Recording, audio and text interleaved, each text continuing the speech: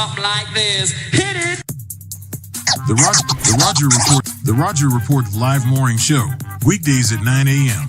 Say y'all, I was on Roger's panel a few times and I couldn't take it. The heat. I got out the kitchen. It was hot. I was sweating. I had to get out.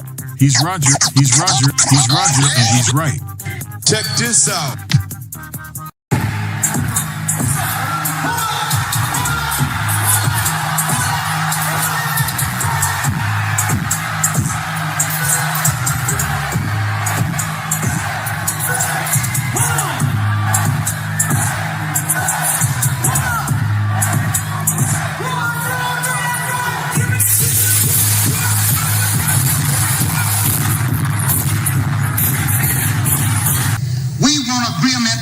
We can live or die. You choose. I have spoken to you a lot of times in hatred and anger, and you have not heard me. Well, you had better hear me today. If you won't listen to me when I make an appeal for the Negroes because you have no concern for the Negroes, listen to me when I make an appeal for America. You claim you love America. Well, we love America. But you are driving us back and you are making a Samson out of us, and we are going to pull down the pillar. And then you think we have no right to ask for something? Is it too much to ask you to grant us human dignity? Should we be put down and shot to death for this request? If so, you can aim your guns. What the hell do you think we care about dying if you're going to deny us the right to live? Good morning, folks, and welcome to another edition of the Roger Report Live, the best show on social media. If you are new to the channel, go ahead and take a moment out to hit that like button because this is where you're going to find the best content on social media, and you don't have to worry about it because you're going to have me right here to make sure that happens. And if you've already been coming to the channel for a while, then go ahead, hit that like button because you already know what time it is. And you know that this is where you're going to get the best content on social media.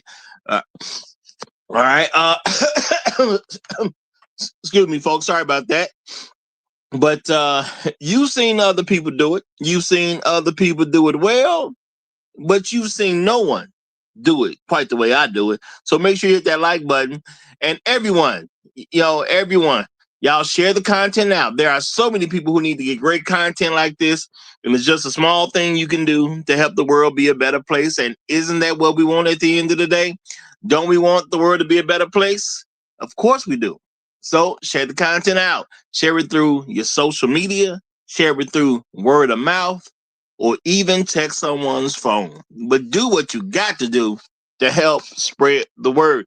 All right, folks. Today we are going to get this stream kicked off. We're going to talk about a very interesting thing that people should kind of realize is going on, but doesn't seem like most people do. Okay. Doesn't seem like most people do, but we're going to help open some eyes around here. We're going to help open some eyes around here. Today, y'all, we are going to deal with everything is Black women's fault due to patriarchy. Yes, y'all, everything is Black women's fault due to patriarchy. Yes, y'all, patriarchy. And I know some people may get confused at the title, especially some newer folks who maybe that's their first time ever checking this out, but you'll catch on. You'll catch on. I'm sure you'll catch on. But before we go too far into this, shout out to everybody who gives me views on a regular basis, because I appreciate y'all, supporting the channel, doing what you got to do, to make it over here and enjoy the best show on social media. I really do appreciate y'all. The people who love the content, even the haters. I'm glad that you're over here at the end of the day. So shout out to each and every one of y'all. Real talk, real talk. Okay. Shout out to all the people who hit that like button. Y'all know I'll be asking for y'all to hit that like button on a regular basis. So shout out to everybody who hits the like button, and keep in mind, there's never a wrong time to hit that like button. Shout out to the people who hype me up. You know, you want to get hyped up. So anytime you got a chance, y'all, hype me up. Real talk. Y'all hype me up. Shout out to the people who leave comments after the stream. All this helps with the algorithm, as you know. So shout out to everybody doing it. I really do appreciate it. And that's real talk. Okay, that's real talk. And shout out to the people who go above and beyond, the financial contributors of the Roger Report Live, y'all. The financial contributors of the Roger Report Live, because they allow us to do some things over here that I just can't do it the same way without folks who do that. Okay, the financial contributors do mean a lot. So shout out to each and every one of y'all. And I want to say a special shout out to my main man, Ados Financial. He is the sponsor of today's stream. So shout out to you, my brother. Shout out to you, my brother. Appreciate the love and support big time. Y'all, we're going to get into this and real quickly. But before we do, I want to give a shout out to some of the people who are checking in this morning. It's always great to see when you start a show, you got some people to check in from the cloud. You know, they come out that cloud and say, hey, I'm here. Appreciate you. Appreciate you. And y'all, first one here today, y'all know how I go around here. If you've been around, the Highlander of today's stream, our main man, Chef Mike's Roundtable. He is the pit master over here at the Roger Report Live. Shout out to him and the pit crew who help keep things in order around these parts. Okay. And y'all, give him his props, because Chef Mike will pick up on the slack. He'll pick up on the slack that I leave. Because if you paid attention to me for a while, it take a lot for me to snatch somebody off a panel or something like that. So he picks up on slack that I have left open. But shout out to the rest of the pit crew who can do the same thing. So y'all better watch out. Okay, watch out for J-Dub. Okay. Watch out for Mr. Suge to you. Don't piss him off now. Don't piss him off. But shout out to Chef Mike's Roundtable. Man, I do appreciate you, brother. I do appreciate you. And that's real talk. Okay. Also, want to say shout out to my other folks checking in real quick. So shout out to Afro Merchant. Great to see you, my brother. Great to see you. My man, Kevin 3904 is in the building. Great to see you as well. We also got Boot Cat in the house. What's going on, my brother? Inspired Truth Broadcast has just pulled up a seat to the cool table. Glad to have you. Glad to have you. We got Omniscient Anakon in the building. I hope I'm pronouncing that right. Okay, Omniscient Anakon is in the building. Great to see you. Great to see you. Tunnel Runner is here. What's happening, Tunnel Runner? Great to have you, brother. Great to have you. Micah Watson just checked in, y'all. Glad to see you. Glad to see you. And as everyone else comes on in to another great episode of the Roger Report Live, I'm about to kick this off, y'all. Okay, I'm about to kick this off. All right? Everything is Black women's fault due to patriarchy, y'all. Okay? And I understand that title possibly will confuse some people, especially when they see it at first. How you gonna say it's Black women's fault due to patriarchy? You know, that's a legitimate question a person could have in their mind. Now, a person could have that question in mind just because they're being stupid, but it's a legitimate question. Somebody who really don't know what's been going on over here could have in their mind. You know, it's a true thing. It's a true thing. It's a legitimate question. You know, and for the people who get it, y'all got to understand that some people a little slower than other people. That's just how the world goes. You know, it's gonna be some people a little slower than other people, and they ain't gonna pick up things quite as fast. And it's okay. It is okay. All right. So everything is Black women's fault due to patriarchy. Now, there's a lot of people who have picked up on the sentiment of Black women that you know, I've said been going on for a long time about how they blame Black men for everything. You ain't even got to be in the room. You ain't got to be a part of the situation. They find a way to blame you as if it's got something to do with you. All right? That's just something Black women been doing. Ain't no telling actually how long it's been going on. There's no real telling how long it's really been going on. Now, there is a link in the description, y'all. And if you over here at the Roger Report Live, you do want to check to see if there's a link in the description before you start watching the show. Not saying it'll be one there every time, but there's links a good amount of time, so you want to check stuff out. So I'll put a link in the description where some sisters, as it was reported, from where I got it from, and I'm gonna put where I got it from up after the show. I just wanted to take that clip so people didn't look too much into what was going on before the show started. Okay, because I didn't want y'all to get confused in the direction I'm going in. Now, we had some sisters talking. You heard the white man. Okay. Now, I'm pretty sure a lot of us have laughed at and joked about how sisters are with white men. But even though when I'm joking, I be serious to a certain degree because I tell y'all, she see him as master. And that's a normal thing amongst Black American women. It's just a very normal thing. They see him as in control. And it may make some Black men who don't really get it uncomfortable, but that's their leader. Women always work with a leader. Just because you don't want to recognize who that leader is does not change the fact of the situation. Okay? A lot of people say, well, there's things going on due to what Black men did or didn't do. Anytime you hear something from a woman, you first need to ask who her leader is. Now, some people go say, well, what if she's young? What if it's just a girl? Well, her leader should be her father. That's who a leader should be. Now, how can you tell if her dad is her leader? Usually, the best way to recognize this is, does she live with her father? Now, I understand in Black America, when you talk about a child living with their father, it gets real sketchy. Because what do people say? Well, a lot of kids don't live with their father. A lot of kids live with their mama. Now, a lot of us, we never really ask ourselves, whose fault is that? Why would a child live with their mama? Okay. A man walks around. He got sperm, right? Yeah, he does. We know this, right? The man has sperm.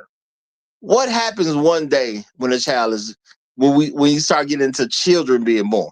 At some point in time, that man has to put sperm in a woman who's gonna carry a baby. If the baby gets born, you gotta say that, if the baby gets born, boom. Okay. Shouldn't be no big deal of this baby being able to live with a father. This shouldn't even be a big deal. Little time go by, usually right around 9 months, baby's born. Why is the baby not at dad's house? Dad's apartment for people who want to be, who want to be extra. Okay. Why you don't live with dad? Dad could be in a mansion. I don't care where dad lives. If dad had a cardboard box, I don't care where dad lives. Why ain't his child there with him? Now, what a lot of people don't want to take into account is, somebody is a key factor in where that child is going to live. All right. So if a child doesn't live with their dad, whose fault is it? Well, in Black America, usually it's their mama's fault. Right? Is it not?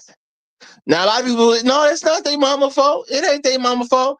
The dad left. The dad abandoned the dad abandoned the child. No. It's hard to abandon a child when Black men have a terrible reputation for not leaving any woman. Most Black men have never left a woman. How can you abandon a child, but you haven't left the woman that carried the child? That's some interesting kind of math that you can get to a man who abandoned a child, and he won't even abandon the woman that he put the sperm in to make the child.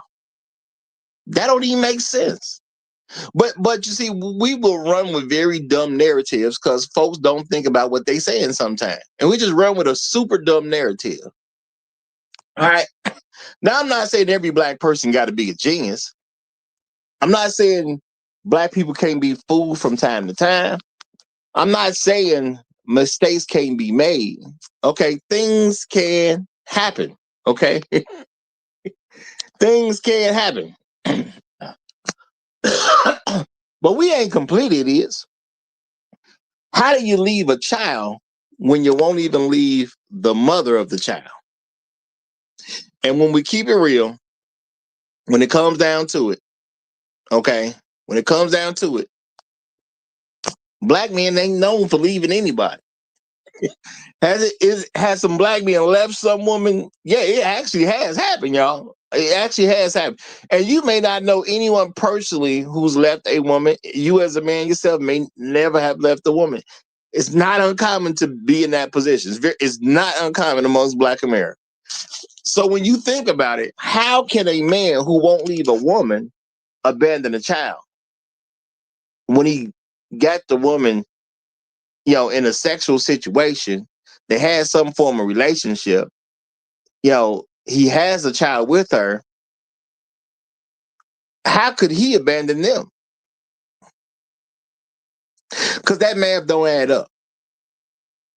Now that math just don't add up. Now, are there some cases out there where black women are having sex with random men and having babies on one night stands, or maybe a 3-night stand, maybe a 6-week stand? Yeah, that does happen. Black women will have sex with a man for a period of time to make sure she gets pregnant. And, when she get pregnant, she'll dip. She doesn't want the guy to realize she's pregnant. There are some cases where she didn't even know she was pregnant because, she went to the club, kicked it and all that type of stuff. After they left the club, she went home, busted wide open for somebody, And a lot of black women don't require condoms. Let's just keep that real, y'all. A lot of black women don't require condoms. Now, how can I say that? Because a lot of black men use condoms, and a lot of black men got stories about women who either didn't ask about a condom, didn't trip about a condom, was shocked the man put the condom on, or was telling the guy he ain't got to worry about it because, I'm good, you should be good. We don't need all that. Black women have protested the use of condoms to black men for a very long time. Okay. Now, black men ain't really put this out there because, we didn't have microphones to really put it out there to mainstream America. But this is a thing in black America. You have a lot of black women who protest black men using condoms because we use them. Crazy as it sounds, a lot of black men have to convince a black woman that it's okay for us to get down while using this condom. Okay. Now, this is the thing, y'all. A lot of people put a lot of stuff at black men's feet. And to me, I'm going to put something at black man's feet when it comes to his wife. Why? Because at the end of the day, if his wife has a problem of any kind, and it's going to affect me, because I respect black men, who am I going to talk to? I'm going to talk to the husband. Yeah, if we have any kind of problems at all, I'm at least make an attempt to talk to the husband. I'm going to say that. I'm going to attempt to talk to the husband. Because if you pay attention to these streets, most of them ain't got no husband. But I at least make an attempt. I would at least make an attempt. But a lot of black women don't have a husband. And a lot of us are trying to make a bunch of excuses why they don't have husbands, when the truth is, they're not looking for that black husband as a first priority. They're looking for other men as a first priority. Now, that could hurt a black man's feelings. If you buy into some BS your mama told you as she was growing up, it's some brothers that could be hurt by that, y'all. Don't make fun of them. You got to understand, when you grew up in a house of a single mother, ain't no telling what that dude got told. So when you get up and go to the real world, things could seem very harsh. Now, I've been saying for a long time who black women are in allegiance to. Well, we found some people who said it out loud, y'all. We found some people who said it out loud. So my main man, Compassion and Kaiser's in the back. I'm gonna ask that he drop this little clip, y'all, because I put this up late, so I know I don't know what happens with that, but I did put it up late. But there's a clip I want y'all to see. Okay, want y'all to see black women having their conversation behind our back. All right. Now, this is the thing. You gotta accept they are who they are. Okay. They live in America. In America, you have a right to be whoever you want to be. That's on them. Now, a lot of folks try to get you to take responsibility on who they are. If she's not your daughter and you didn't and was not raised in your home, then unfortunately, you know, it's hard to put any negative thing on you as a man because you didn't raise her in your home. Okay. Now, we as fathers, we would try to. Now, I don't personally have kids, but you know, we know how black fathers get down. They will try to put as much good as they can in the short period of time that they see their children when they get to see their children. Because a lot of times a black woman's just keeping a father away from their children. They use a quote unquote patriarchy to do that. Yeah. A black woman will use a quote unquote patriarchy to keep their children from their own fathers. You know, sounds kind of confused, but they got their reasons though. They do have their reasons. So let's hear some ladies talking to black ladies talking to a white man. And let's see how their conversations go, y'all. Now, keep in mind, as black men, this is not for us. We're not supposed to hear this stuff. Okay, this ain't for us. This is for them. Okay, please keep that in mind. This is for them, not us. All right, but compassion and callous, do your thing, my brother. Do your thing, and y'all get them likes up. Okay, y'all get them likes up. I know y'all come in. I know it get crazy over here sometimes, but y'all hit that like button. Real talk, okay? Let that beautiful being footage roll, please. All of this conversation should be to like progress, right? Unless you're ladies that you don't want to fucking deal with men at all, then we should talk about it. We don't want to deal with black men at all. I love all men and not black men. Just not black men. Well, is there any women here who don't want to deal with men, period, or is it just black men, or is it a mixture? It's just black men, and we actually want non-black men's help in these corrections that you speak of. So what are the corrections that you're looking for specifically? Force, because that's the only thing that's gonna work. But I mean, what are you looking for black men to arrive at? A place of understanding of like, what do you want to see? Well, we believe that there is no hope for them. That we don't believe in changing their minds.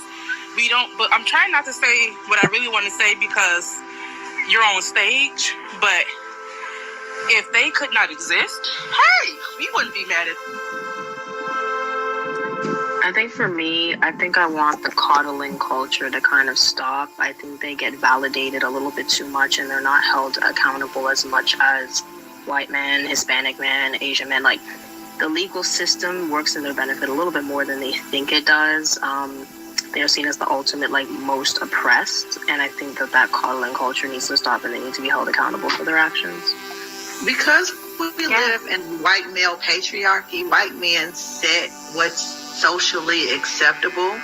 So with you all setting what's socially acceptable, the degenerate behavior of black male culture needs to be checked, and there needs to be more, because we're no longer looking for accountability from them because they've proven that they will not take accountability. We need the men who set the culture to make them take accountability by exacting some sort of consequence for perpetrating behaviors that are not socially acceptable, because you all create the socially acceptable behavior. A few moments.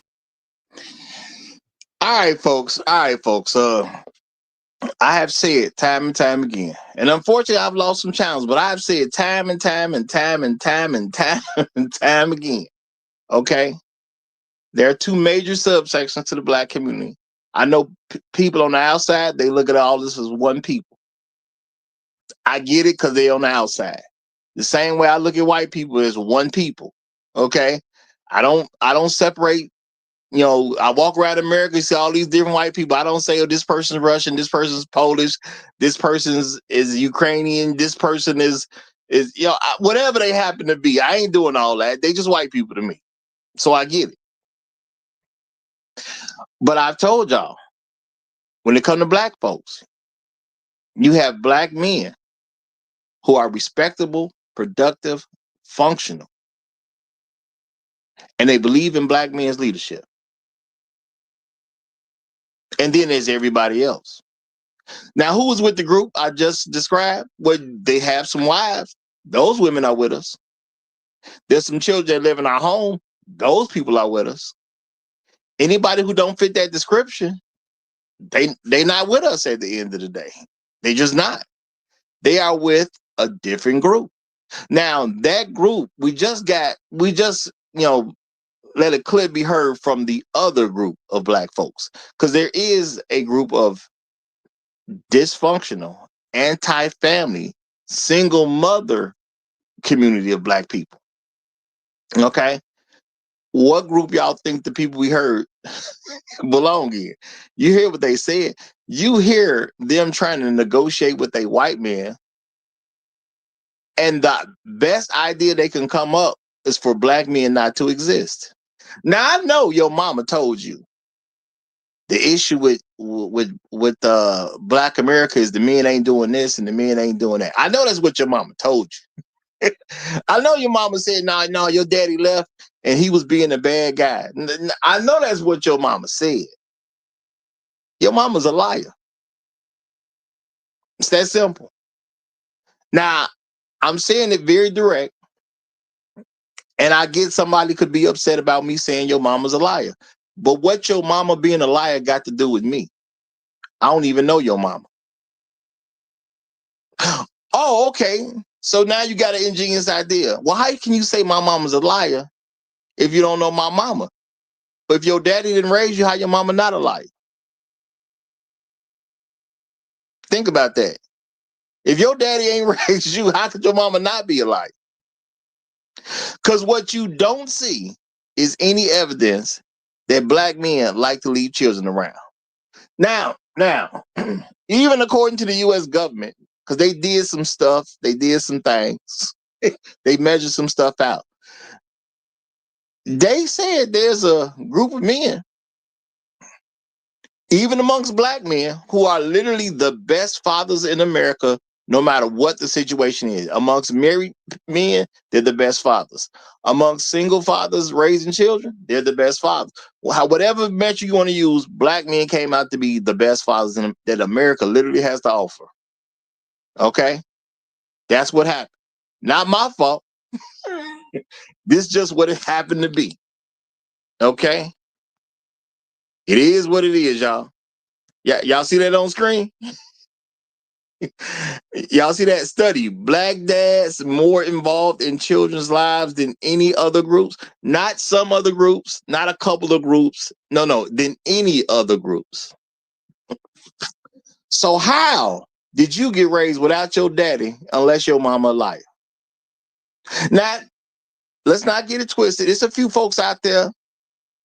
You know, you unfortunately had a situation where your dad might have been in the military, went out on a mission and just didn't make it home. We ain't talking about y'all. Your mama's a widow. We ain't talking about you. If your mama a widow, they did the best they could. Unfortunate situation happened. Your daddy might have went to work one day, had a car accident, never made it home. We ain't talking about y'all. No, we ain't talking about y'all. Okay? Being the son of a widow, being the daughter of a widow, this ain't got nothing to do with y'all. Okay? Your mama did try. Life ain't perfect, but your mama tried. And and all we can do is support and respect your mama for trying to do it the right way. Okay? Life is unfair sometimes, though. Now, what happens if your mama ain't a widow? Well, there's some ugly things we got to look at. Because if your mama ain't a widow, your mama made some decisions. It's that simple at the end of the day. I get you love your mama. But your mama made some decisions. Okay? Your mama should have never had you being raised in a home that your father did not live in. That's a mistake. Period. And I don't want to hear nobody tell me nothing about, well, what if the father was this or what if the father was that? Your mama had a baby with the man. If he was good enough to have a baby with, he was good enough to raise his child. So I don't even want to care about, I don't care nothing about excuses, y'all. I just can't live in a world of excuses. Okay? Well, what if dad was an alcoholic? Well, your mama wanted to have a baby by an alcoholic? That's all you telling me. Your mama wanted to have a baby by an alcoholic. If your mama want to have a baby by an alcoholic, then how could the alcoholic not be good enough to raise a child? Because you know who clearly not good enough to raise a child? A woman who wants a baby by an alcoholic. You know, if you want to have a baby by an alcoholic, are you a fit mother? That don't make sense. Okay. That don't make sense at all. Why would you have a baby by an alcoholic? Crazy. Okay, crazy. All right.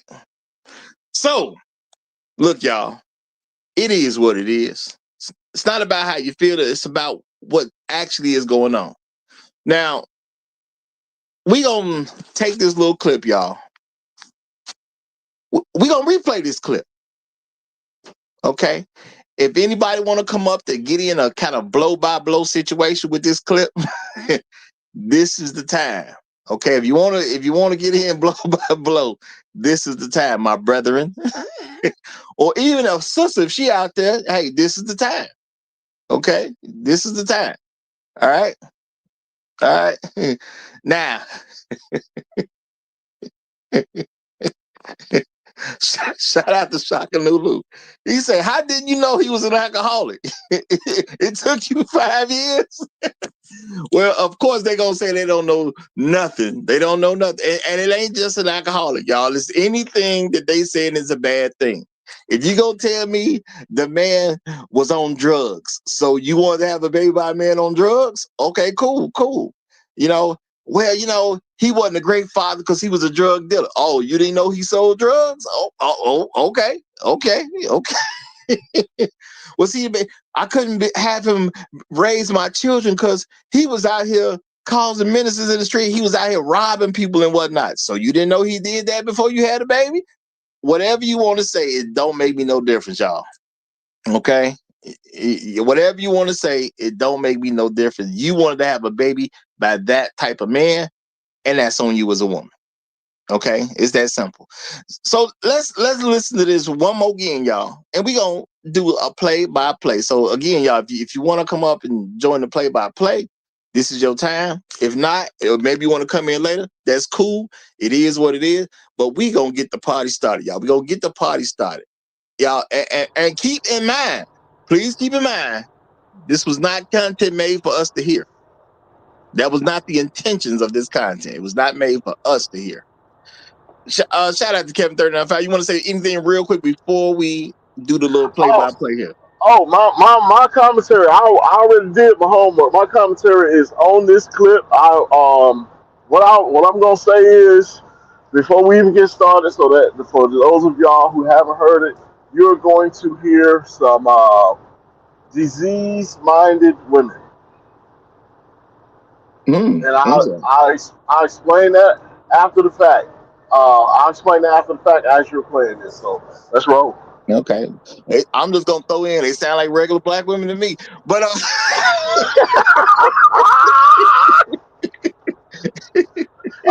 gonna do what you be. I'm gonna do what you be doing, Roger. I'm gonna give some of these black women grace. I'm gonna say this is a minority that is representing the majority here. I'm gonna give them a little grace today, but yeah, it's an issue going on okay. here. But go ahead, roll on. No, I'm gonna absolutely say I don't believe this is a minority at all. I think the minority is the women who will say stuff out loud, but the majority is the people who feel the way these women felt because they explain how they feel. I think the Okay, got majority of them do feel the same way. I can go with that. All right, Compassion Cat, let's get a little peace. Let's get a little peace. And I'm gonna say this, man. Let's do it in about, I don't know, because it ain't that long. Let's do it in like 30-second clips. Like that's about 4 or 5 30-second clips. It's only like 2 minutes and something. 2 minutes is some change. This ain't that long, people. Can we get like the first 30 seconds, my brother? Should be to like progress, right? Unless you're ladies that you don't want to fucking deal with men at all, then we should talk about it. We don't want to deal with black men at all. I love all men and not black men. Just not black men. Well, is there any women here who don't want to deal with men, period, or is it just black men, or is it a mixture? It's just black men, and we actually want non-black men's help in these corrections that you speak. Now, what do we hear so far in just that little small portion? I'm gonna let you say what you heard first, brother. Go ahead. What I heard was, I'm black. I wish I wasn't black, and I need your help removing my blackness. Okay. I don't want to be black no more, and it's the men's fault that I'm black. So I need your help with this. That's what I heard. Interesting. I can't say you're wrong. Definitely can't say you're wrong. What I heard was black women submitting to their leader. Okay, I have a problem. I need my problem fixed, so I'm going to present my problem to my leader. Now, anybody who's not quite catching what I'm saying, let's think about this. You're a little girl. You got a problem. You're a little boy. You got a problem. Who do they go to? You go to your parents. Why? Because mom and daddy can fix it. Maybe you in school. You go to your teacher. The teacher can fix it. The principal can fix it. The security officer can fix it. You go to a job. You got a problem. Who do you go to? You go to your supervisor. You go to a person who's in this particular field. Okay, because I got a problem. It's a problem that's beyond me. So what do? I enlist some help. If you're a person on the street and somebody's bothering, who do you go to? You go to the police. Because you go to the people that are positioned to be able to help you. So you naturally go to your quote-unquote leader. So I saw black women go to their leader. But I'm going to take a quick pause right here. We got Chef Mike's Roundtable who just came up. So I'm going to go ahead and let him get the mic. Chef, you got it, my brother. How you doing? Hey, well, good morning, good afternoon, good evening, wherever you happen to find yourselves. This throwback, throw a mother out Thursday. How y'all doing? Doing great, brother. Doing great. So now I'm going to warn everyone and say that what I'm about to say is not going to be what you think. I looked at the clip, and at first I started to get a little triggered, just a little bit, and then I was like, wait a minute, hold on. And in my honest opinion, I think this is something that was generated. I don't think this is a genuine conversation between two real people or real people. I don't think this is a conversation. And I say that because I can go back and listen to clips where AI was having a conversation with AI, and it was an actual podcast, and everybody thought it was a real podcast, but it was AI. I'm not saying that this type of mentality does not exist. But what I am saying is we have to be careful at what we take in so readily. Because what if it is AI generated? Yes, they had to get the mentality and everything from somewhere, but what if this is something that was just sent to trigger? I'm like this. With everything that I see going on now, I'm sit back and watch everything. Oh, okay, y'all meeting with them? Oh, okay, let's see what come out of y'all meeting. Let's see what come out of y'all meeting. I will be from Missouri. Show me. Other than that, it's just talk to me. And that's just my opinion. I'm gonna land my plane right there. I'm gonna say shout out to you, Chef. And you know what? I think that's good to say that, technically it could be AI generated. That's always a possibility. There's always a possibility. Now I'm gonna look at this. I did see that it was on the platform. Supposedly, it's on Clubhouse. Clubhouse is a special group of people. Sometimes I'm just gonna say that, y'all. I've been to Clubhouse before. They're a special group over there. So would I expect this from Club? Yeah, I don't see this being a problem at all on Clubhouse. That's just how they get down over there. So, shout out to Clubhouse though. I ain't got no problem with Clubhouse. Shout out to them. They do what they want to do. It's their platform. So I personally, I don't mind the truth coming out, whether you find it offensive or not. To me, it's better to just know what it is than to get all upset about, because people got real feelings. We live in the real world. Okay. I want to comment. I want to comment on what Chef Mike said. You still there, Chef Mike? I am right here, my brother. All right. So I heard this clip before when it was originally produced or whatever, or at least closer to its original date a while back. And I wasn't mature enough at the time to react the way that I react today. So when I listened to it again today, I remember how I originally felt about it. And I recognized that I was a little bit more mature. So I had a similar thought as you had today, like, what if this was artificially generated? But I also remember what Roger just said was this was done on Clubhouse. And they do get down like this on Clubhouse, like for real. For real. Right. And I think our response, I'm laying my plane here in a second. Our response as men, like the similar type response that you're having, and I understand you're really just putting a disclaimer out there. It's not so much a personal response as a disclaimer. But our response comes off like that as men because we don't want to believe the worst about these women. We don't want to believe that they really think like this. They really behave like this behind what they think are closed doors. But I thought about this morning for quite a while before I came up here. But I truly believe this is just how they get down. I truly believe that, bro. And I think we're having collectively, as black men, we have a hard time believing our mothers, our sisters, our aunts, our nieces, and our cousins are thinking like this about us. No, bro. They want to maintain power over the black men in the community. Go ahead. I don't ramble on. Go ahead, brother. I don't discount the fact that the thought, the idea, the ideology is there. It is. What I'm saying is that thought, that ideology could be used with the advent of all of these technological advances to actually create a storm. It could be a small storm, but with the advent of social media and all of the technology that we have, it could be a major storm. It can be a disastrous storm. When in fact, it's just something small, but it can be blown up. That's my point.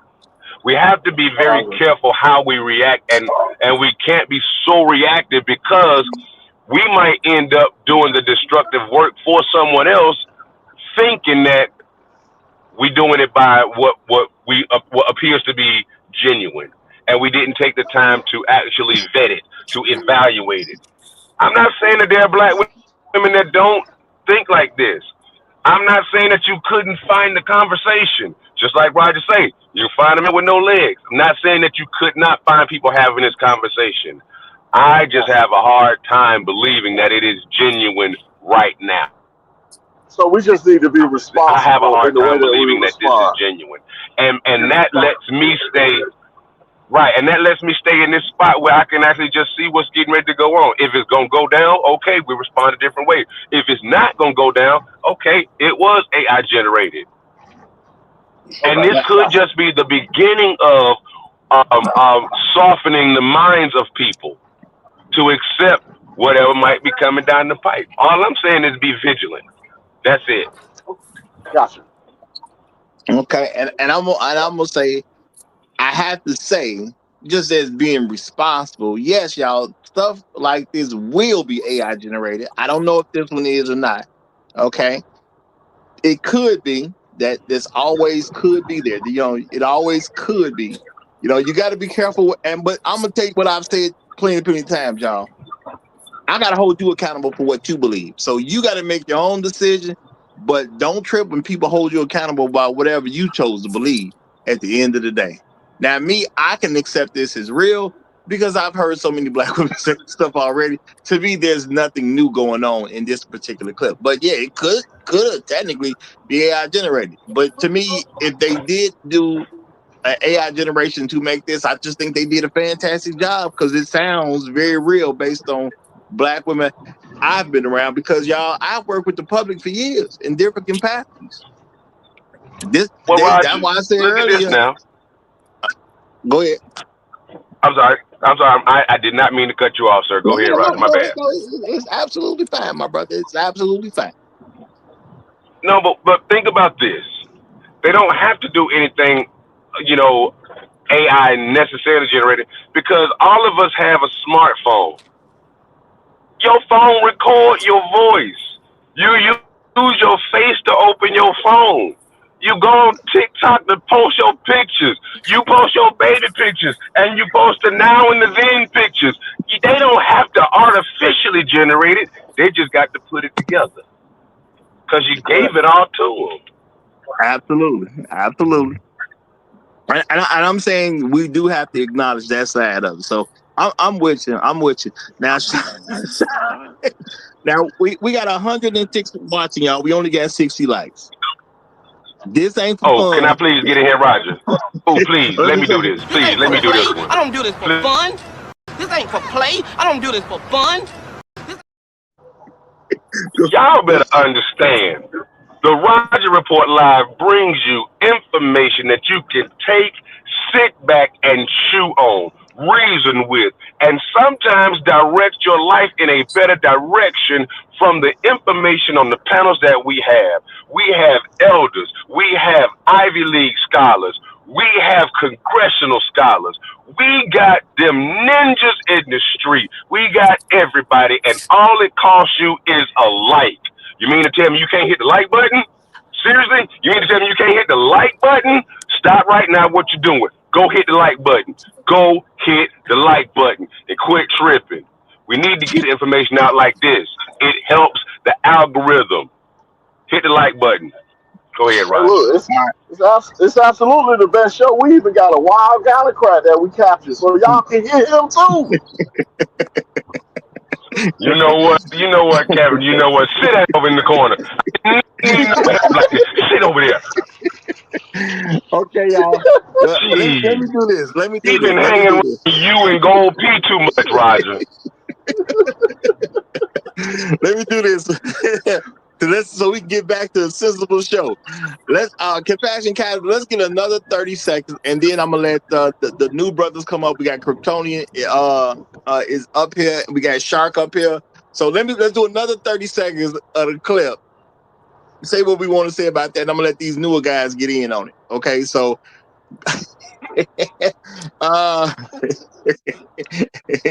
and you know what, Compassion, cause I think you're right, my brother. Can't hang with them niggas on 43rd too much. He literally is.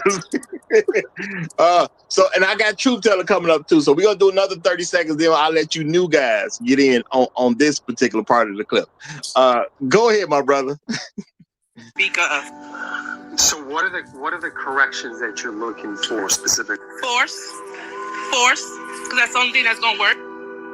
But I mean, what are you looking for black men to arrive at? A place of understanding of like what do you want to see? Well, me personally, that there is no hope for them. That we don't believe in changing their minds. We don't. But I'm trying not to say what I really want to say because you're on stage. But if they could not exist, hey, we wouldn't be mad at. To me, that's the part that made it real. But Kryptonian, you got it first, my brother. You got it first. You was the first one up here. Well, excuse me, Supreme Kryptonian. You have it, my brother. I can't see the rest. I see Rise something. Oh no, I know what it is. It's Supreme Kryptonians Rise Up. You have the mic, my brother. Yes, sir. Happy Wednesday, Roger.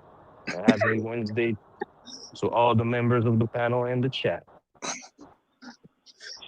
See, I see y'all are fighting each other over whether or not this is true. I believe that this is true. You know why? Because we have a YouTuber a couple of years ago who was telling black women to delete unborn black male citizens. That's a real person. I'm not going to mention her name, but we all know who I'm talking about. So this clip right here, for me, it is authentic, it is real. And even if it wasn't, I'm not the one who told these black women to believe in what they believe in, so much so that they could create an AI copycat of their own ideology. That's not my problem. Whenever I hear these things, I'm going to assume that it is true and I'm going to move accordingly. For me, that's no big deal. What I'm hearing is a bunch of defeated heifers, losers, the bottom shelf, Lois Lane, who are out here complaining, plotting with Lex Luthor, the lessers, to cause Kryptonian demises. That's all it is. Just a bunch of weak heifers. They know they can get rid of us like that.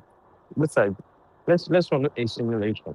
Let's say they were to magically succeed to delete every single black man. What would the white man do to these hoes? Are they gonna turn them into white women? They think it's gonna be sweet for them? Huh? I would like to see that because I think the level of violence that will be inflicted upon them would be even greater than whatever they did to any black man whatsoever. And that's coming from people who used to cut them open to do all kind of surgical procedures on them, all kind of medical experiment on them. That would be worse for them. So listen to this, all the Kryptonians. These hoes, they hate you more than they should hate slavery. They hate you more than they should hate Jim Crow. They hate you more than they should hate all the great things and murdering that the white man has done to them. They hate you even more than that. So be wise and stay away from them as much as possible. And thank you. All right. Now I'm gonna say real quickly, and then I'm gonna give the Shark Sam y'all. I understand what other people start doing, and they start saying graping instead of raping. We not gonna use graping on this show because this sounds too stupid for me to. It's cool if other people do it. It's not cool over here, y'all. It just sounds too stupid to me. So we just go with sexual assault. If you're uncomfortable saying rape, I totally get it. And I don't want to say it because I don't want it to have platform issues.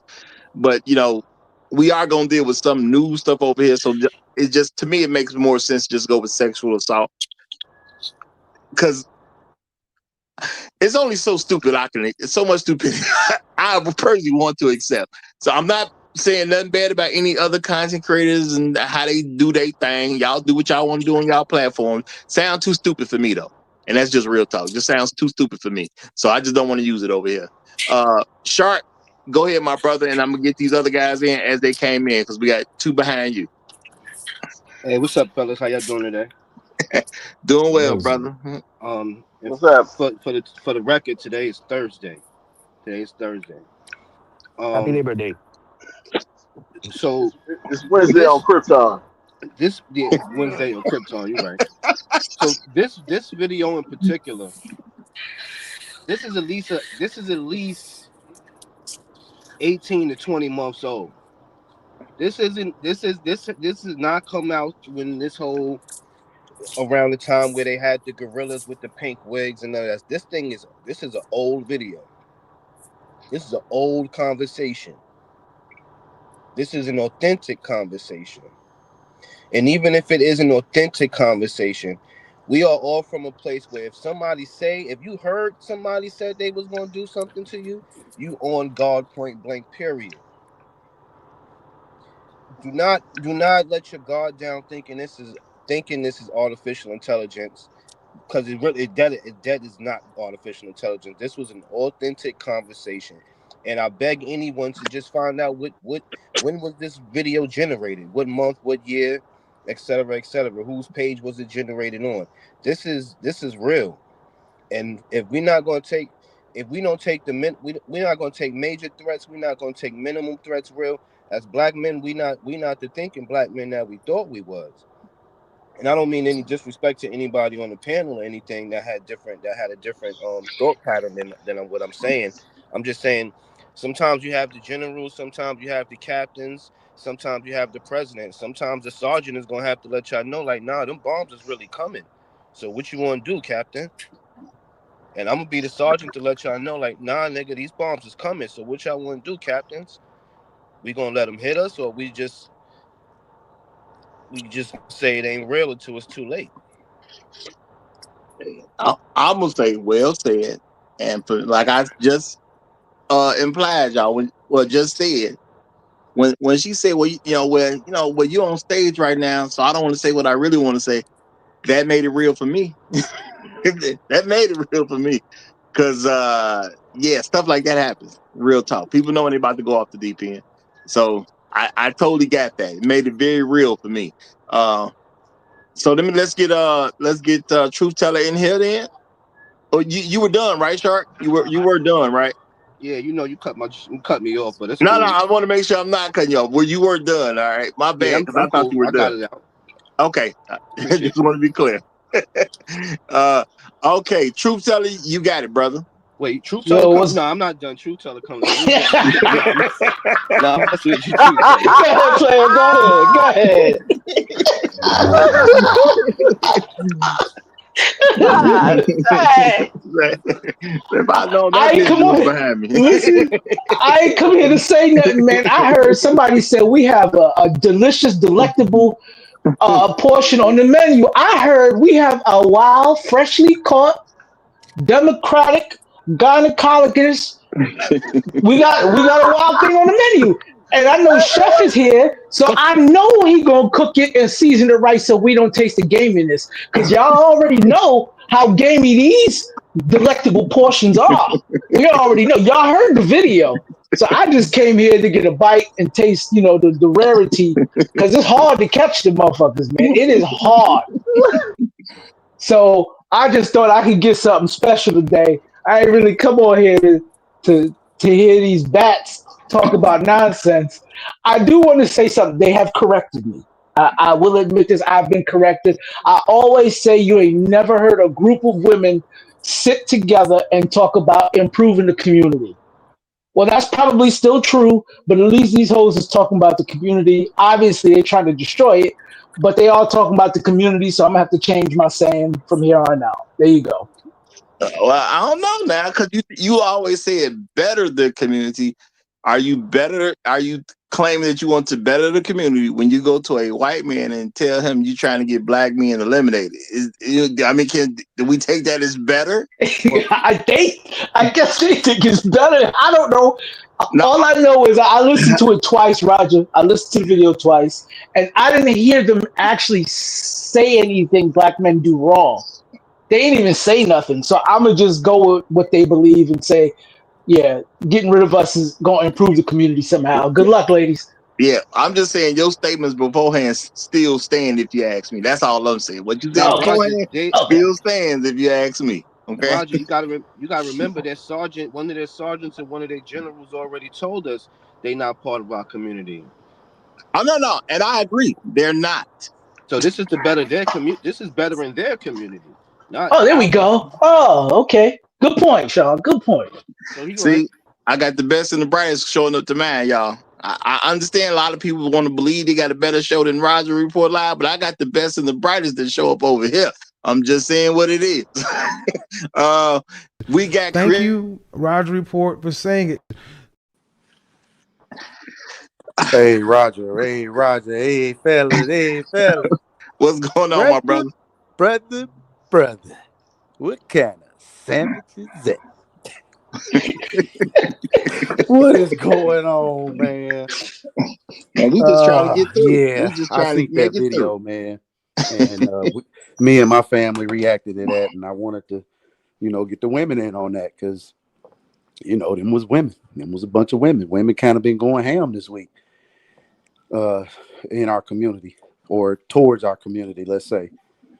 And yeah, that was a little interesting. I like challenges. Women like that to me are like challenges. And it's obvious they've been hurt. And so they've kind of come together and galvanized within they hurt. And it's easy to speak when you've never had speak from hurt when you've never been loved, right? You don't know what it feels like. Obviously, you haven't had enough embracement and nurturing and love from who it is that you fear that you would feel comfortable wishing death upon them. So I like challenges, and I would challenge them to say, "Hey, you know what? What is even love before you want to kill these people? How does the love look like from them people, right? How have you experienced love from any people? Let's just say, and then we go from there. That's how I would like to do that. Like I Okay. said, either you've been hurt to the point to where you feel comfortable wishing death, or you feel love to the point to where you'll do anything for a person. That's the other side of that. So my challenge is to any women that feel as though that, if they want to come and they want to divest, and that's okay.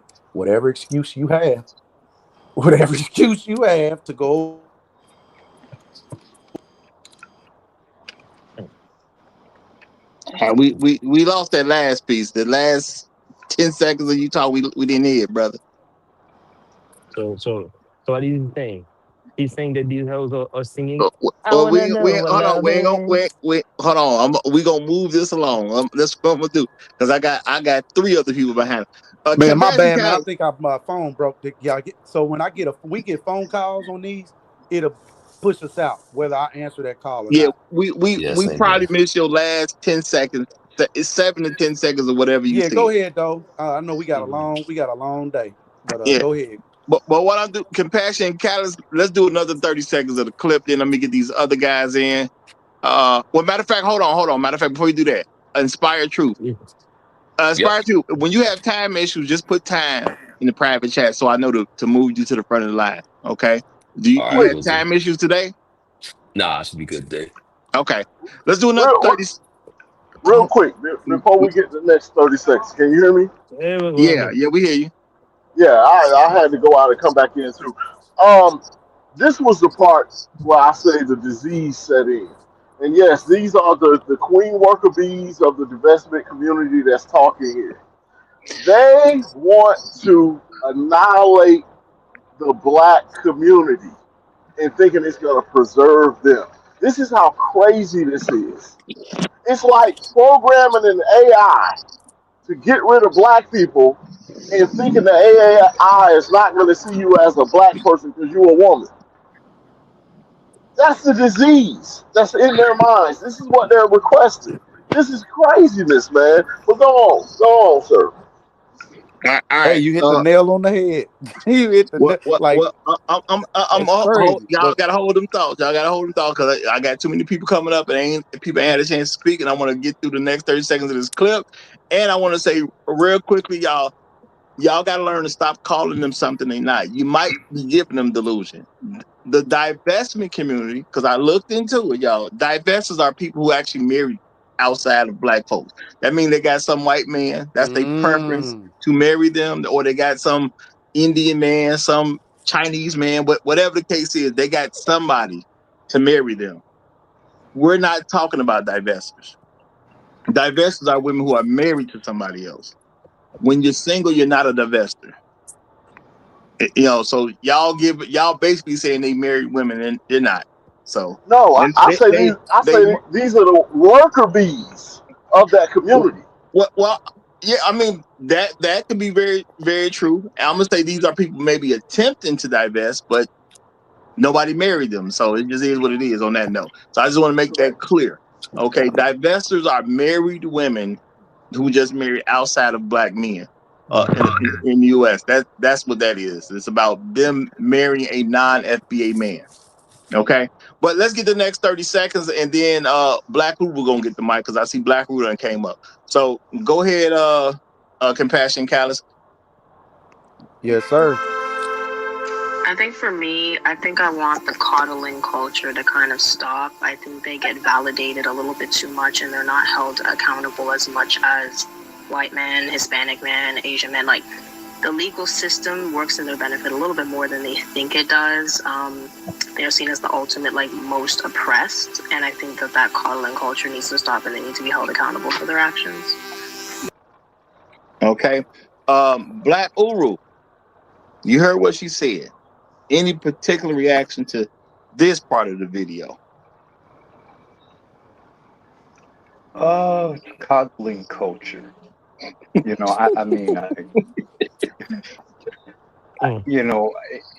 ability to change reality with words.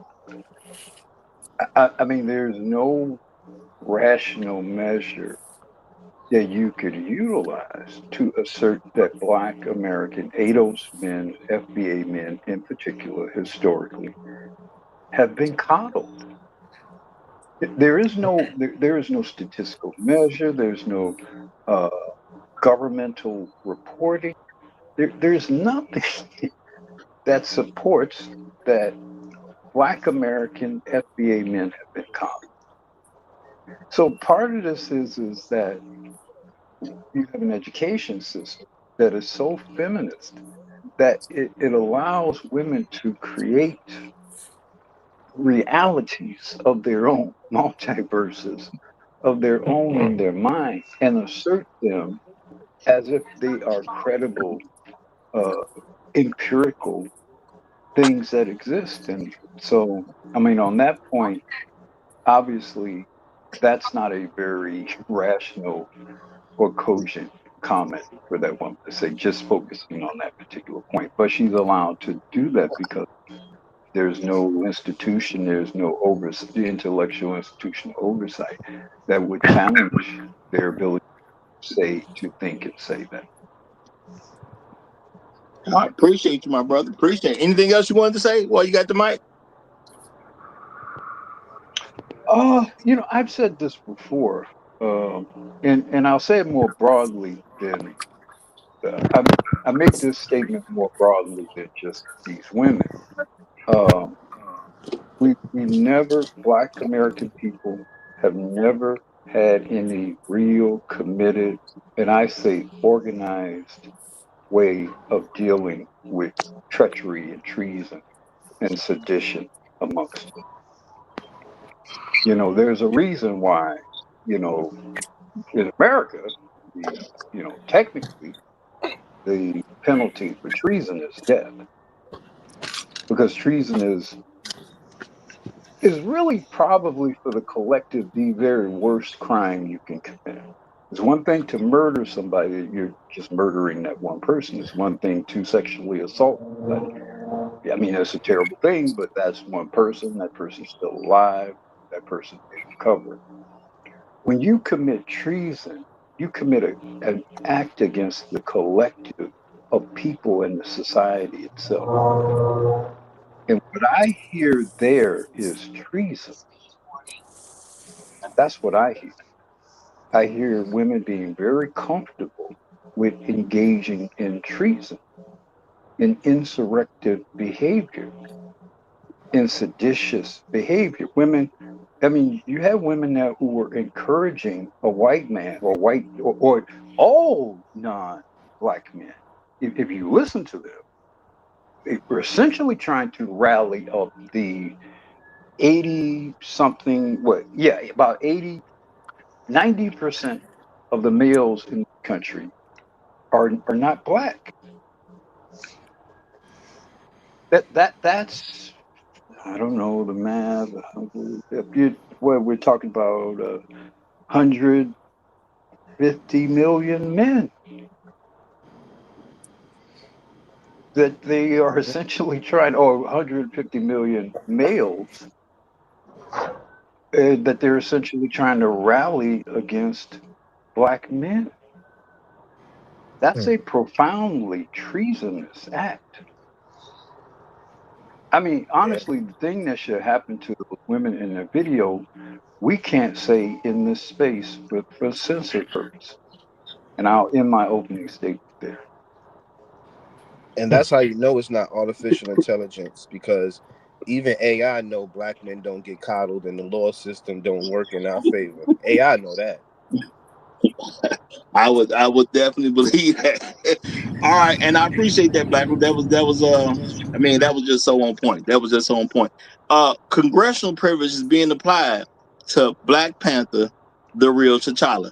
You got the mic, my brother. And I'm gonna ask you, is there any particular thing you want to say about that clip that we just saw, that little 30 seconds, and then whatever else you want to add? Go right ahead, my brother.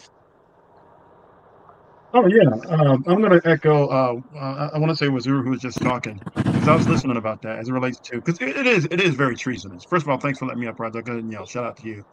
But yeah, as it relates to that clip, and then the aspect and the fact that you can relate to what they're talking about as absolute treason, then yeah, and this is not only against black men, this is against the black race, because you got to consider children too as a part of this. So that, and then you got to consider the women who actually are in support of black men. So you're doing a lot. Now, look, here's the only. I'm not trying to give latitude or forgive anybody, because I'm not going to forgive this. Uh, I want to emphasize this is probably a subset of black women, right? And then you have the black women who are kind of, I suppose, passive aggressive about it, that can kind of go either way, but they're not going to actually go this far, right? So that's the only benefit I can actually give it, is that I can only hope and have the expectation that it's a specific group of black women who are doing that, and something like this hopefully isn't too big, because if it is, it's problematic for everybody. And then Kev, as it does relate to treason, I'm sorry, and as it does relate to treason, it only remember, takes um, two. who's that It guy that only had the, takes who's two women. uh-huh? It only takes Go two ahead. women in a group of. It only takes two women in a group of 1,000 to provide the intelligence necessary for the Klan to come and wipe out the entire community. It Yeah, don't take a absolutely, I would lot of agree. treasonous. Yeah, which is why I hope, I would expect that it's not that many, but even a small group is a problem. Who's the guy that tried to give up West Point? And he's slipping my mind right now. But treason is so bad that he actually had to leave the country. During the American Revolution, Benedict Arnold, right? Benedict Arnold, he actually committed treason against the United States while, during the American Revolution, and he knew that had he stayed in the United States, he was going to lose his life. So he had to actually leave. He didn't spend the rest of his life in America. He actually had to leave the country. So that's how bad it is. All of that being said, so I'll kind of try to sum up the video here real quick, because I've seen this before, and it's hugely problematic. But so it seems like you have a group of black women that don't mind patriarchy as long as it's not black male patriarchy. So that's the first point. And then the other thing too is, that statement about coddling. At what point in American history, in the history of North America / the United States, have black men ever been coddled? Like, and if so, who's doing it? Because I'd have a hard time finding it at any point in the past, and even still to this day. So who's coddling black men? So uh, and then the idea about accountability again. If anybody in America has been held accountable, it's black men. Black men are held accountable so much that they're getting exonerated more than anybody else. So again, coddling, lack of accountability. Now they need to figure out. Uh, if I was speaking to one of those women, and I bet you if you challenge them on the type of men that they're talking about as it relates to accountability, it's going to be a certain group of men. It ain't going to be the ones who get up every day and go to work and do what they're supposed to do, or the ones who are taking care of their family and being responsible and law abiding and good citizens. It's not going to be those guys. They're going to start talking about the deadbeats and the guys who are doing the wrong thing and the guys who are dysfunctional and chaotic. And then now that generates a question. Okay, so why are you with those men? Or how are you hanging around them? And then the last thing I'll talk about is I know you guys talked about this as possibly being AI generated, And yes, that is a possibility, especially in this day and age, because this artificial intelligence is actually doing such a good job that people miss all the details.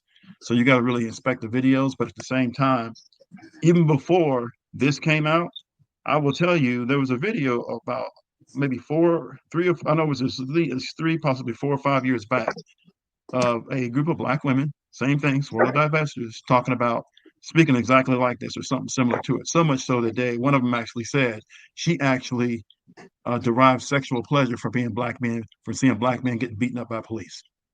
And they were talking to a white man, and they were talking amongst themselves. And I think there was a white man in the group, but basically, they actually enjoyed that. This was black women, and that wasn't AI. So when you guys say it comes from somewhere, that's where this stuff emanates from. I'll go ahead and land right there. Thanks for letting me up, brother. Can I All provide right. some pushback? Whoa, what? You want some pushback on that, Shark? Yeah. Go ahead. Go ahead real quick. But after this, y'all, I'm trying to do another 30 seconds, and I want to get Inspired Truth broadcast in here. Go ahead, Shark. Kev's Black Panther said that they talking about a specific group of black men. The specific group of black men is the black men that you said they're not talking about.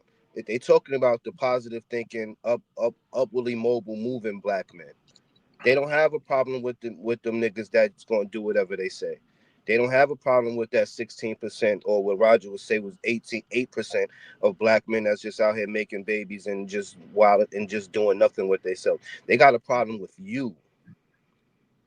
I got you. I agree with you on that. But those are the ones they're complaining about. But yeah, you're right. They're against all black men. I would agree with you on that. No, they complaining about you because you're not falling underneath their leadership. You're not listening to the dumb stuff they say. They're talking about you. You know what? I think I'm gonna have to rock with that pushback because it makes sense to me. Yeah, they will use something they'll say degenerate. You think they talking about an actual degenerate person, but they're really talking about somebody who ain't gonna listen to them and follow instructions. And I get a little bit more into that later, so I can agree with that. Let's do another 30 seconds, then I'm gonna give it to Inspired Truth broadcast to respond about what we about to hear. Because we live in white male patriarchy, white men set what's socially acceptable. So with you all setting what's socially acceptable, the degenerate behavior of black male culture needs to be checked. And there needs to be more, because we're no longer looking for accountability from them because they've proven that they will not take accountability. We need the men who set the culture to make them take accountability by exacting some sort of consequence for.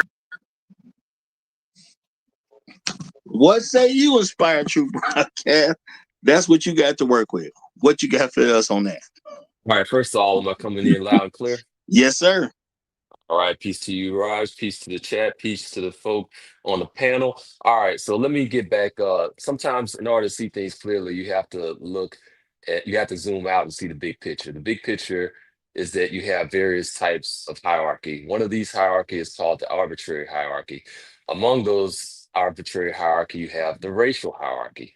Now, the thing that you do to support a hierarchical structure is you tip in a sustainable way is you come up with hierarchy legitimizing ideologies.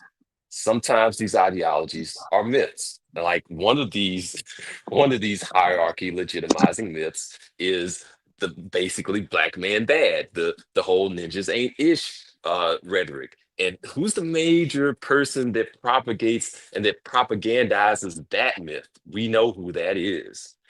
And so what you end up dealing with here is you end up with a structure. Basically, the ideology is white supremacy, and then you have the people that believe in that ideology. Like you don't have a hierarchical structure that remains stable by just pure force alone. A stable hierarchy ends up becoming stable when you have people that buy into the ideology, and they're the people that buy into that idea of white supremacy are pushing these narratives and these myths to continue that hierarchy. They're telling you basically what they're on. They believe in white supremacy. Okay, and real quick, compassion, Callus. We got a little more left. Just play the rest of it. There's a little more left of this video. Just play the rest of it again, real quick. Or perpetrating behaviors that are not socially acceptable because you all create the socially acceptable behavior. A few moments. Okay, that was it then. That was it. All right, y'all. Now I want to deal with this just as I titled in the show. Everything is black women's fault due to patriarchy.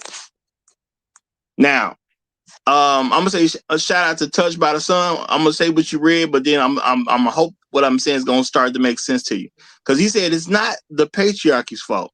Even if matriarchies, even in matriarchies, black women still have the same behaviors. They abuse their children, and they sacrifice their men. Black women hide behind white supremacy to avoid the black man's response to her. Now, let's be realistic about this, y'all. What black women do is due to patriarchy. The hard part for black men is that it's not a patriarchy made of black men. If you pay attention, why did these women go to this white man to say what they wanted? Again, people go to their leader when they really, think they need somebody to do something for them. When you're a child, you go to your parents because you're going to the leader that's going to make something happen. My brother hit me.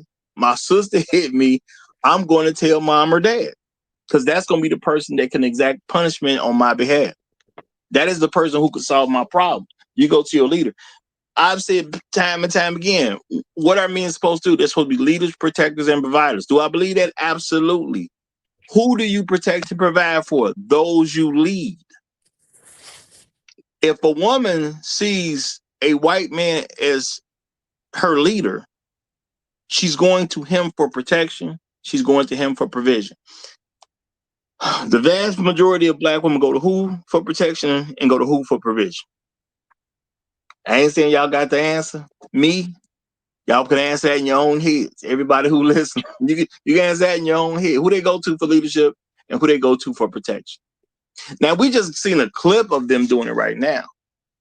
So if you have any problems amongst what people consider the black community, because I know people just will consider everybody part of the black community, even though I'm saying a lot of them ain't got nothing to do with my community. Who's the leader of it? What patriarchy are they responding to? Women constantly talk about the patriarchy. What patriarchy are they talking about? Who are they responding to? And what patriarchy is making an issue for them? Because if you're talking about a black patriarchy, I'm going to ask you, because, where is it? Because the patriarchies I see, I don't see a bunch of women there. Now, there's a micro thing and then there's a macro thing. From a micro situation, you're talking about home to home to home. Is a man running the home or is a woman running the home? Now, if you look at Black America, who running a lot of these homes where these children are at? Those are women. So you can't be talking about them and say patriarchy. Not talking about black men, you can't. Now, if they're being raised by black fathers or black man is controlling the home, sure, you got something to say. Last time I checked, when that happens, black folks usually end up in a better position. Now, since that ain't changed yet, what patriarchy is messing up the black community as people see it as a whole? How could we have problems in the black community and it not be black women's fault if it's due to patriarchy? So I'm trying to get black men to really see something so we'll start talking and moving differently in the future. What problems do we have that ain't black women's fault? Because a patriarchy is backing all the things that happen. Let's keep that real. Patriarchy's back stuff.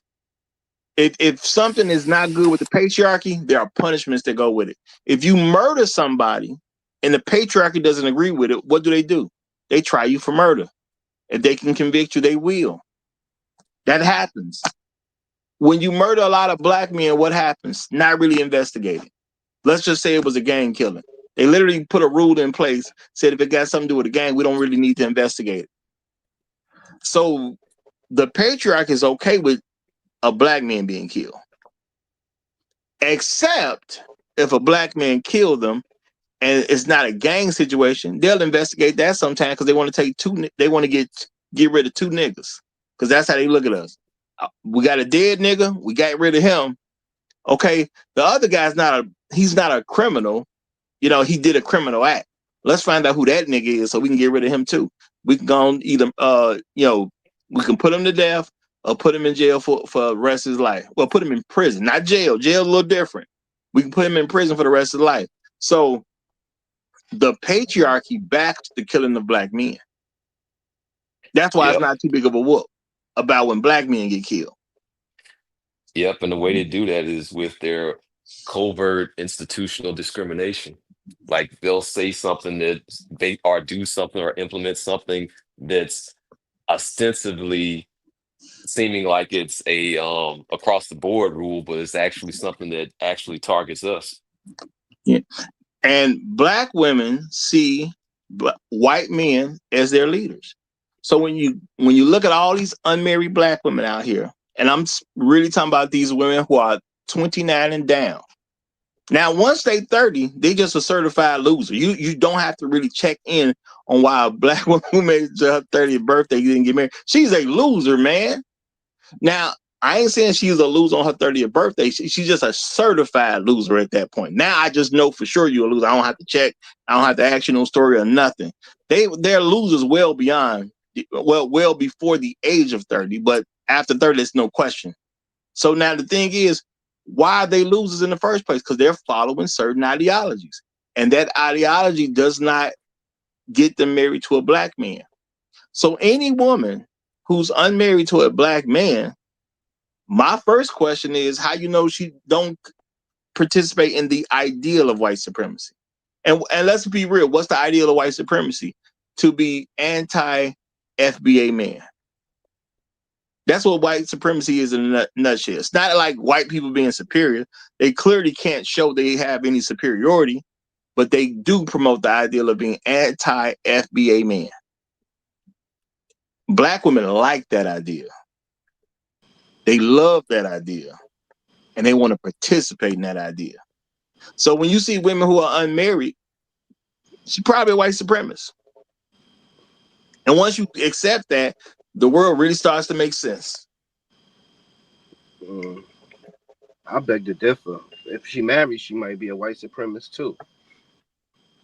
I mean, nothing is everything. I'm not saying a white supremacist can get married, but let's be realistic. If you 27 years old and you ain't got no husband, you're a black woman, why aren't you married? A big reason is probably because you're a white supremacist. White men ain't trying to marry you, so who would probably marry you if you were going to get married? It'd be a black man. But you so you white ain't attractive. supremacist. You know, Well, I'm saying you're such a white supremacist. The black man don't want to be bothered with you. I want to point something out about this chart on the screen. I don't know if y'all peeped it yet or not, but the chicks that are either separated, divorced, or widowed, that percentage is almost the same percent of the hoes that are married. I'm sorry, not hoes, because the married ones ain't hoes. That's crazy. That the number it's a of percentage people. of them that is, brother. we gonna give it to them. They not hoes. They married. We'll give it to them. But I don't know if y'all know how. So, in a nutshell, those two amounts cancel each other out. You could almost think about it as if there's almost 100% of them that are not married, because the percentage of the ones that are married are being canceled out by the percentage of ones that are not. That's bad. When looking at statistics, y'all, that's real bad. This is crazy. Oh, that's terrible. And now I'm doing this because I know when you want to get real, a lot of people just say stuff bad. They just gonna put it on black men. And I've heard people even say, well, black men want to blame everybody else. But black men ain't responsible for what other people are doing. If you are not in a married household, you don't live with a black man. How can a black man be responsible for you 3, 4, 5 kids going on in some house he don't even live in? No, that's not his fault. If those are his children, why don't they live with him? Let's keep it real. There's a patriarchy in place that helps black women keep children away from their fathers. Is the problem that the patriarchy exists, or is the problem that the black woman using the patriarchy? Because where I come from, things can exist, but I ain't got to use it. I come from the hood, y'all. I ain't never used crack. It was there. Okay? It's that simple at the end of the day. I didn't take guns and rob people with them. The guns were there. So I don't buy into just because it's there mean you have to use it. I lived a life that proves just because it's there, you don't have to use it. So where are the problems coming from with what people perceive as a black community? You have black women who are using a patriarchy to make sure black people have problems. Because they want their daughters to have a problem. They want their sons to have a problem. They want the men that had children with them to have a problem. And for some reason, they seem to be extra mad at a dude who ain't never had a kid with them. And that's what Sharp was saying earlier. Can I ask you a question? Go ahead, my Let me brother. ask you a question. I'm struck. I agree with everything you're saying except for one thing. Your use of the word patriarchy. There is no American patriarchy, white, black, or otherwise. In a patriarchy, the man rules, period. White men do not rule over white women in this country. There may have been some period of time, I don't know, prior to the 60s, maybe, second wave feminism, where you effectively had a white patriarchy, or was a semblance of a patriarchy. But since the 60s, and especially since Title VII initially in the original civil rights legislation, and then Title IX that followed in 1972 or whatever. I mean, white women are the most elevated people in this country, even over white men, functional, effectively. Now you have a small group. You have small groups of white men who run everything, control everything. But there's no patriarchy overall in modern day America. Again, I hope it does not. I'm not attempting to discount anything Excellent you point. presented here or said thus far. No. You make a Because fantastic point. You make a fantastic point. And the only thing I can say to that is the yeah, truth. Because you hit me with the real right now. So I can't even deny what you're saying. But I do got a great response for it. But go ahead. and Were you so about that's to say why something else? it's been. Well, I'm just saying it's been somewhat. I have been struggling to listen to you because you keep using a term that I don't think is real for America right now. So it makes difficult to follow everything else you're Right. saying, even You though learned as all of best I us. I can don't think, determine yeah, I don't it. think Okay. any of us can refute what it is that you're saying. It is an awakening to a degree of that fact, right? Well, my thing And is, one of the reasons why one of the reasons why I think it's important to to be clear about what America is and isn't, and in the terminology is that if you're going to address the problem, you have to address it for what it is, which, because women use a lot of terms like misogyny and toxic masculinity. None of that shit is actually real. But because people accept these terms as being real and everything they conveniently associate with them, it gives those things great power. If you believe America is a patriarchy, a white patriarchy, I think you're going to make a lot of mistakes in terms of attempting to deal with the fundamental issues here. If you think of it as a white oligopoly, then I think you might more effectively address, you know, the ills of this country. No. I Good think point. you're 100% right. So let me communicate better what I'm putting out here, y'all.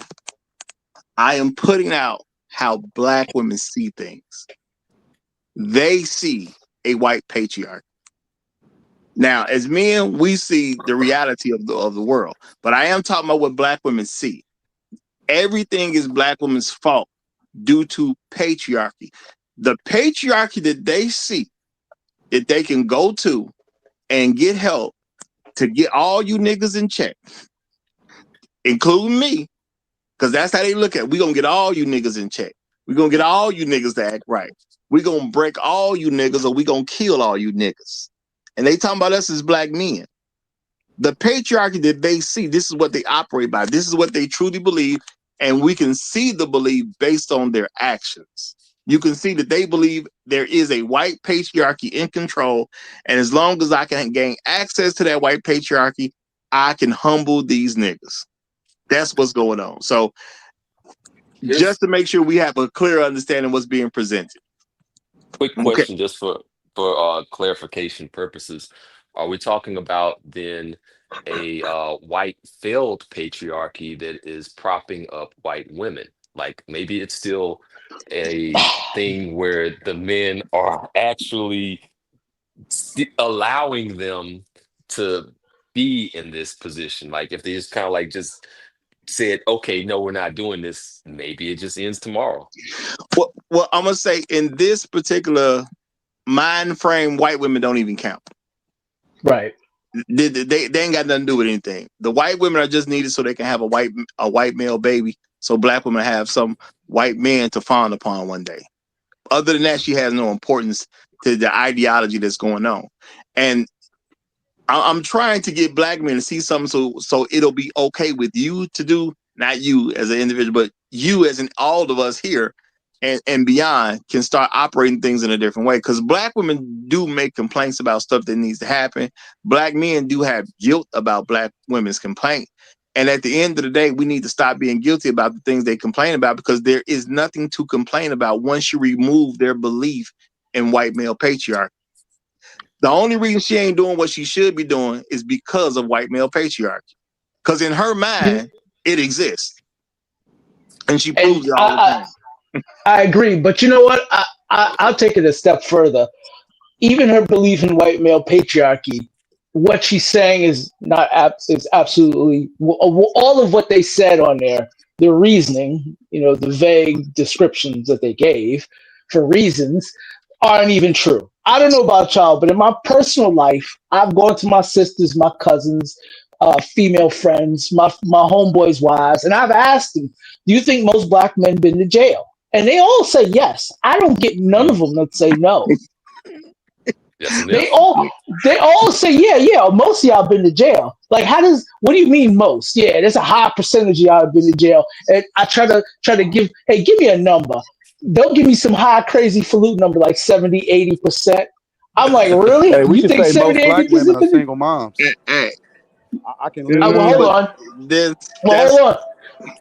But then and there are men who believe, so there are men who go along with this because they'll say, yeah, most black men have been to jail.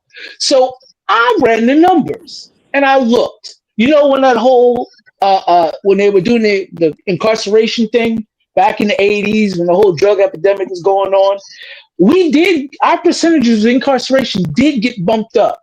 So it did get bumped up compared to everybody else because, of course, we're the focus. And what most people don't realize is our percentage of the population is so small. Even though that they were focusing on us, most of our demographic still didn't get locked up. It never went beyond the low teens, even during those times. Right now, it's in single digits. So are you telling me 97% of black men are not in prison right now. Right. So, but the whole point of it is they take it and they say, yeah, all of y'all. But basically, they need an excuse on why they couldn't find a good man, even though them niggas is everywhere. So, Yeah, that's and they that make power to this the stuff Jacob's up. myth. All right, y'all. All right, y'all. I gotta get the nameless protagonist in. He then came up. Mr. Z came up and then left out. So I got two people backstage. So if y'all get swapped out for a hot second, I will bring you back. But I got gentlemen backstage. So the nameless protagonist, I'm gonna let you go. Mr. Z, I know you backstage, but you can hear me. I'll bring you. You're gonna go right after the nameless protagonist. And then Gold P came up. So we're gonna let Gold P get in there, y'all. So the nameless protagonist, you have the floor, my brother. To the chat and the instructors on the panel. Os. Oos on their ass. What's happening? If you can excuse me, I'm dealing with something now. The Anglospheric inertia at my job has this tendency of bringing the bubonic plague to work. I don't know what it is they got against covering their damn mouth, but they just gotta be on that hyena style laughing with COVID everywhere anyway. Washing their hands too, nameless. Fam, good God. Shout Yeah. out to the Well, Oregon Trail. They don't bathe very regularly. They even starting to admit that. So, she's dealing with that too. I'm tripping on the Anglospheric. That is a new one for me. Nah, we gotta be specific out here. I ain't trying to raise no flags unnecessarily on the channel. So, excuse my voice. I'm in that stage of it. But I wanted to come up because Uru literally said what I was going to. I'm insistent on making that correction that Uru made for a myriad of reasons. But I want to draw everyone's attention to a few points because I think this is just use case and example of what was being brought up earlier by Inspired Truth when he was bringing up arbitrary set discrimination and this idea of the myth of white womanhood. And that's important because it ties into what everybody's been trying to highlight here, which is the fact that women have always had a interesting relationship here where, unlike the old world, in the new world, and those of you who've been in the military, you've seen this experience, it is defined as the barracks bunny syndrome. And people need to understand that colonization happens in waves. It doesn't happen all at once. It isn't like the way we were taught in social studies class, where somebody shows up on a single ship and that's it. You have to have waves of migration to establish infrastructure and to make sure that you can replace the people who are dying off through natural attrition and who are expanding in general. And when you're in a situation like that, who becomes the most important and who asymmetrically gains a level of influence that they otherwise wouldn't have if they were back in their home countries? Women. The women. And this is something I think that is overlooked by the majority of people who've been exposed to modern education, because unless you really dig into these things, you don't know. I don't want that, however, to be the main foundation of my point. I want that to play as a background track while I give you these receipts on where I believe this originated from. I'm going to quote Frederick Douglass here during the Equal Rights Association meeting of 1869, when the radical Republican legislation at the time passed the 15th Amendment that gave black men by name the opportunity to vote. This is what Frederick Douglass had to say. Quote, "I must say, I do not see how anyone can pretend that there is the same urgency in giving the ballot to women as to black men. With us, the matter is a question of life and death. It is a matter of existence, at least in 15 states of the Union, when women, because they are women, are hunted down through the streets of New York and New Orleans, when they are dragged from their houses and hung upon lampposts, when their children are torn from their arms and their brains dashed upon the pavement, when they are objects of insult and outrage at every turn, then they will have an urgency to obtain the ballot equal to our own." He then stated, "The Negro needs suffrage to protect his life and property and answer him respect and education. He needs it for the safety of Reconstruction and the salvation of the Union." What Elizabeth Cady Stanton then immediately said in rebuttal was, quote, it was a serious question whether we had better stand aside and see, quote, Sambo, end quote, walk into the kingdom of civil rights first.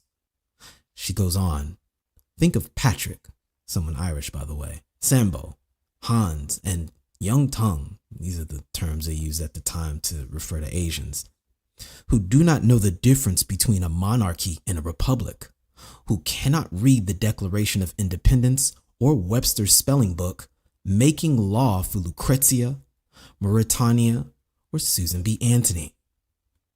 She continues, just so, if a woman finds it hard to bear the oppressive laws of a few Saxon fathers of the best orders of manhood, that what may she not be called to endure when all the lower orders, natives and foreigners, Dutch, Irish, Chinese, and African, legislate for her and her daughters? Susan B. Anthony comes with the follow-up, quote, I want to say a single word. The old anti-slavery school and others have said that women must first back and wait while other class shall be recognized.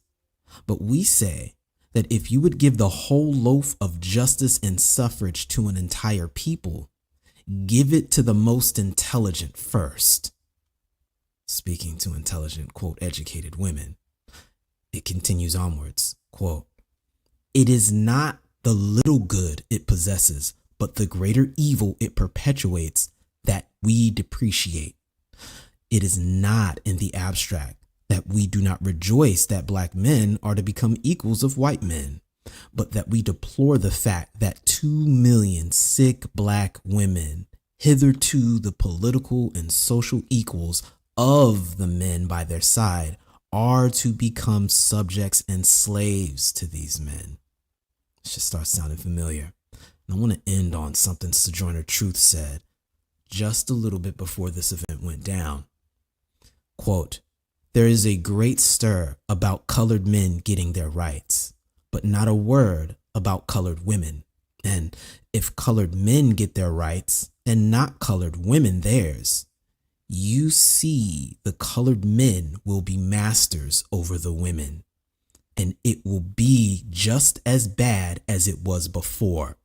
So I am for keeping the thing going while things are stirring, because if we wait still, it will make a great while until we can get it going again. I think, again, if we can see these patterns manifesting from the very freaking start, it is not a surprise that we see them rear their heads again like an old infection. This has literally been baked into the way this country works. And it's not from a patriarchal modality. It is absolutely from an educated class of white women from the North who have come down and told people not only how to live, but have demonstrated a pathway to get equilibrium with them so they can leverage power. And the unanimous conclusion is that since they already recognize white men and want to leverage power that they've acquired for themselves, that if there's an order of operations or a pecking order, that they would seek to have them in place of us.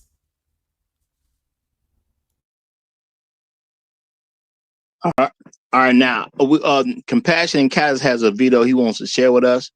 And after Compassion and Kaz, we're going to go ahead and give it to Mr. Z because he hasn't had a chance to speak yet. And we also got Gold P, who hasn't had a chance to speak yet. And y'all remember, if y'all are brought down for a moment, it's just momentarily. I'm going to bring you back up, but we crowded in here today. We crowded in here, and that's okay. We like it this way. All right, go ahead, Compassion. It's not like white men were shy about writing their beliefs. Like, these weren't contradictory beliefs for most of the time of history. So it just flat out said, look, we're invested in white male patriarchy. We want white men to see us as comrades in the struggle for racial progress. Charlotte Gilman says that we were building patriarchy. Caddy Chapman said that, evolution proves that feminism is needed to protect patriarchy and our sons. These women are fundamentally invested in making certain kinds of men that can rule the world. So yeah, you're gonna get both. And I focus on Gilman a lot because she wrote kind of the most deliberate articulation of this that was praised on both sides of the Atlantic, where she flat out said, look, we basically made white men patriarchs. We taught them to care about their race now so they could rule the world. And now that they've ruled the world, we want a piece of the pie. So they said we want to come from out of the house and stand beside them on the throne. I mean, it's literally, that's her words. The myth of white womanhood. All right. Now, y'all, I do want y'all to know and understand. I'm not railing against patriarchy or anything like that. What I'm saying is when you have a people who is putting things on patriarchy and saying somebody is at fault, you have to blame leaders at some point. Okay, you do have to blame leaders at some point. If somebody is part of your team and the people on the team won't get right, at some point you do actually have to blame the leader. So what I'm presenting here is that for Black women, they do see a white male patriarchy. Now I know for all intents and purposes it's not a patriarchy like the term would suggest, but in their minds it exists. And they're moving according to what they see in their mind. Belief causes you to do basically everything you do. The only reason you don't jump off a cliff is because you truly believe you can't fly. You give somebody some smack and they believe they can fly, what do? They jump. Behaviors do come from beliefs. So I am saying, because I'm not really against the point of whether a patriarchy exists or not. In Black women's mind, it exists. And it belongs to white men. So why do we have any problems that we consider a problem in anyone's perspective of the Black community? It has to be Black women's fault. It can't So be that's a anything other mental than their issue fault. then, huh, Roger? It's a mental issue, but things that you believe causes the things that you do, which now have an effect on the world. So the problems Black children have are because of a Black woman's belief. The problems that Black men have are because of a Black woman's belief. See, when she called the cops on you because she believed that white male patriarch is supposed to check you for her, you got a case because of her belief. Now, whether you beat the case or not, don't make no difference. You got the case because of her belief. But That's I a got to get a mic functioning to retarded person. yeah. You can call it what you want to call it. I just know it's real. But let me give it to Mr. Z, and then I got to get Gold P in here because he haven't had a chance to speak. And we also got the champ up here who hasn't had a chance to speak. So, and we may go a little longer today since we so crowded. Okay. Now, if y'all are new here, I'm going to say, if you like getting the best show on social media, go ahead and subscribe. Now, if you just want to enjoy the content for the day, y'all hit the like button regardless, because it ain't like you gonna go somewhere else and get better content than this, because I just simply make my show better because I don't have the advantages of other people. So I just make sure I put out better shows than other people. So since you're getting the best show on social media, you might as well hit that like button. And real talk, why not subscribe if you like this type of content? It's gonna be here Monday through Friday, 9 a.m. Chicago time, not where you live. Chicago time, 9 a.m. Okay, so go on, hit that like button, y'all. And Mr. Z, you got the flow, my brother. Thanks, Roger. My apologies for the background. So let me do this. Okay, y'all have me following behind nameless. I hate this, Roger. I hate, number That one, number was, two. I ain't gonna Go say too ahead. much, but that was kind of your fault. But I'm gonna leave that Yeah, alone. That was kind of your fault. number one. But I just want to make sure that we're speaking about Black women in America, right? That's what we're mainly talking about. Yes, sir. Okay, if we're talking about Black women in America, what did we But expect from it them? Go is ahead. I'm spread. sorry. Now, I'm just gonna say real quick. It ain't. I'm not suggesting that these ideas Mhm. are not spreading around the world because we know they are. Go ahead, brother. And so you beat me to that. But God damn it, we just y'all ahead of me today. Y'all ahead of me today. Because so I was gonna bring up the fact that I did cover something similar, but concerning women globally, obviously mainly Black women, but women globally. Um, so Matthew Perry, Commodore Matthew Perry, who kind of forced open Japan, um, appreciate that the these women of color are white man's booty. and they move about and conduct themselves as such. What you heard on that, and I do see where I think it was a chef Mike, what he was speaking about. I do know that this AI thing is a real thing, and so yes, we're going to have to be careful with some of the stuff that we cover and whatnot, because I do see a world where you do have anti-black folks kind of instigating some of this. So I see where he's coming from with that, but no, because we have something from a couple years ago, where black women were on Clubhouse literally saying pretty much the same thing to another white man. So even if this was AI generated, literally similar conversation. And I covered this, BGS covered this a few years ago. Appreciate that. I agree with Nameless. That- It was always going to be this because of the myth of white womanhood. It was always going black women detest. I say this often. They detest that in their mind, black men have them in the same country, on the same continent, on the same planet, in the same solar system, in the same galaxy, and in the same universe with white women. They detest you for that.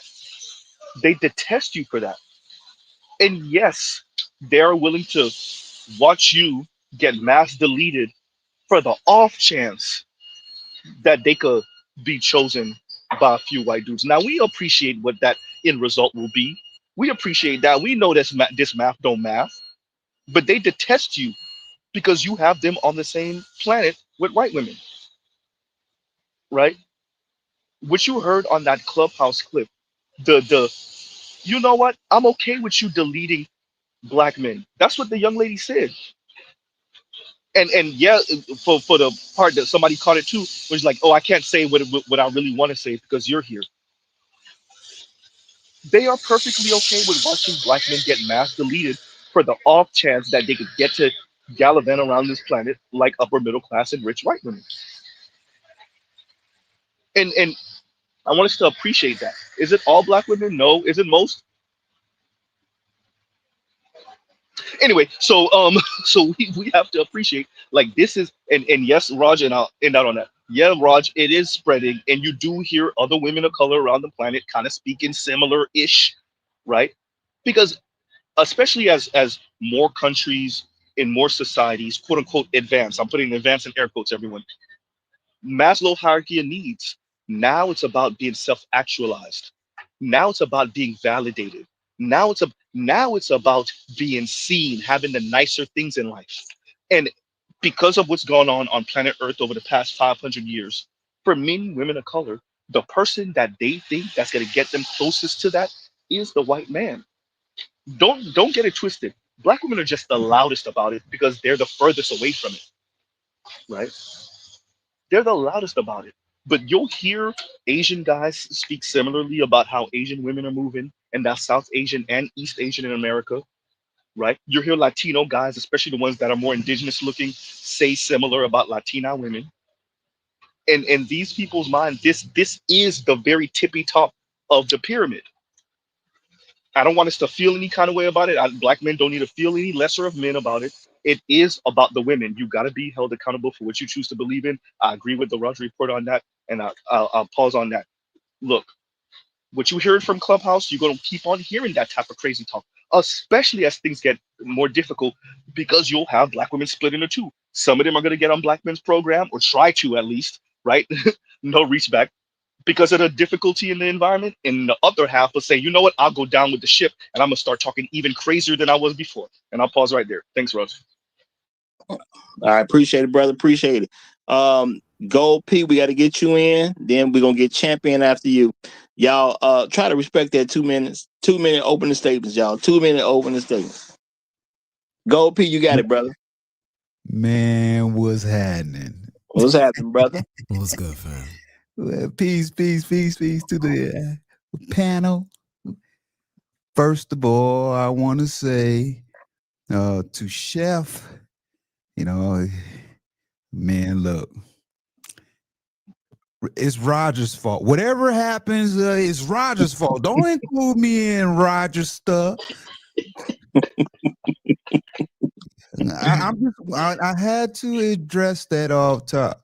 Roger, this is Roger's show, so don't include me in Roger's stuff. Hanging around Gold P and Roger. It's Roger's show. So you gonna use your 2-minute opening statement to throw me under the bus? That's what we doing. That's what we doing. No, you and rolled over you a few times. I'm just saying. Y'all, I just want the audience to pay attention. He using his 2 minutes to throw me under the bus, but Roger, it's your 2 minutes. Do why you? you interrupt me, Roger? Hey, do you? Now I need an extension of my 2 minutes because you took up some of my time, brother. Productive use of time. Yeah, I'm using my time. I yield my time to people, blah blah blah. But no, Roger want to interrupt me. You got the deep side. Now, with that being said, Roger, I want to make sure I want to say this, brothers.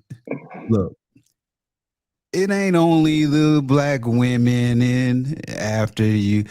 Everybody's already had it in for you, always. So, like Wu-Tang said, protect your neck, brothers.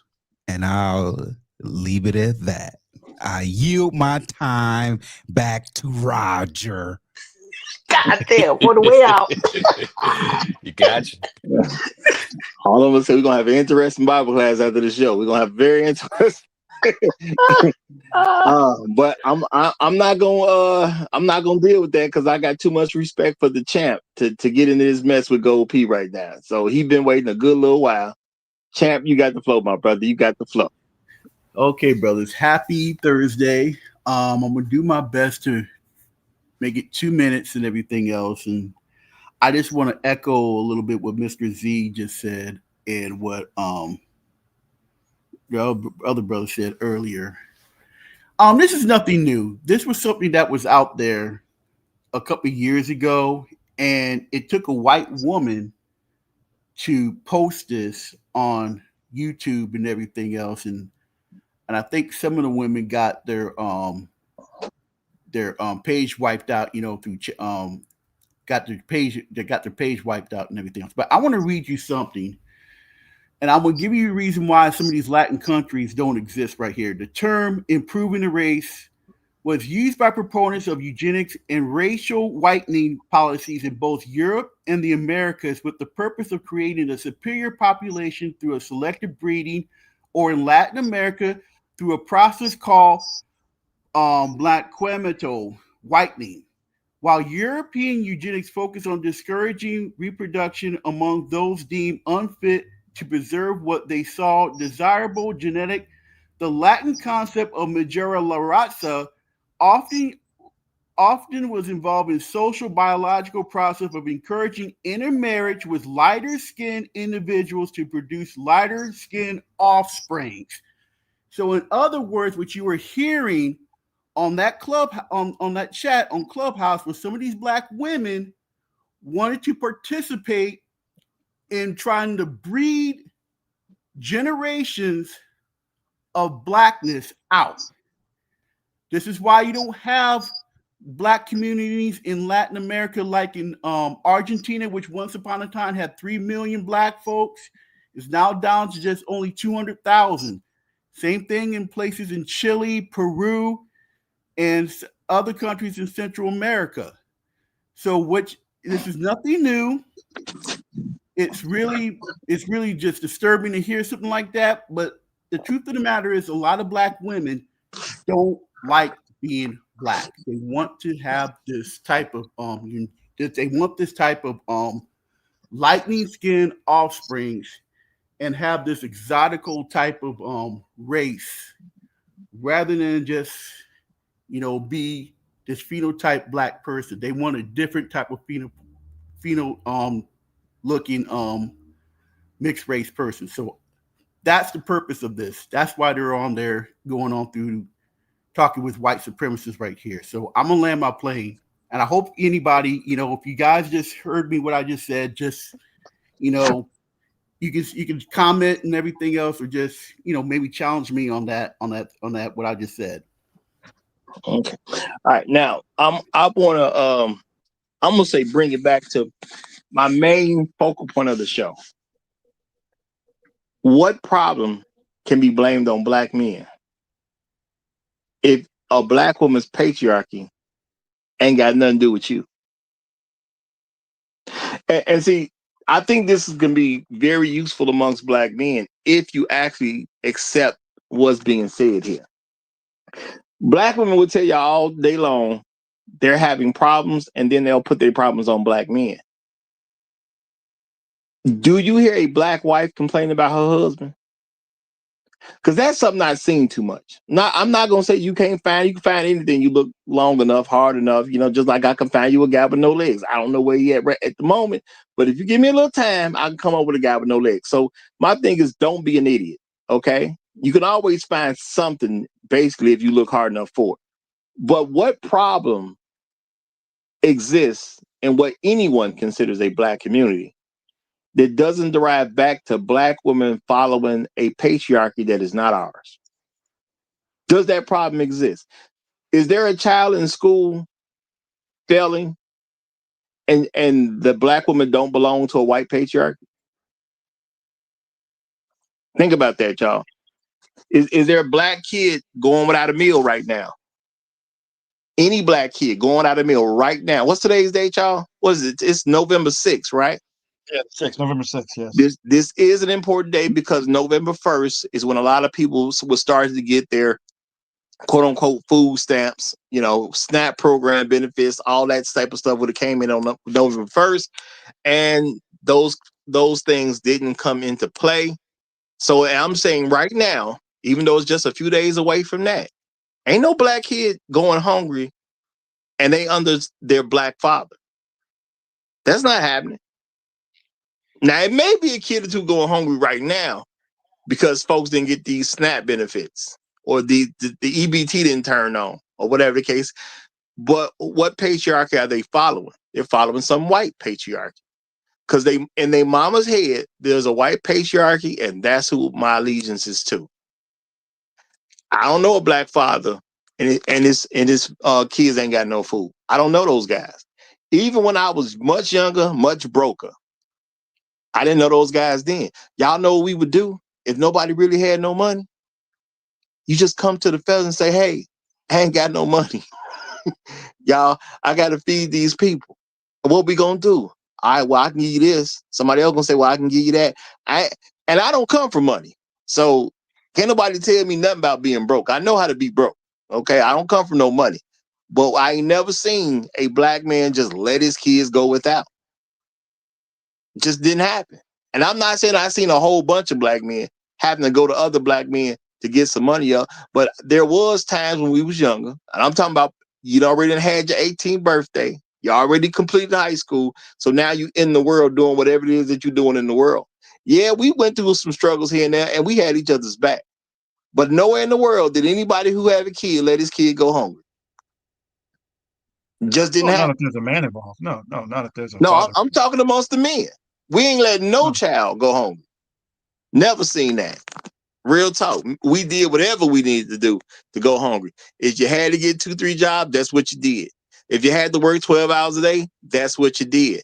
If you had to recycle stuff, if you literally had to go and collect recyclables out the trash so your kids could have some food, that's what you did. So I don't know where problems are coming from where black men are involved.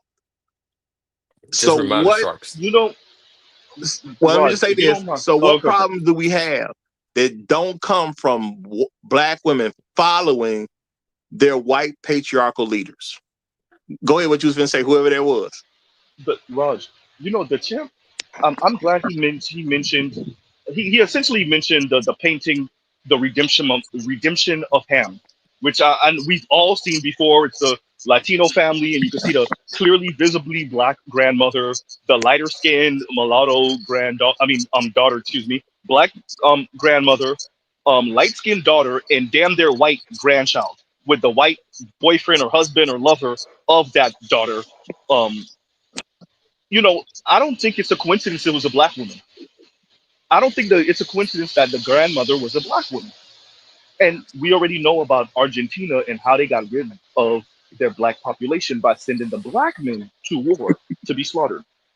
Um, So, Black women so are go ahead, Z. responding to me the way I think they've been created to respond from who they see as their leader, as you appropriately said. And if that's the type of time that they're on, then you have to leave them because they will Yeah, be a detriment and they will sabotage you and they will sabotage black men. The exactly. second you even get a whiff of that, you got to leave her where she stands. And I'll pause right there. That's right. See, that's why, yeah, like I said, and that's why, you don't have a black community in these Latin American countries. It's because of that. Okay, Okay. so guys, here's the thing though, with this whitening and the blanqueamiento and the mejorada la raza, bettering the race, all those women did was just link up with white men. They didn't run around going, okay, hey, we need you to get rid of these black men so we can get at y'all. That's not what they did. They're not running around here plotting, planning, and strategizing like this. I kind of want to bring it back to the women who are as it relates to this video. Like even if that happens naturally, okay, that's what the women want, then it's going to happen naturally. Oh, by the way, that whitening process wasn't as simple as black women getting with white men. There were some other things those countries did to get rid of black people too. They made conditions so terrible that a lot of them left, and then they put them on the front lines of any war that came up. And then there was some other, then and then they starved them out. They did a whole. It was a resource deprivation. There was a whole lot of things going on other than just black women, linking up with white men and making lighter babies. So there were other aspects to that. So my thing is, and I'm not saying it's not related. What I'm telling you is that this video, this specific video that we're talking about, is on the screen, is that we're looking at or that we listen to, is you got black women, a segment of the black female population, plotting, planning, and strategizing with a white man to say, "Hey, y'all need to get rid of these dudes." Like, what in the hell? And I'm gonna Yeah. tell you why. I'm gonna tell you why this is interesting in the sense that even that white man that they were talking to, let's assume it was a white man that they were talking to. He's like, okay, so what you gonna do about a black man who gets up every day and go to work and do what he's supposed to do? He's married, he's Swear to raising his God, he was kids. rationalizing with him. He was like, "What Yeah, you the gonna get hell?" rid of him too? Like, you gonna get rid of him too? Like, what's this? Like, this guy's doing what he's supposed to do. Even if this guy's not linked to it, what about the single black man who ain't a problem at all? Never been to prison, hardworking, responsible, productive, law-abiding citizen. You gonna get rid of him too? Like, it's kind of Jolly. like what who was, I think it was Champ that kind of said, hey, look, so but he said, hey, Kev, they're talking about you. They're talking about all black men, even the responsible ones, even the ones who are doing what they're supposed to do. Like, this is what these women are talking about. Like, what in the hell? Even the white guy's like, what are y'all talking about? That doesn't even make sense to him. Even he has. It's crazy because now I'm giving some white dude a little bit of credit for being logical here, just for being logical as a man. Even as a And white top, man who may not even like black men, he's like, look, I can't get rid of the good ones. Like, what the hell y'all talking about? yeah, Not but the majority of us. yeah, that's true. That's true. But this is how the situation you have. For example, in Haiti, the Haitian revolution that was going on. It was a bunch of black slaves that were going after the white French men and everything else. But they were also going out against the mulatto class as well, because the mulatto class was really protective of the white man and everything else. And then when they finally got rid of them and everything, and had the French Revolution and everything, and won supposedly, then somebody within the community comes up and say, "Hey, I'm black," but yet he came from a white father and a black mother. He ended up ruling France, and then ended up giving reparations back to France and everything else. So All right, I got to jump in because I don't want y'all to go too far down I the don't want to go road. too far to it, but I'm this is an trying. example. I'm trying to give black men something that they can work with today. Yeah, And I want to give it, Raj. hold on. Yeah, I get That your point. that idea is that you don't have any problems in the black community that aren't derived by some black woman following white patriarchy. That problem does not exist. That's what I'm trying to tell y'all. That problem don't exist. Can black men accept that problem doesn't exist? That's going to No, be the issue. Can we no. accept Well, there is no no. problem in black America? And no, I don't care who's talking about what their version of black America is. Is there any problem we got that cannot be connected to a black woman following her white patriarchal leader? random white men. No And black I'm saying, men. and if y'all ain't picked up on it, when I say random, that means people that aren't married. Everybody you ain't married to is just somebody random. Your girlfriend that you didn't marry, she was just a random woman you was dealing with. Your boyfriend that you had, he was just a random woman. He could have been your fiance. If you never married, he's just some random person. That's it at the end of the day. So black women follow random white men to create problems in whatever you consider a black community. That is what I'm pushing. I want this idea out there so black men can relieve themselves of silly thoughts that don't help us do anything. And now I'm gonna get it for the perfect for his opening statement. You got it perfect. Salute everybody. I to what was just said, I'll just like I've listened to what Nameless said. I agree with the topic. Everything is black women's fault due to patriarchy. It sounds like the brothers are surprised. Yeah. Right. Perfect. Yeah. Like the brothers are surprised. Nameless went back to the beginning, so I don't understand why this is such a surprise. You know, it's like surprise. Nah, man. I agree, man. I agree. Like the term goofy and lame, I was wanting Shark to get in because if we talk about today, like in real life today, the manifestation of this is like functional black men are goofy. Functional black men are lame, right? Going back to Steve Urkel and Stefan. Like, you are disqualified. You like it's sinister because they've been plotting against you from the beginning. In your own home, right? At work. That's a lot of us came here from like the corporate aspects, and we have these individuals in HR and these individuals in the office, and this is what the hurdles. That's when I first came to this space because I saw other black men in corporate America having tears, you know what I'm saying, dealing with this individual at work after we worked so hard to accomplish these positions. It's always been like this. I'm not surprised. This is a fact. What's surprising to me is that we have to have this discussion in 2025 about your sovereignty, about your ability to be men. Because this is what this is about. This understanding is about your desire and ability to be men. Going back to what Nameless said, truly understanding what their goal is. Your death is part of it, but what's their goal? And it will let you understand your worth and your role. Nameless says this a lot, the modality in which they see you as. And that will help you so much as you navigate. For me, for a minute, you had a red pill rage, but after a while, the anger is gone, and it just becomes like, I'm out here like Danielson, grabbing flies and shit. You know what I'm saying? Out the sky. You get rid of the anger and the emotion when you truly understand what it is. And my last thing I want to say is, bro, Roger, man, I'm so proud of you because I've known you for a little while and you have matured greatly. And this topic and the subject matter and the way you presented it is really telling me a lot about how much you've grown in this space personally in your own opinion. Because when I first met you, you were going to marry a black woman. And I don't know if everybody truly hears what's being said today, but I feel like my brother has crossed over and I'm very excited about that because I don't want to worry about your safety. All jokes aside, so I'm truly excited, ecstatic about that. So I'm just waiting for Yo Mei Ling to come in the mail, and when she get here, we're gonna celebrate big. But I respect hysterical the shift and the shift of the platform, and I'm very proud of you, brother. And them coconut pancakes is no. Let me be the devil on the other side. No, Raj, we team not signing the paperwork, Raj. We're team not signing the paperwork, Raj. We ain't signing no damn paperwork. We're going to keep on working on them. We're going to keep on suspending them, but we ain't going to expel them. We're going to put them on punishment. We're going to put them on in-house detention, but we ain't going to expel them. I'm proud of my brother. I'm truly proud of my brother.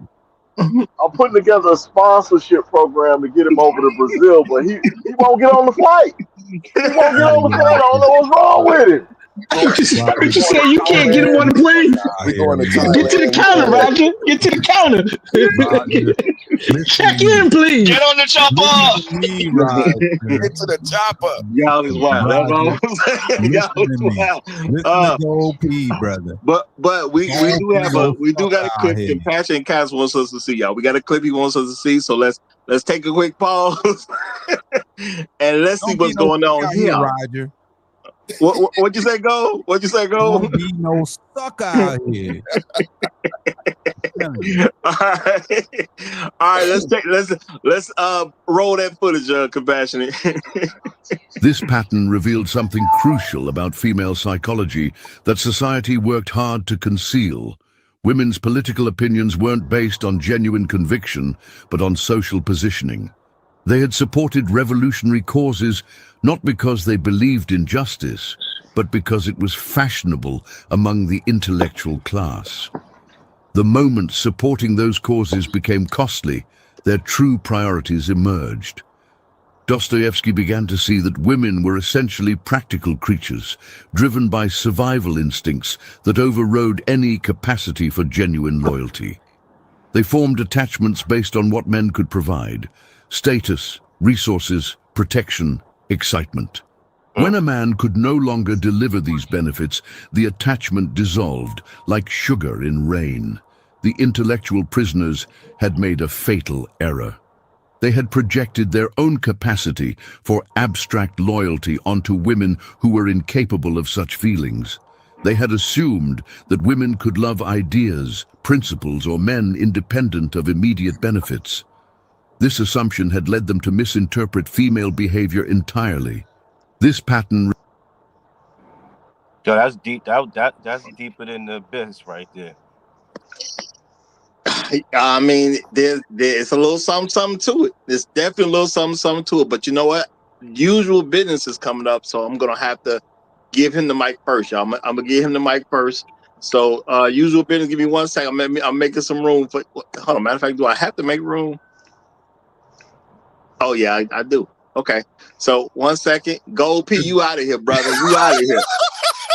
Damn, the target. Go see, guy.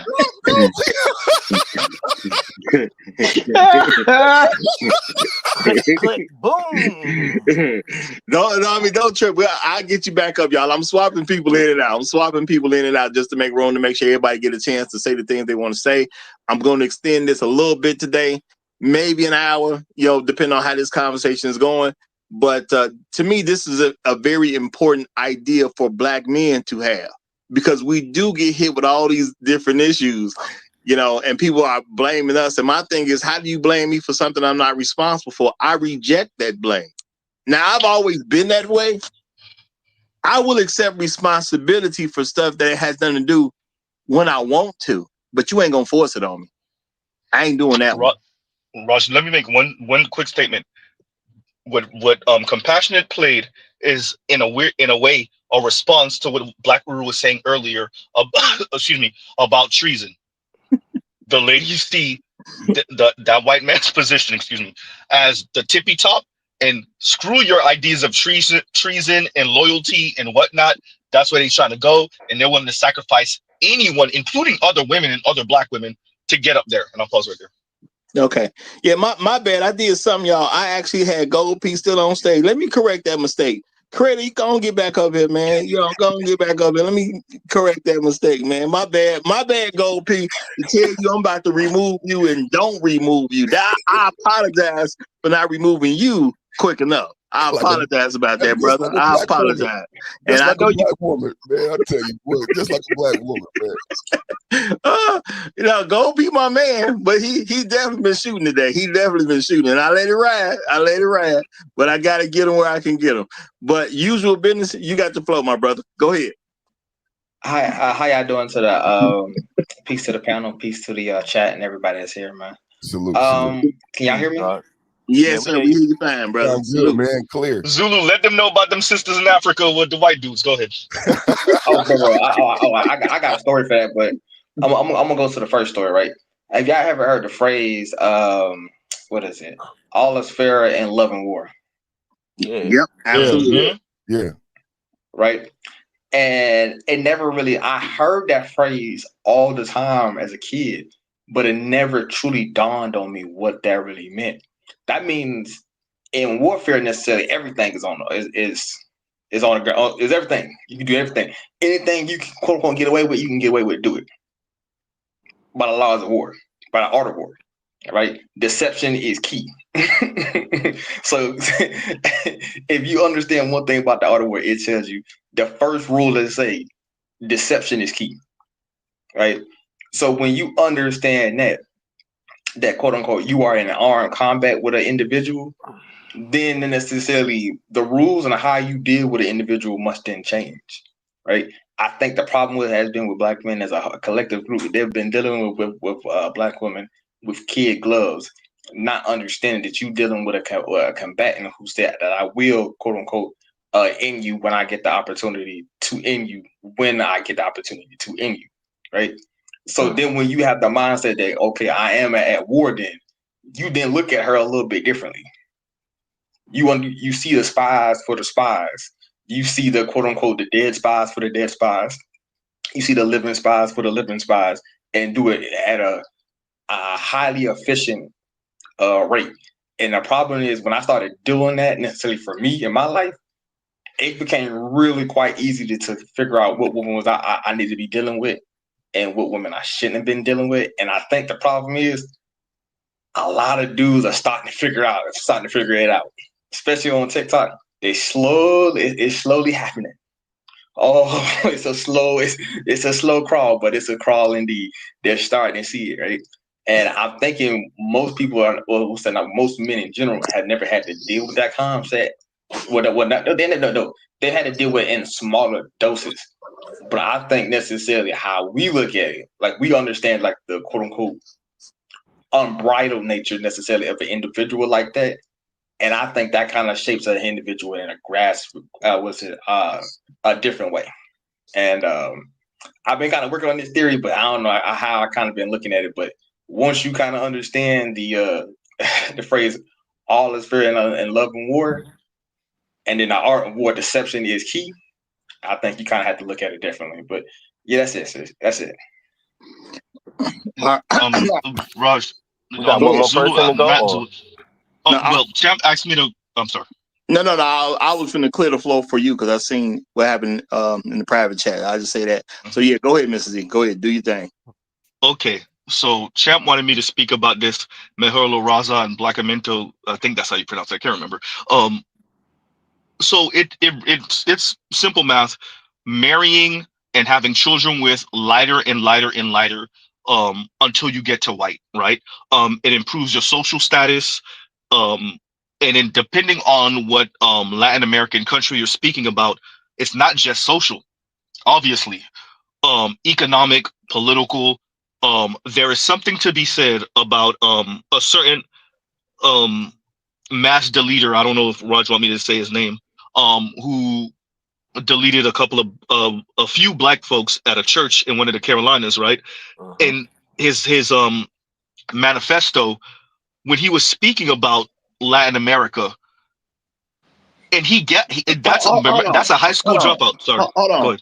I tell y'all, don't be mentioning other content creators. Oh, okay. People ain't got nothing to do with content creators. Man, what it is, what it is. They shouldn't have been in the news. Okay, all right. So, Dylan Roof, remember he's a high school dropout, and his manifesto said everything. He understood Latin America. He understood that you didn't see black Latinos on TV, indigenous Latinos on TV. You saw white Latinos, and he said that we need to incorporate them into whiteness. Appreciate that. Like these folks understand what's going on. So when you put that into the Black American context, and when you bring that into America, particularly concerning women and women of color, it's not a coincidence, and everybody sees it. These supposedly progressive leftist black women railing against the patriarchy, railing against colorism, railing against white men, and then they have white spouses, white boyfriends, white husbands. Sometimes they're LGBTQ and they have white girlfriends, right? Like that's not a coincidence. Appreciate that, right? You have these progressive women of color, the Mindy Kalings of the world. I don't know how many South Asian women we got who got mixed children and they not married. Mindy Kaling's one of them. She was perfectly okay with being the bust down for white dudes and didn't even get the ring.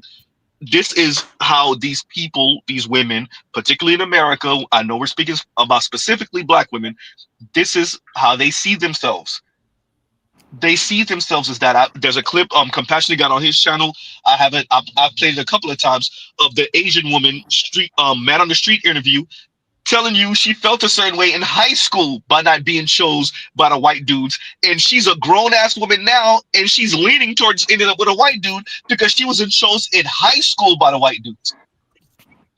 You know, you see what I'm Right. saying? So when we speak about that mejolo raza and brighten up your skin, it is about being accepted by who they see as the man. Going to Roger's title, everything is black women's fault due to patriarchy. Who they see as the man, who they see as the patriarch, right? And if you chose that route, and if you believe in what you believe in, then you deal with the consequences. And go into the clip once again, you can see those women. And notice how calm he was. He was real calm. He was asking questions, and you can hear them instantly go to deleting black men. Yes. You hear them and you see them. He's the one. So and it's real slick what he's doing, because he's saying, is there another thing that we can do? What would you like to see? Right? He's real calm. He's not the one proposing deleting black men. He's not the He one said, proposing "Thank you." putting black men in gulags or anything. No, He's no. real chill. He's actually if you listen to him, he's trying to see, No, he's well, leading the are you conversation.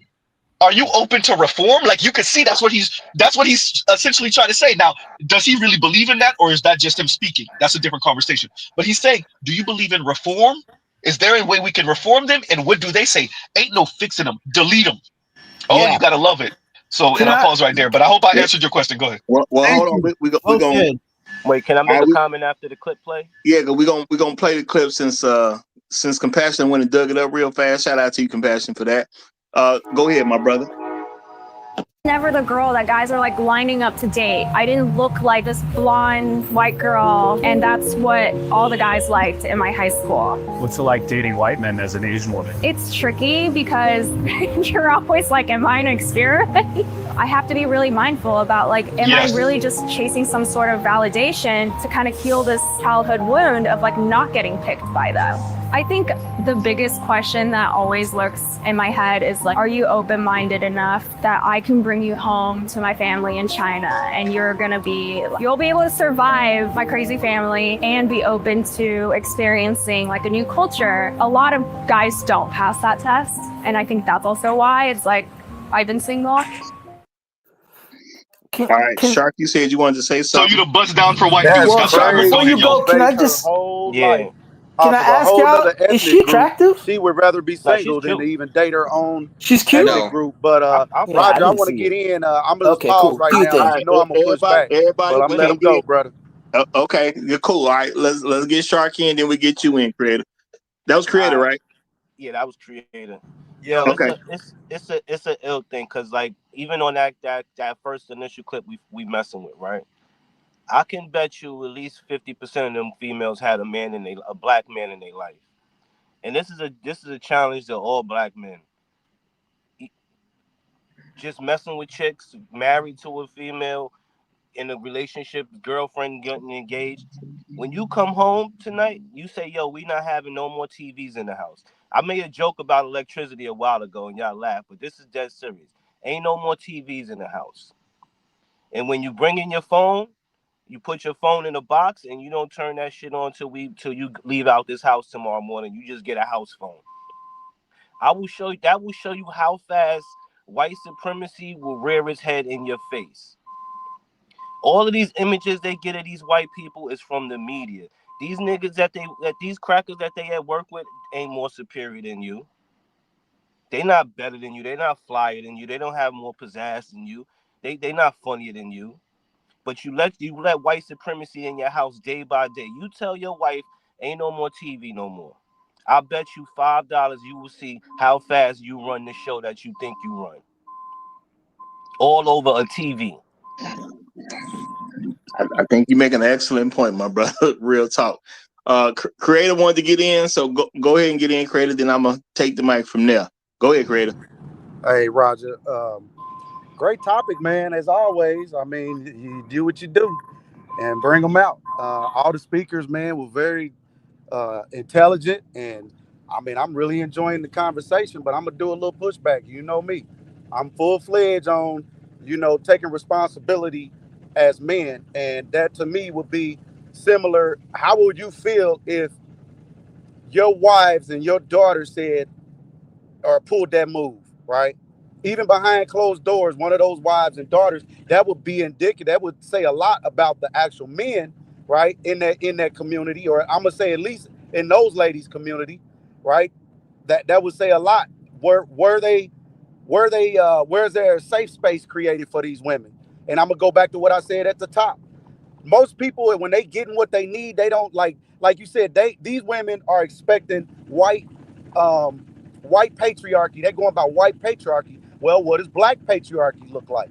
Right? They shouldn't even have to go look at another type of patriarchy, because if our patriarchy was top tier, right, we moving how we move, then they would be shamed, right, to come out and say the things that they said even behind closed doors. So I would just say, and again, that ain't saying we did anything wrong, because I would challenge any woman that come into my space. I don't care if she been with, I'm gonna finish right here. She could have been with 10 men and they all could have hurt her feelings and made her feel like, the scum of the earth. But when she comes into my world, right, that's my duty to just do me. I can't worry about what she thinking she need. I know what she need. She need me, because these other guys ain't gonna do nothing but complain. They're gonna go back in history and talk about how they been doing this forever. You understand? Come on over here, baby. Let me show you how it's supposed to really be done. And that's let, it. let, let, Well, let me do this. Let me concrete. When you wait. concrete. When you get home, you tell them we throwing all the TVs out, and ain't no cell phones gonna be used within this household, and you will see how fast that happens. What you think you talking about, my brother? let me say this real quick, real quick, Raj, because I'm gonna jump out in 1 minute. Let me say this real quick.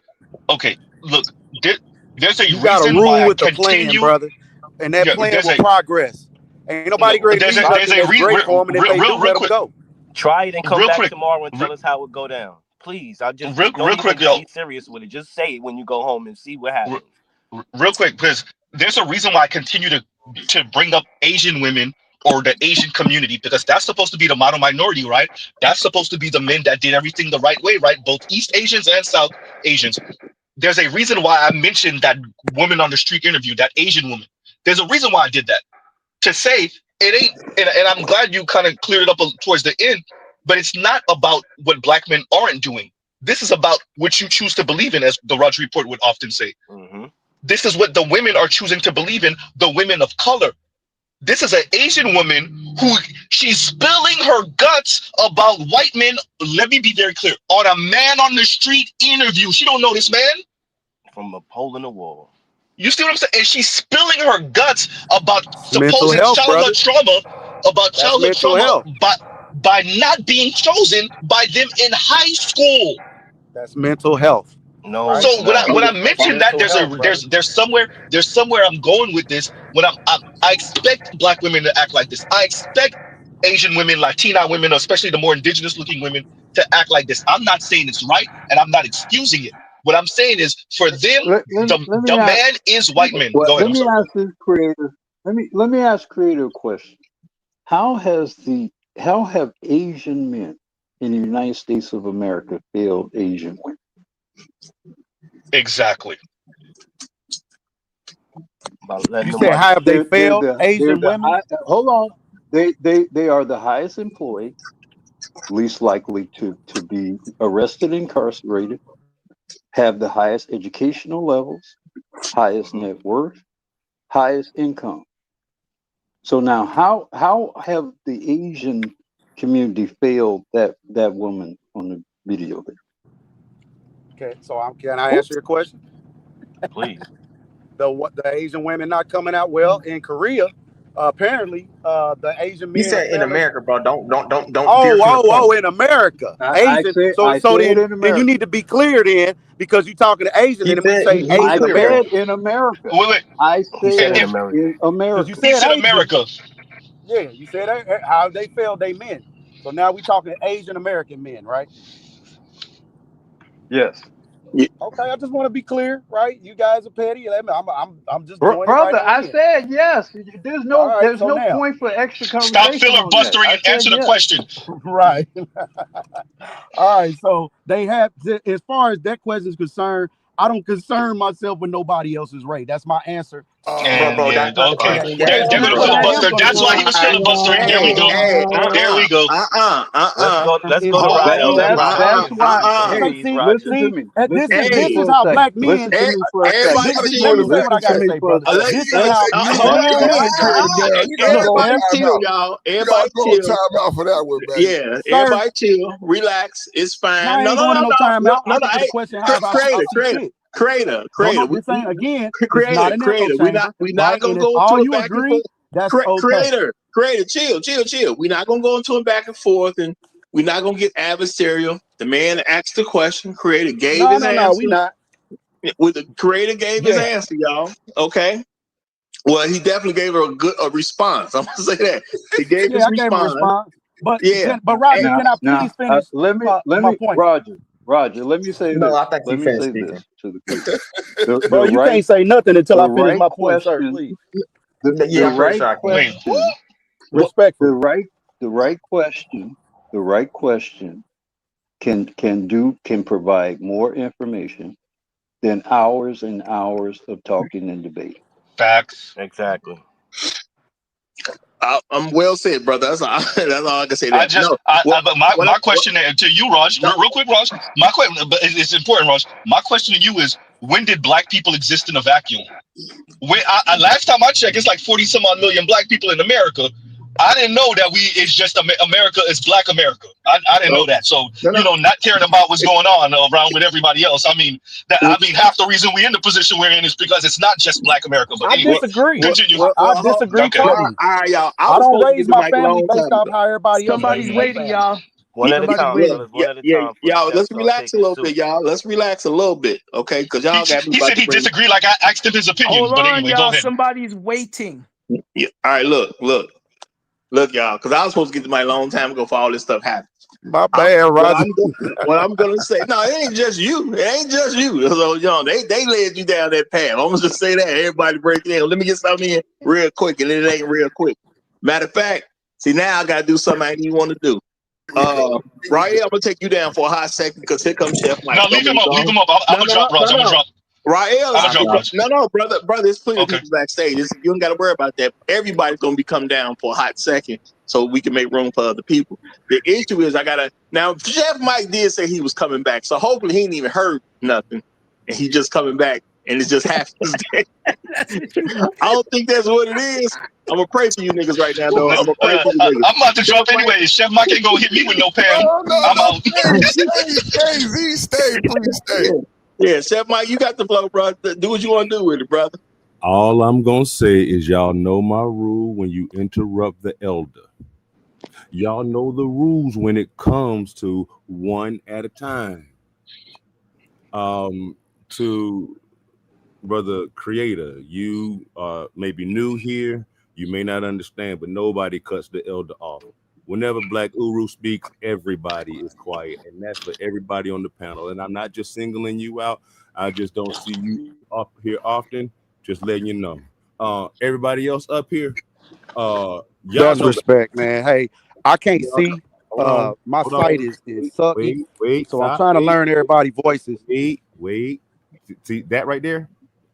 Don't cut off. You just hold on until I say I'm landing my plane, and then you can go back into whatever y'all talking about. But this panel will be in order, one at a time. See, I knew this was gonna happen when I saw the topic. And if you go to my very second comment, Roger, I saw. I told you gonna make my life hard today. My Now, apologies, man. My apologies. Roger fault. It was Roger. Hey, life ain't hard, man. It's definitely gonna throw you some challenges. one person at a time. If Black Uru even clears his throat, everybody better be quiet.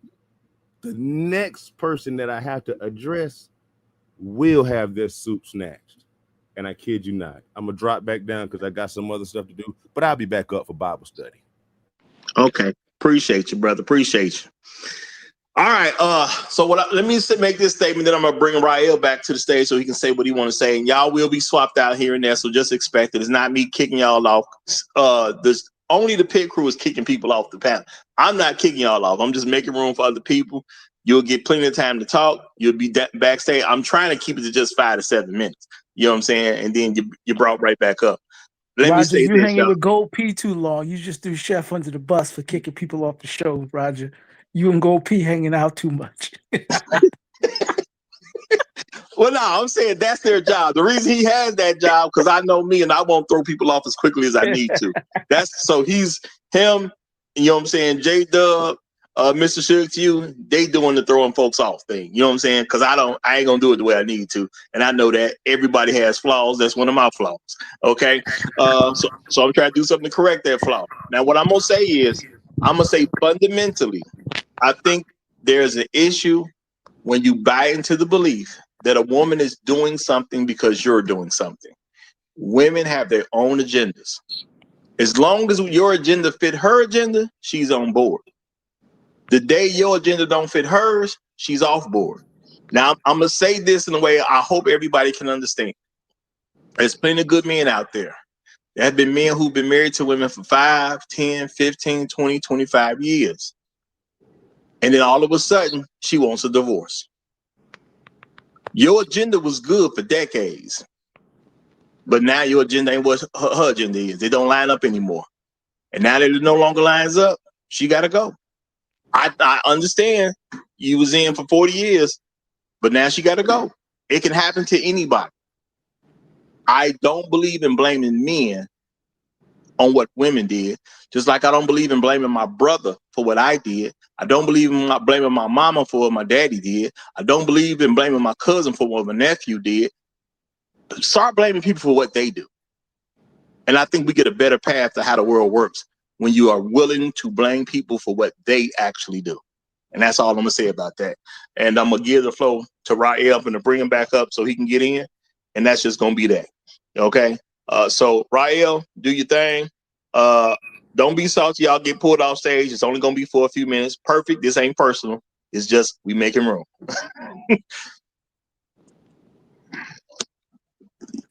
Rael, you got the floor, brother. Come back to me, bro. Come back to me. Okay, well, it's clear. Who wants the mic?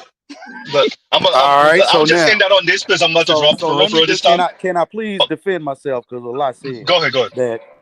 And let me clear. I'm not gonna say defend. I'm gonna clear myself. So it's not blame. I'm not blaming anything. I never blame anything on us. What I'm saying is, you know what? These are our people, and we can't deflate once it's, you can't take responsibility for one end and then blame everything on somebody else, and then we don't take. I guess we don't have any accountability or any fault in these situations. And hey, if that's the way we going, I can go with that too. But I'm a solutionist, right? That's why I call myself creator, because I'm going to create a solution. So if my women is acting bad, I'm not perfect, but you don't have to be in a relationship. Let's just start there.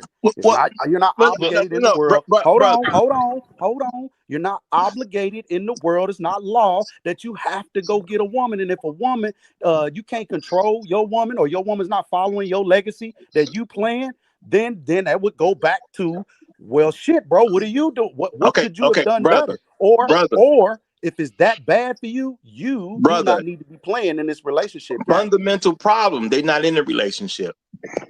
I can't do nothing with a man when she don't belong to this man. I said that earlier, bro. If she got a husband, I can say something to her husband. If she ain't got no husband, I can't blame some man. If she don't even got a quote unquote boyfriend even taking responsibility for that particular moment, that ain't got nothing to do with men. So we you talking gotta about be those with women. a man. No, I'm just saying in general, you gotta be with a man to blame a man. I can't blame some woman about something going on with her life and she's single. That's a her thing. I ain't tripping on that. What I'm talking about is the fault that when we come on here and we start talking about what they did wrong, right? I always, me, and I'm gonna say this every time. There has to be someone to come in and say, okay, what could we have done as a group, right? Say this is just a group of nomad women, and they've been obviously mistreated, right? There's a group of nomad women. They've been obviously mistreated. So our position is, leave them in the wilderness and let them die. right? That's an option. That Is is it an me? option, right? Leave them in the wilderness, let them die. Another option is to provide some shit. If they down with the program, show them your program. Demonstrate what your program is, right? Stick to your word. Be consistent. Show them what the real love is all about, what black man love is all about. See, they didn't get black man love. They Oh didn't Can I get go man, that. next, They got Roger? some love. wait. No. They I had gotta go, fragments. Prince. I gotta go. Yep. All right, Mr. Z, I'm gonna let you say what you gotta say because you gotta go. But Yeah, I'm Prince. gonna I'm give gonna drop Ryan for real. I'm first. gonna drop for real. But creative. I'll end out with a question, and I'll take the answer offline, brother. Let me know when black men weren't held accountable, and I'll end out right there. All right, y'all. Y'all have a great rest of y'all day. Mr. Z out. All right, you All right, get yeah, out of here, I'm about to Mr. end that Z. also then. You get out of here, I'm about to Mr. end that Z. What are also. we running from then? Okay, you get If out of here. I know if that's the we question, what we we got running things to from? do. That should be an easy Y'all, answer to answer. y'all relax. I said I was gonna get Rael in. Relax. My bad. I'm gonna say this too. There's a Well, fundamental. hold Go ahead, Beto. on. Damn, y'all like cats, man. Now, Mr. Z left with a profound statement, and that was, when were black men over the last 400 years not held accountable? When? That didn't happen. Never, ever, never happened. Not never. Not never. Ooh, not By never. far, ADOS men are the most accountable men in history. Nobody has had to bear the burden of every mistake, every weakness, every failing, and even when they have succeeded, even when they have created, even when they have built, even when they have prevailed, they have been treaded upon. Even at their highest possible levels, their highest possible performances, they've been treaded on. So they've been held accountable even when they've succeeded. President. The greatest airmen to have ever lived have been black men, the Tuskegee Airmen. And the government is removing proof of that. They created the first Top Gun program in this country's history. No credit for that. We see no reference to that in Tom Cruise's movies, right? Mm-hmm. They're removing evidence and proof of the greatness of the Tuskegee Airmen, not giving them credit for it. But yet, black men, there's a question about the accountability of black American men. There's been no men who have had to pay a higher price of accountability on the history of this planet, I would argue, than ADOS men over the last 400 years. Well said, brother. Well said. And I'm gonna say this, and I'm gonna get a flow to Rael. When it comes down to it, y'all, when you have the assumption that black women have been hurt, because that is not my assumption. I'm black, which means I talk to black people. I go inside of black homes. I've done work where I go into black homes and black businesses. I have done it on my own as a person, just individual, curious. I told y'all before, I go around, I do my own surveys. I go talk to black people. I don't assume the girls were hurt. I assume girls gonna have a story about how they was hurt, but I don't assume they was hurt at all. Point blank, period. And if you got hurt, my first question is, why weren't you under your father's protection? Now, if you weren't under your father's protection, it pretty much comes down to your mama's using a patriarchy to make sure you are not under your father's protection. So I know where that problem came from. It came from a woman. Again, where I see black men, I don't see problems. There's literally no problem you can connect to black America that don't come from some black woman trying to use a white patriarchy to keep a problem in place. And if there is one that I haven't thought of, y'all can share it with me because I'd be interested in hearing what that problem is. And that's real talk. But let me get a photo, Rael. You got it, my brother.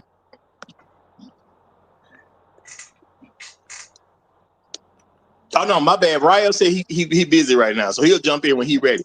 My And bad. I'm thinking, Roger. I really am thinking, but I can't. Can I jump in? Because Go ahead, True. I want to say something. I'm gonna leave real quick. You All think? right. I keep bringing this thing back to the art of war. Like I really, when I say the phrase "all is fair in love and war," you really got to understand what that phrase means. It took me to this age necessarily to really understand that in the full totality. But I think you really need to study that, right? In any quote unquote battle necessarily, the most powerful tool is always the spy, right? Because they give the quote unquote the bad information where they need to. They take that the quote unquote the good information and relay that back to you, right? That's if the spies is working for you, right? When the spies is working against you necessarily, that makes your mission a lot harder necessarily, right?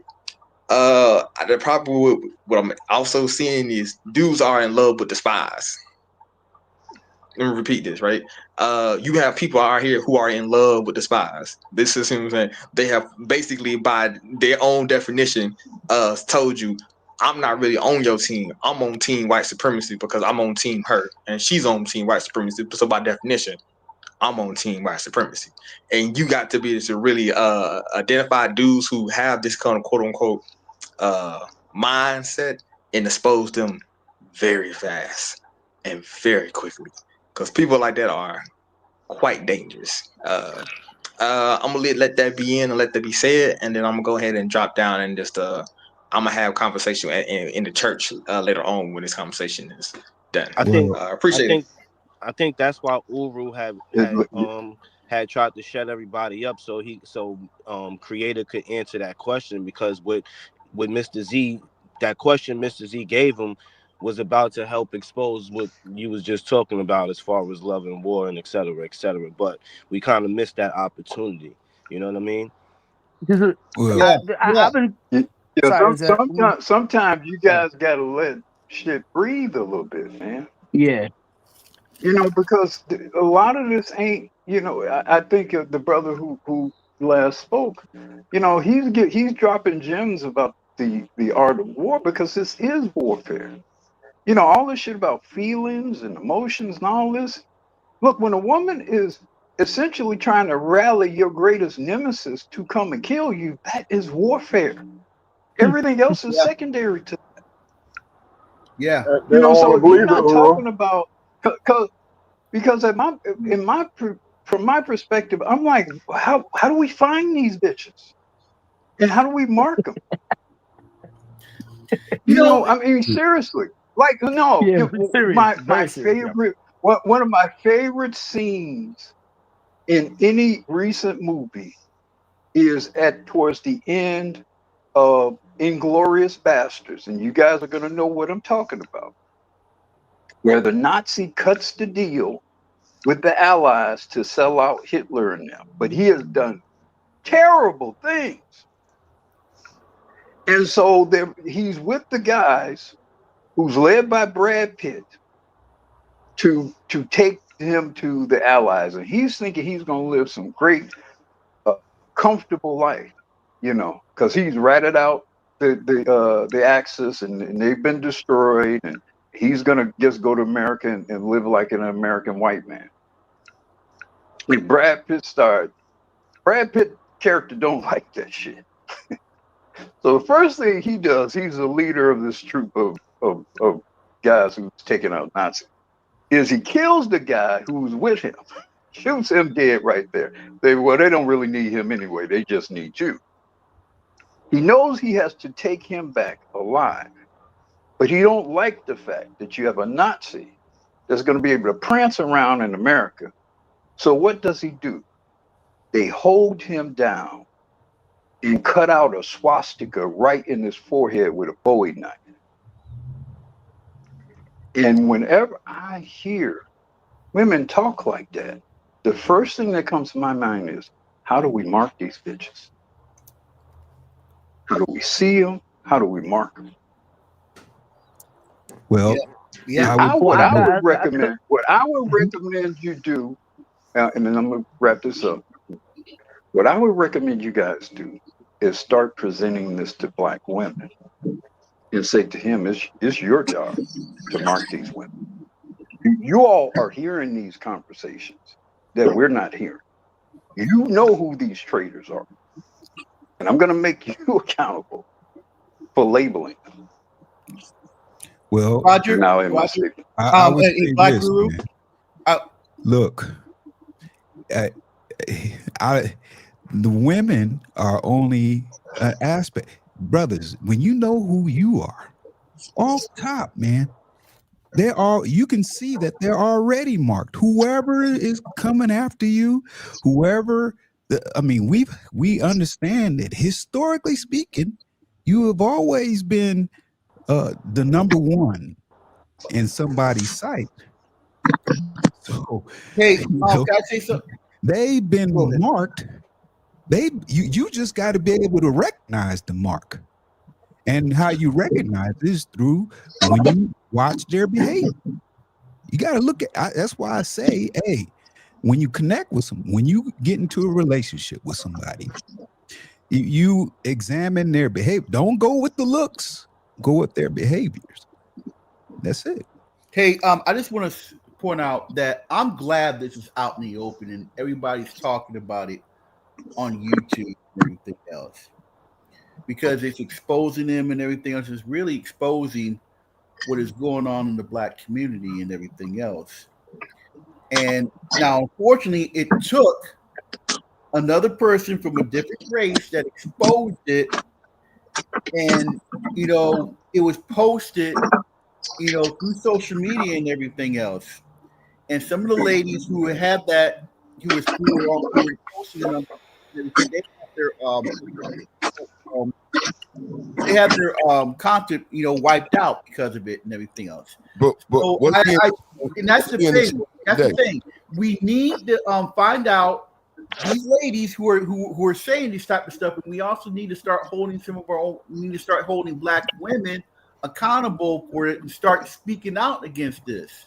Guys, can I step in? Because I really want to change the direction. Black It's women. something else been exposed today too, though. What? Say it again. What's being exposed today is why it's still occurring. Yeah, I know. The It's out in debate- the opening though, and then finally, it's waking up some Black women. We have a lot of debate. Hold fast, hold fast. I'll let you get the last word on this real quick. Name is protagonist, and then I'm gonna get a photo right here because he ready now. And I'm gonna say, y'all. I mean, this is stuff I've been saying for a while. I only use a clip because the clip just somebody actually said what I've been saying, been going on for a long time, but it did come from a conversation that is not meant for Black men to hear. And that's what we have to take the understanding of. This is a conversation that we're not supposed to hear. Now, are people dumb enough to put something on social media and think a Black man will never hear it? Yes. That's all it is, okay? People dumb that way. It's just that simple at the end of the day. But again, what I'm trying to get Black men to really concentrate on is the fact the Black community don't have a problem unless you're speaking of a problem where a Black woman is trying to get a white patriarchy to support her in something she's doing. Other than that, there are no problems in the Black community. Now, what y'all gonna do with that information? I don't know. But now, at least, if somebody said, well, what about Black men doing this? What about Black boys doing this? What problem do we have that don't go back to you trying to enforce something with white supremacy? Because even guys who are being criminals, why do a lot of Black boys who actually go that route? I'm not talking about all Black boys, but the Black boys who went the route of being a criminal. Why they normally get into that? Because of their mamas. It's just that simple at the end of the day. Their mama made sure the father's not around, so he go into criminal activity so he can have stuff or the quote unquote nice things like his mama tell him he's supposed to be able to get, and then he want to get nice things for her too, so she prolongs his criminal activity. So what's gonna happen? He's eventually gonna get caught and get up getting killed because he's doing illegal stuff, and it was already bad enough you're doing something illegal. You're prolonging it because you're trying to take care of a woman that's supposed to be taken care of by her husband, not by her son. But name is protagonist. Say what you want to say. Then let's get a floater right here. I want to contextualize very clearly and say that in an ideal world, depending on your wits alone, can give you the idea or the ability to recognize a contrast within a baseline. Anybody that's familiar with NLP applications of behavioral detection techniques that are used in security all over the known world understand this fact. The argument here is that there is no line of distinction when you're in motion between someone who's animated by the nonsense and somebody who isn't. There isn't. This is a human condition problem. And making the implication that black men have to have some sort of unique hypercognitive sense of awareness is you contributing to this problem, whether your intentions are positive or not. It is irrelevant if you as an individual are successful in being able to identify that. Ask anybody that engages in counterintelligence, specifically counterterrorism. It isn't that there's this giant legion of people who are on muhaha time. It only takes a few, and it compromises the entire system. The idea of the art of war was brought up. Understand that while double agents do enable the grand cycle of the many kinds of spies, it's the dead spy in particular that makes this whole thing work. You take one, animate them with bullshit, and they mix in with the rest of the society, and they give you the context for all your other spies to operate through. In the modern intelligence world, they call that useful idiots. It doesn't matter how diligent you think you are. We're talking about a systematic issue. And not only is it systematic, it behaves like a quantum phenomenon where it exists in an abstract idea. And then the moment you draw attention to it, it will fit every expectation you have, making it impossible to edit unless you use a system to push back against that.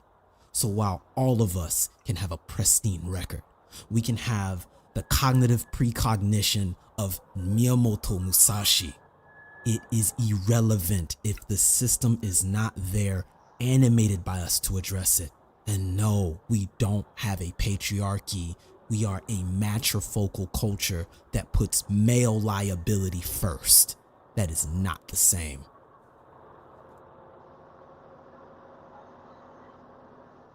Yeah, and one of the reasons why, you delete the spy is, for one, you get rid of the problem, but you also have to use the deletion of the spy to make an example of fidelity for the rest of the group. That's why you just didn't kill a spy. You put a spy before a firing squad so that everyone else in the group can see what happens to the spy. And I'm emphasizing this point because amongst all of you, the spies exist. Some of you are sleeping with them. Some of you have made children with them, have owned homes with them.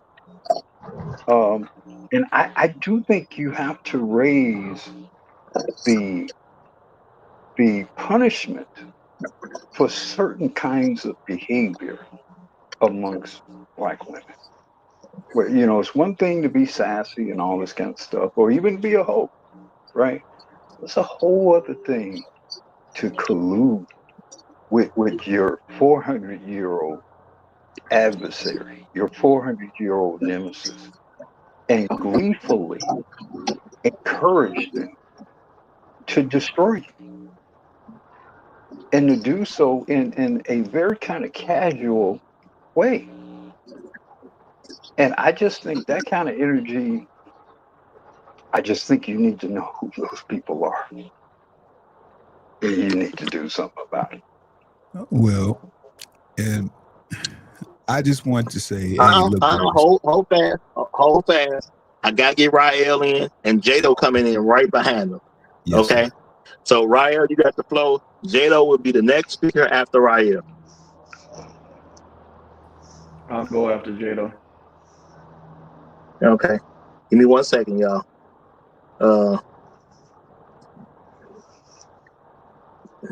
I'm getting Jado up here. Go, Pete. Somebody gotta go.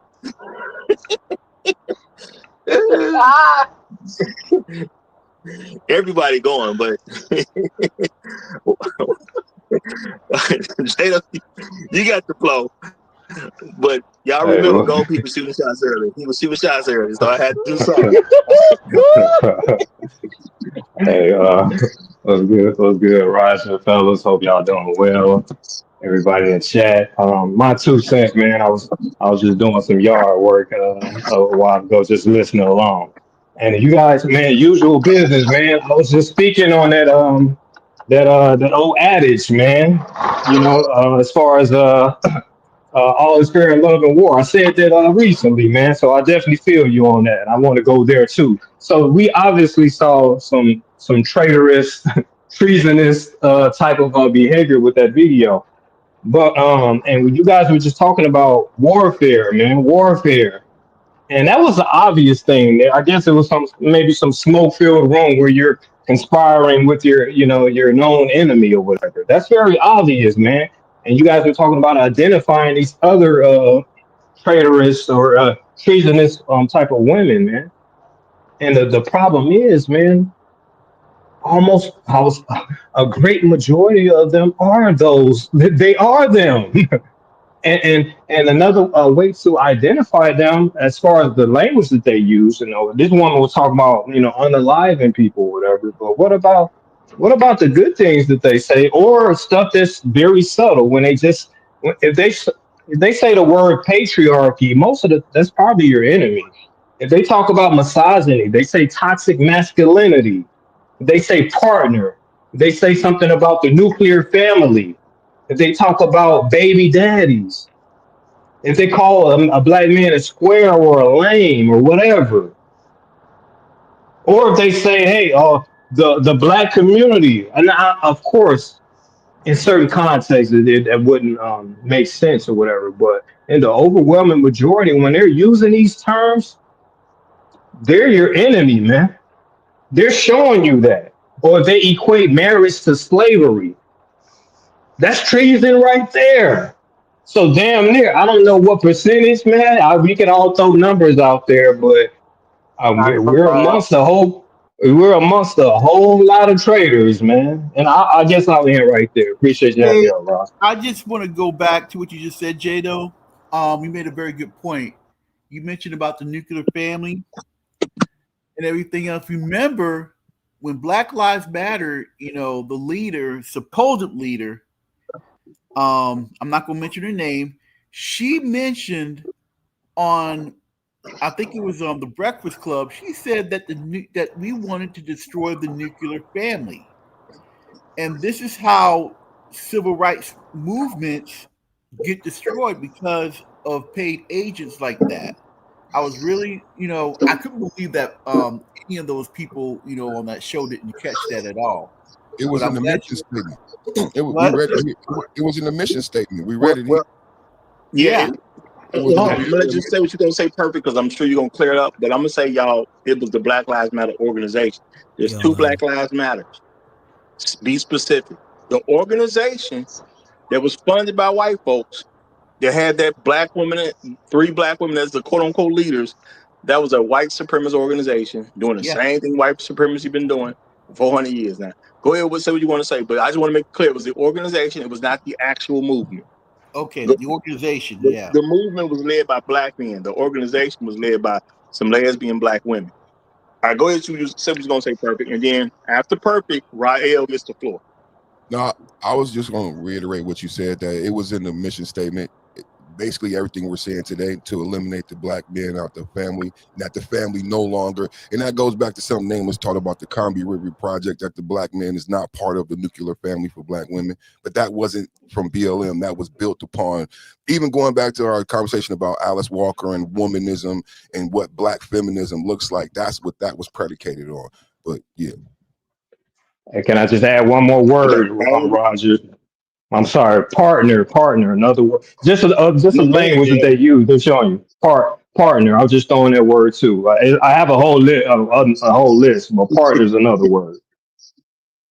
I'm gonna talk to you in Bible study about that list. Real talk. No, wait, Okay. wait, Jado, one more. Because back to Oprah, like when I was a kid, black women had them children start calling them by their first name. So mom got eliminated too. You know what I'm saying? To conversation we're having today. And Oprah condoned that. That was one of her biggest shows. And then black women start iterating that in their homes. Don't call me mom no more. Call me by my first name. And you see that manifested. I don't know if even you guys even know where that came from, but that's predicated again on Alice Walker, black feminism, womanism, and everything we talking about today. Okay, all right. I was gonna say something to you, Perfect, but that was such Think good about, information. I'm gonna let it think slide. about, there's a psychological reason for doing what they did. That was to, if you say them by their name, you're essentially separating them from the responsibility of motherhood, the accountability and the responsibility of motherhood. Yes, sir. You're essentially creating your own separate, I'm my own separate liberated entity. I'm liberated from your father, who likely is not my husband, but even if he is, I'm liberated from him. I'm liberated from family. I'm liberated from children. I'm my own separate independent entity. And that's why they don't want to, they confuse the issue of mother, they confuse the issue of gender, and they use partner and all these nebulous, non-descriptive terms, because it's all about reformatting your brain and your expectation of what you're supposed to get or not get from them. That's why the wording is so important. That's why, yeah, they don't want you calling them mother, because historically, throughout all human history, mother has been a very responsible role and job. So I don't want to necessarily have you calling me mother. Okay, can we get Rael in? Are y'all okay now? Can we get Rael in? Okay, because it's starting to seem personal to me. Okay. All right, Rael, you got the flow, brother. Peace, Roger. Peace to the panel. Peace to the chat. Peace, Ryan. Peace, man. What up, man? God is good every day. What's going on, Okay. Rael? Peace. Okay, so I'm going to read a short little passage from this book I have called The Mulatto in the United States, including a study of the role of mixed blood races throughout the world.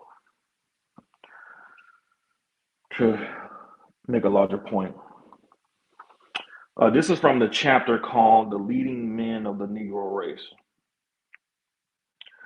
And just to give y'all a backdrop to what the overall premise of this book is about. This book is about the notion that the only qualified person to lead Black people is a mulatto Black person, specifically a mulatto mixed with Black and white. However, the term mulatto is not just for Black people in terms of mixing with white. You have other terms and other cultures as far as Latin America and other places in the world that describe this phenomenon. Just to give that backdrop. So mulatto is not just endemic of Black people's experience in the United States. They said, it has been pointed out frequently, both by the friends and the critics of the race, that the Negro in America has not as yet produced an individual entitled to rank among the world's geniuses.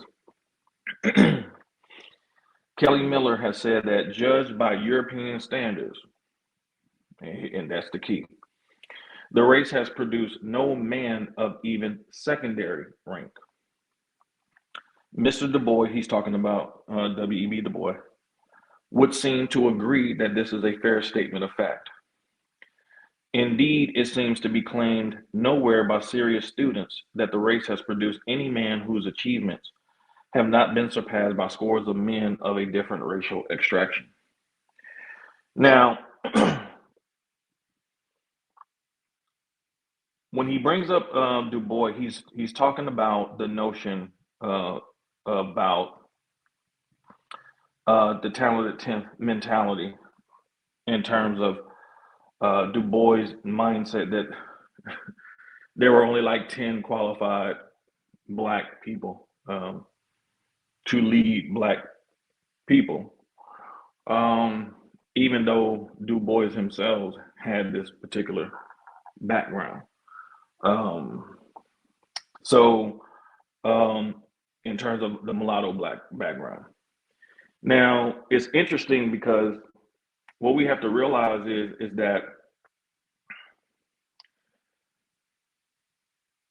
we have done a very poor job at really highlighting our heroes as black men. This is one of the reasons why Carter G. Woodson wanted to do Black History Week, and ultimately it became Black History Month. The premise was to make sure we did not forget our heroes, nor our heroines. And so this was the kind of mentality that we were fighting against and still fight against to this very day. The notion we haven't done anything. I remember being in the pro-black circles, hearing black men say out their mouths, well, the reason why black women don't respect us is because we haven't done anything.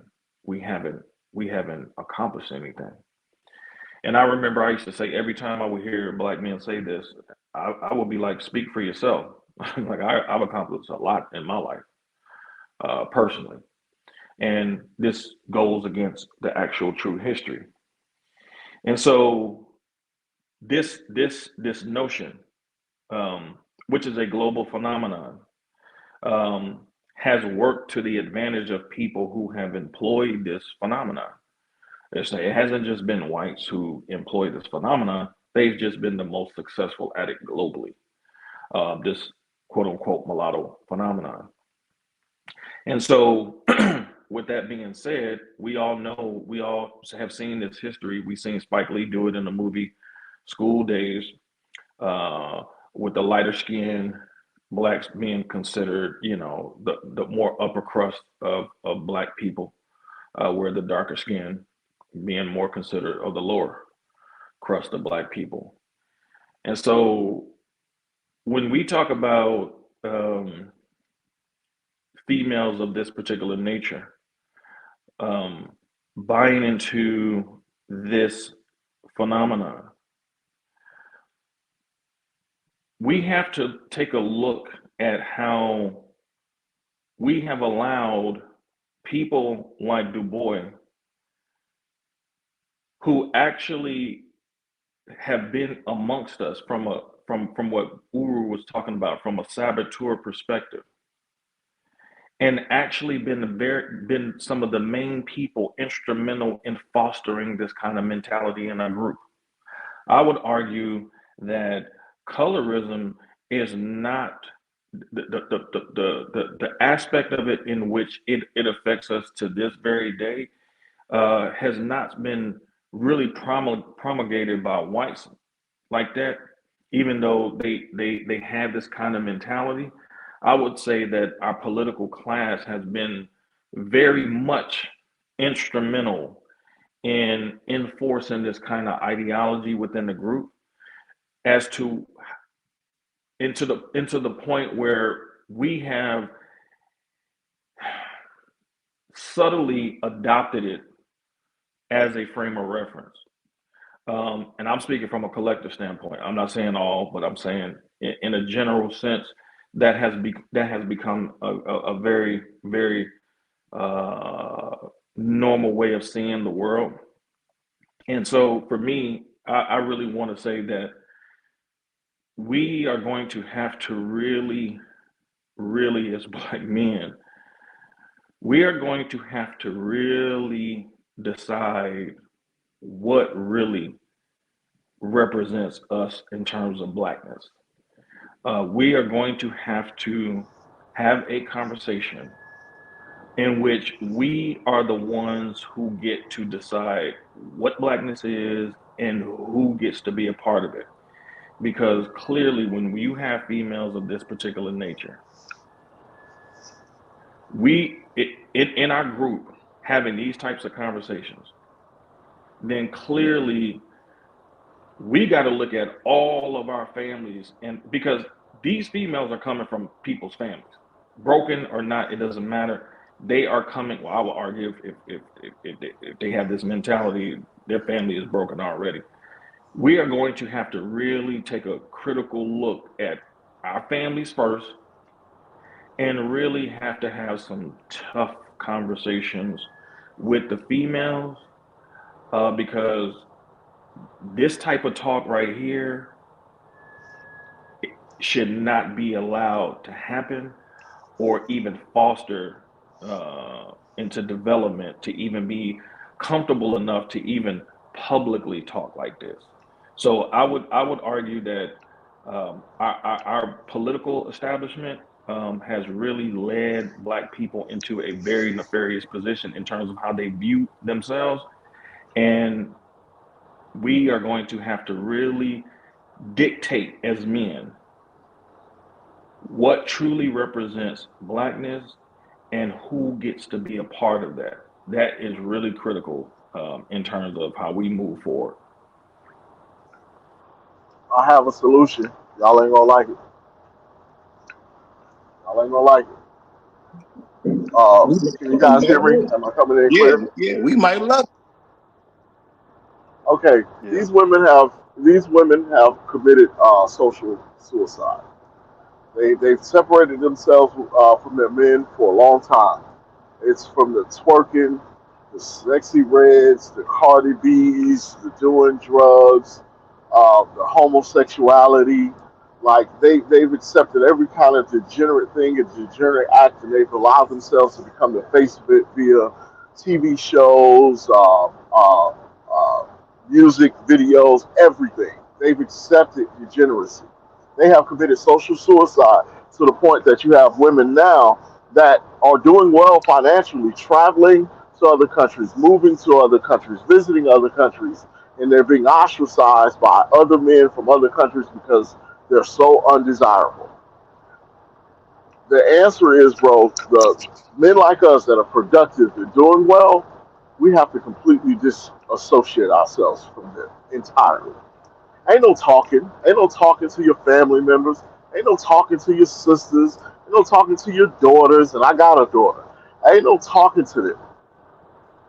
You're gonna have to go and find you a wife that is accepting of a patriarchy from another country, and you're gonna have to create a a different class of black people.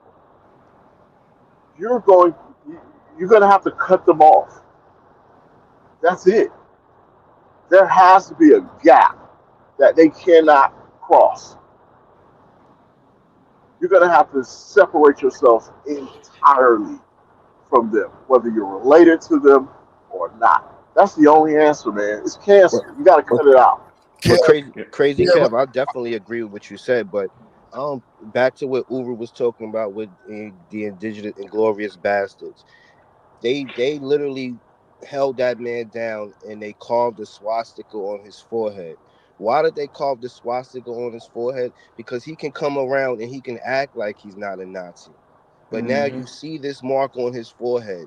Somebody said, oh, something about, oh no, well, you could just no, nigga. We have to find a way to mark them literally. If we figure out a way to make some copper rings and you just gas them up in here, you wear this, but everybody know that she got that copper ring on, she's off limits. It's something we have to figure out. They're I think already walking around with the Well, swastikas. You niggas just well, won't you well, won't believe it. I that's just well, want They're what it is, unma- man. they're, That's what Roger. it they're is, man. unmarried. Say that. Say that Roger's part. trying hey, to get hey, hey, something hey, in. hey. Now, Roger's all trying one to get time. something. Okay, I'm gonna say real quick, then you go ahead, perfect. And I'm just gonna say, I have promoted a certain identity marker from Jump Street. Your husband. I know some of y'all ain't Bingo! caught That's that what I yet. was gonna say. You know, that's why I'm asking women who need anything from me. Let me speak to your husband. Okay, go ahead. Go ahead. The nameless protagonist. Go ahead, bro. I was just wanting to really draw attention to what Rael said because I don't think this hits hard enough for a lot of people. This is so old. This is so ingrained. that this is autonomic with the culture, and it's Mm-hmm. easy for us to overlook because it's background noise we're used to. And if you've got like a broken air conditioner, just for lack of an example, if you've got an air conditioning that's a conditioner that's broken and it's got noise playing in the background and you don't notice it until you go somewhere else and you just don't hear that, and then you come back here and you hear that dissonant noise, it begins to bother you. I think, and you can correct me if I'm wrong, Rael, that's what learning about the blue vein culture did for me. Mm-hmm. It brought to the surface a lot of attitudes I thought were exclusive to white folks, and I didn't understand the motive behind it all until I began learning about the education system and then learning about the different arguments behind just the civil rights conversation as a whole. It is so baked into the way we even form relationships, because this word bourgeoisie, for example, it doesn't even mean the same in the North as it does in the South. And it's not until you get to see the entire picture of how there's all of this cross-pollination, and then how intersectional feminism going post Combahee River Collective, amplified by Oprah and other forms of media, have become a platform to project these attitudes, ideas, and predispositions to leave people comfortable talking about these things. If you don't have an understanding of where these ideas come from, and then you've got I'm going to say, old school black nationalist perspective, starting from the Dr. Ben Yakanoff line that led you to Sarah, the Sa Neter sectors. Y'all know all about that. Mm-hmm. That particular mentality was always self-accountability, protect queens.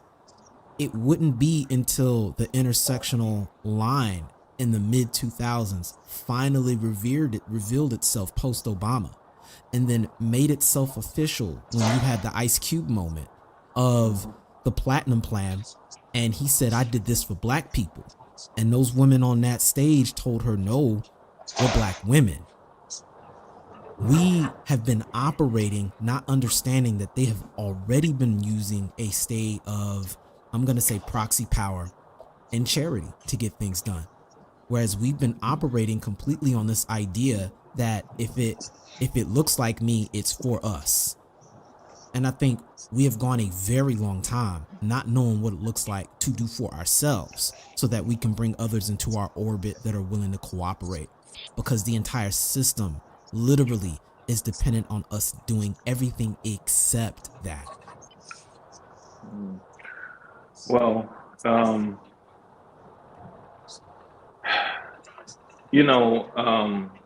the guy for Marvel, what's his name? Stanley, rest in peace to him. He used Malcolm and Martin as the archetypes for his characters, Magneto and Professor Xavier. And this is an example of how we're not controlling our own history and narrative. When was the last time, you've been to an exhibit that outside of something about lynching or something like that, where you just saw something great that black men performed, or just black people, but specifically black men? What museum have you gone to? Have you sought out? Have you picked up your phone and Googled black museums in my area, to where you can actually go see things that black people have performed, specifically black men, so that your mind, this is why it's so important, because if you don't do this, you're going to be under the impression that white people created every damn thing. I was listening to Bobby Hemmett recently, and I was so glad that I tapped back into him. And he said something that Amos Wilson said that I will never forget this. He said, Amos Wilson said, the reason why you black folks think white people are superior He said, because you associate white people with technology. And that shit, man, when he said that, I said, damn, that's so real. And one of the most important things that is missing from our conversation as far as black men, which is why, I'm gonna touch on this in the future, is the black men inventors. Okay? This is a critical piece missing, because what this dude was saying in this book that I referenced was the notion that we weren't creative, not just creative on some like rap and hip hop. That's great, and I'm not taking away from that because I love it. But creative in the aspect of doing things that contribute to the well-being of society. I have research showing all these different types of inventions that black men created. Men like Granville T. Woods, Lewis Latimer. I mean, the list goes on and on and on. We're talking about a lot of inventions during the slave experience, after the slave experience, that has contributed to the well-being of society. Things like that helped the railroad industry really push forward. Black men were very much a part of that experience. And we don't have any knowledge of that because it has been purposely suppressed by people who chose to align themselves with the Du Boisian philosophy. And the Du Boisian philosophy truly states that white people are the standard bearer. No matter how much you want to talk about how much great black people are, if you're constantly trying to get that recognition from white people, you're constantly going to, at the forefront of your brain, you're constantly putting them at the top. Whereas people like Booker T believe black men were the standard. And that's why he built the institutions he built, so black men could demonstrate that greatness. This is a fundamental problem that we have in this group. And until we resolve this, we can talk all the stuff about the females and I'm with that. But until we as black men see our own selves as great, until we see that, all this talk is just bunk, man. Because that's if y'all want to know one of the reasons why I bring up Alonzo so much, because I look at Alonzo as the next Alonzo Herndon. And if you know anything about Alonzo Herndon, he started him and his black business partner. They started out as barbers, and they ultimately became millionaires through life insurance. I look at Alonzo as being that type of great. I believe I know he has that type of capacity to bring in that type of era bringing in that type of era for us. And I'm constantly bringing his name up, man, because we have to look at our brothers, not just in the past, but our present day black men as being great in their own right when they show us they're being great. Because if we don't do it, ain't nobody else gonna do that shit. Rael, I've got to highlight this point here so that people really let this land home about why you bring up Du Bois. Du Bois is brought up, and his idea of comparison, stemming from a dualistic perspective of wanting to gain acceptance from the white community, coming from a blue vein culture, followed by trying to get socioeconomic parity with the white demographic. That's the whole reason Marxism comes up. And everybody thinks that you're just making a straight up argument against political modalities as a whole. It's important to understand that he was the one that introduced the idea of taking something that was only supposed to apply to the means of production and introduced race to it. And then later on, feminists added sex to it. And it became the foundation of what becomes black politics because it was woven into the idea of civil rights when it had nothing to do with this crap.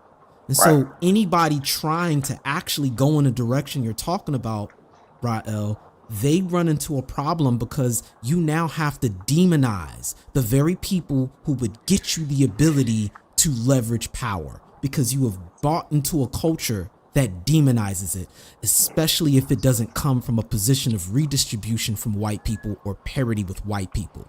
Which is why we keep coming back to this crap and why it has to be brought back to what Du Bois did implementing the Marxist ideology and how that legacy continues to haunt black politics to this day, to the point where you can't talk about business, you can't talk about money, you can't talk about controlling resources without some evil white man standing there with lightning flashing in the background on some muhaha energy, not realizing the very tools that are being used to keep our demographic down, half of them we invented. And the reason they got them from us because there's some patent that's allowing them to profit from it all.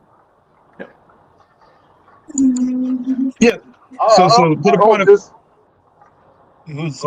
so to that point about there's this idea, or people have this idea. It's not just black people, by the way. Everybody kind of has that idea, because when you talk to people outside of the black population, they'll have the idea that you're right, that one group invented everything. And what I remind them all the time, I say, look, nothing good in North America or the United States. Matter of fact, the United States doesn't even get built without black people. But nothing good has happened if black people either didn't spearhead it, or were connected to it, or involved, or participated in some way. And then when I make them actually try to prove me wrong on that, and they can't ever think of anything. So that's part of the correction that we have to give people. But the other part of it too is, one of the reasons that happens is that if a lot of these young black boys were raised by men, do you think they grow up thinking that we hadn't done anything? No. So the boys got to be raised with the actual guy, the guy, or a group of men who actually. I'm not gonna say that's because sometimes that can't happen, but for the most part, if they're raised by their fathers, then that's going to put that in his mind. Hey, look, my father's good.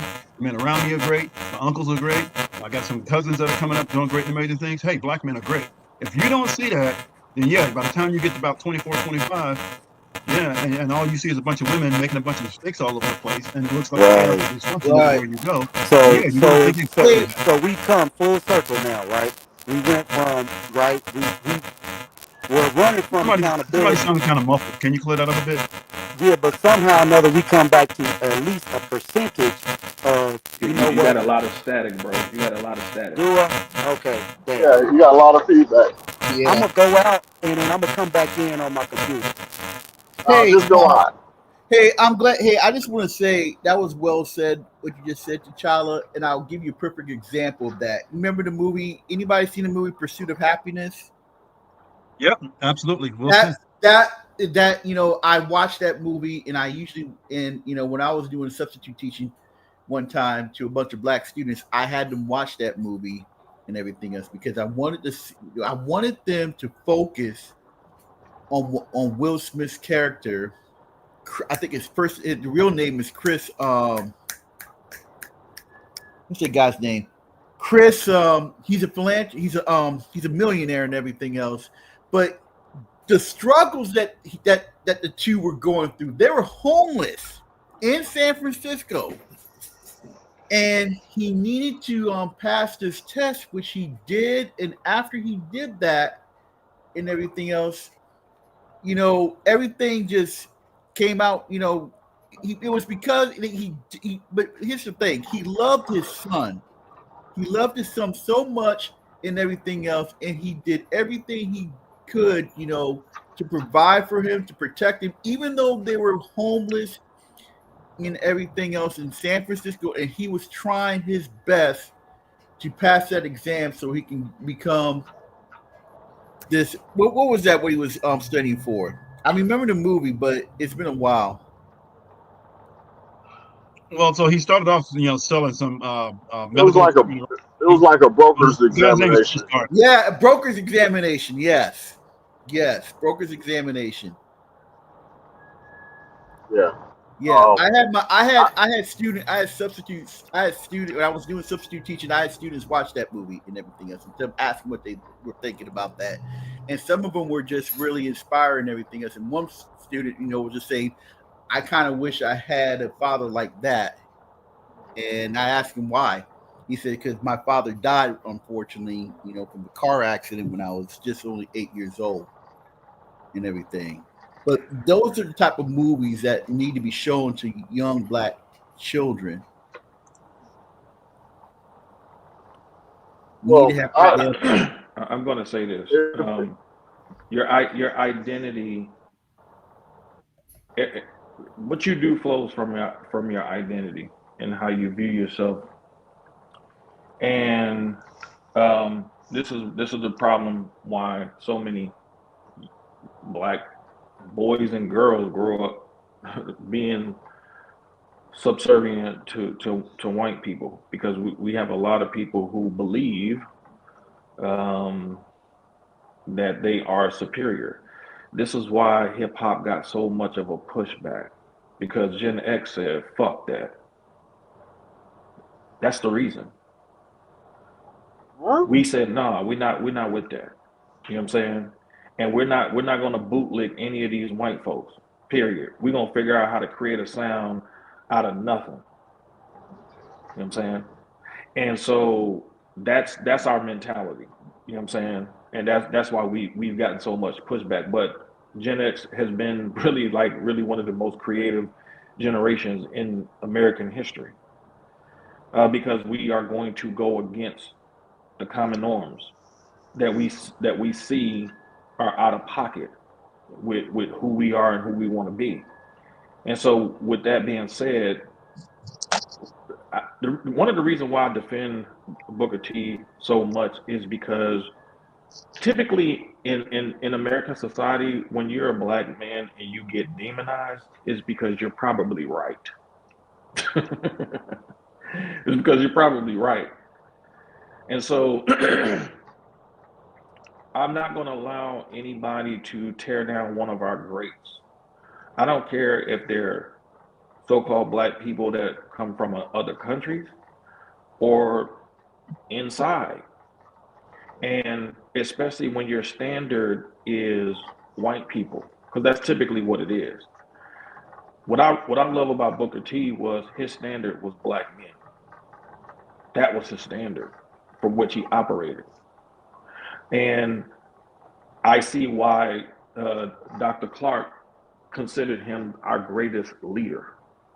Um, I'm actually working on a presentation now about how international students were at Tuskegee from places like the Caribbean and Africa and in Asia, India, China, and Japan.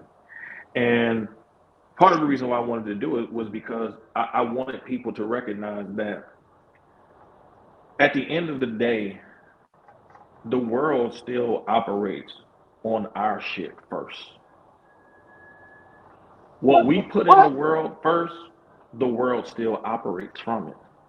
I don't care if they could try to steal it. You know what I'm saying? But at the end of the day, it's like them trying to steal hip hop. You can't. I got a Like that's question. our that's our I got shit. So I got a what I I got a hold on, question. hold on. What I want to happen is for black men specifically to see black men as the standard. I'm not saying just like it sounds good to say it. I'm talking about fully implementing it. Take your nephews to the museums. Take your nephew to some of these schools and try to see if they can get in some, you know, not what is it, trade programs. Learn the history of the trade programs. Learn where it comes from. Learn who instituted. Why did they do it? All of this stuff is critical in terms of the formation of your identity.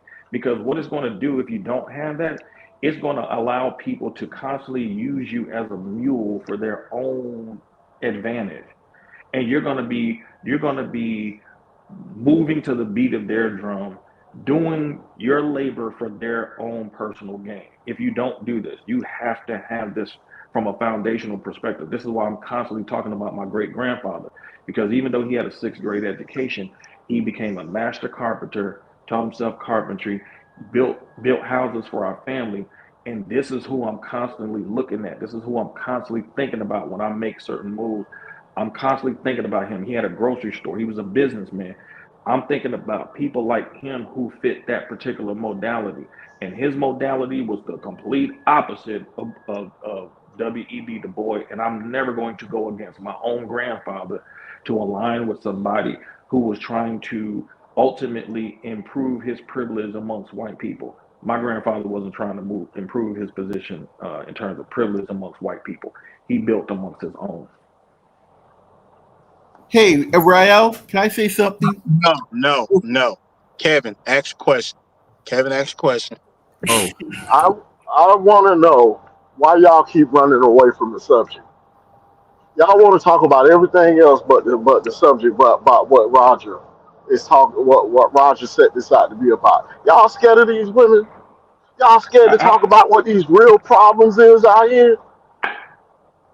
That's what it seemed like to me. I really want to answer to that. Why y'all keep running away from this subject? Running away how? Who is running away from what? Man, y'all talk about everything but what the problem is. The problem is we don't have nuclear families.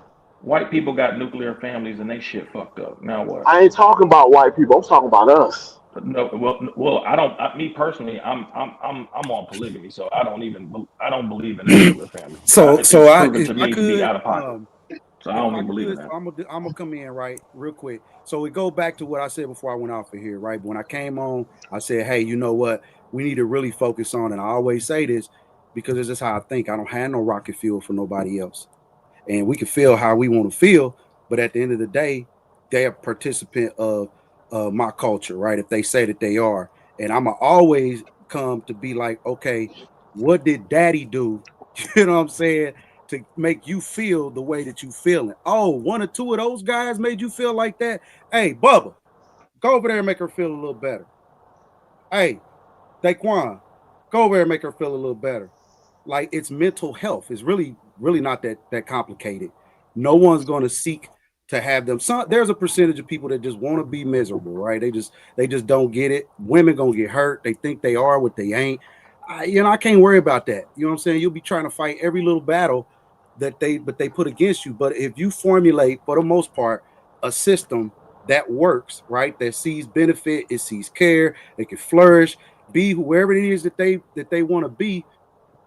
I don't really see women running from that or really tripping on that. So that's what I'm saying. We need to be intentional. I try to be intentional about my patriarchy. That don't mean it's perfect by no means. It don't mean it won't be challenged by no means, right? But it's still gonna stand, what I built and what I'm building, then everybody starts to see that, okay, well, damn, I can't worry about the mother families and what they got going on. Only thing we can do, we got rocket fuel for our ship. And as time goes on, which time is not your friend, it don't love you, it don't care about you, right? Whenever time moving, whatever that deadline is, it is what it is.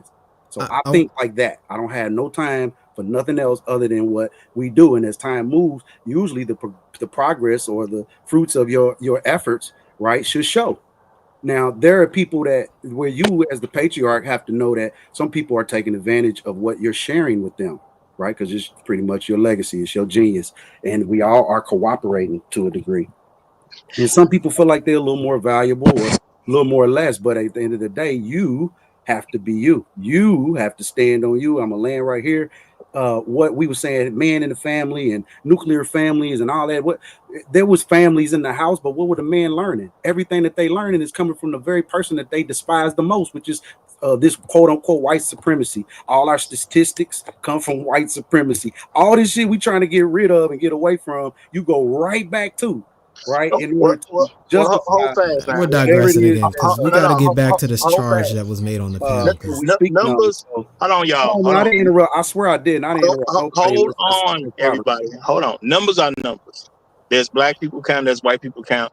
But when it comes down to it, at the end of the day, the numbers are just numbers. They're not people's numbers. People present numbers in a certain way, but you got to learn to figure out what the information is and stop being so attached to the presentation.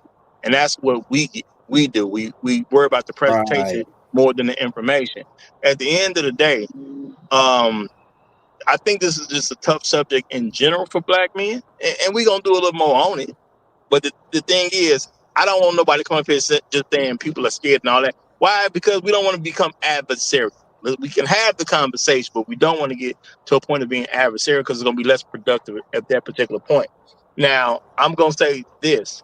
I am trying to give black men something to work with because you're going to deal with a bunch of people from beyond today. Y'all think somebody ain't going to tell y'all something going on Right. is a man's fault? Of course they're going to say it. And what you need to be able to respond with is there is no problem that ain't between some black woman who believes in white patriarchy. Because any woman who has a husband, her kids ain't starving. That's just how it goes. Hey, Any Roger, woman who got Roger. well, let me just say this real quick, and then you got to turn around. If you got a husband, your kids got clothes. If you got a husband, your kids make it to school. You got a kid, you got a husband, your kids get good grades. So what problems do black people have other than some black woman aligning with this white patriarchy to hurt black people? What problem do we got other than that? And if you say that to a person and give them a chance to actually think about what you said and respond to what you said, not just throwing anything out, get them to respond to what you actually said. At the end of the day, a lot of problems will go away because there's no other actual answer. We ain't got none. Every problem I see in Black America is literally attached to black women trying to align themselves with white patriarchy. I don't see no problems outside of that. Even politically, black women go into politics, get them votes, they get in there, and what they do, whatever they believe white patriarchy wants. It's that simple at the end of the day. Go ahead, turn around. I just wanted to say, I'm just trying to do. I got one blonde hair, Latina thinking black men are great. You know what? There you That's a step in the right direction. But no, I want to address this hold point on, here. before you even say that, Ninja, just to give it background to what you're about to say. The point was really to show you have been shamed out of revering your greats, which ultimately allows these types of females to have the control over you that they have. When they say you ain't gonna be shit like your dad, they're saying the same thing about you trying to be great like Granville T. Woods.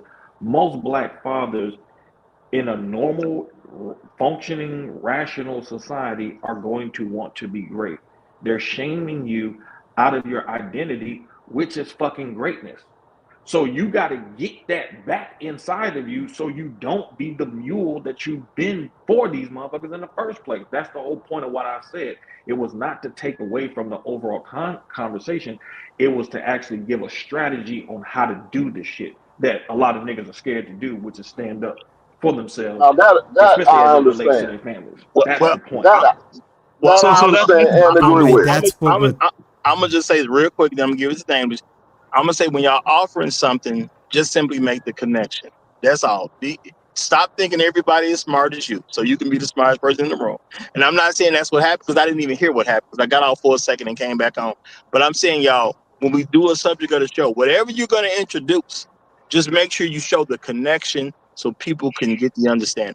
I did. Go That's ahead, why Dame. I brought up the book. That's why I brought up the book so I could show the connection. That's what I did. Yeah, so this was not some sort of beating around the bush issue. This was killing the logistics of how you even get that in the first place.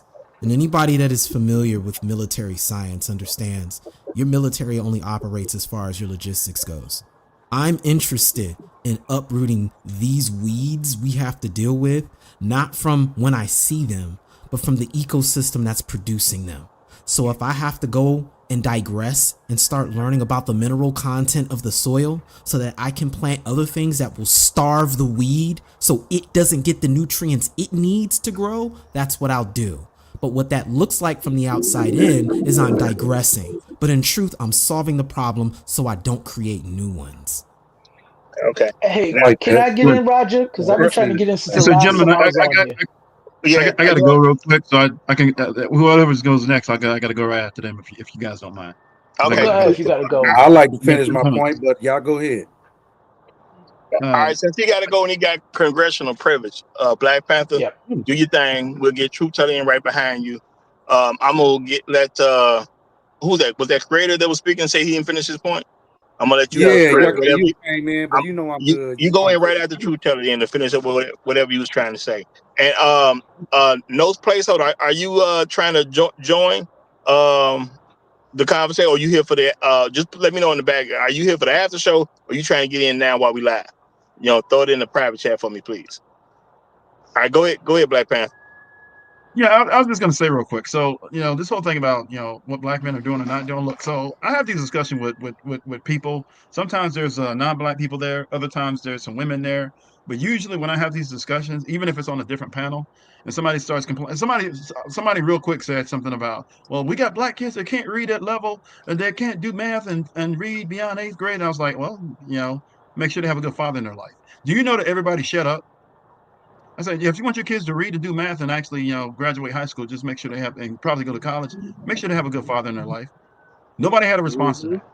Like something that simple right there shuts people down because people talk all around the problem. I think this kind of what somebody was getting at. They talk all around the problem instead of just saying, look, you don't give a fuck. I mean, you don't care about your kids if you don't have that strong family concept, meaning that guy's you're not following black male leadership and you got to protect a man who's a husband and father and doing the stuff he's supposed to do. And then the other thing I'll say real quick is that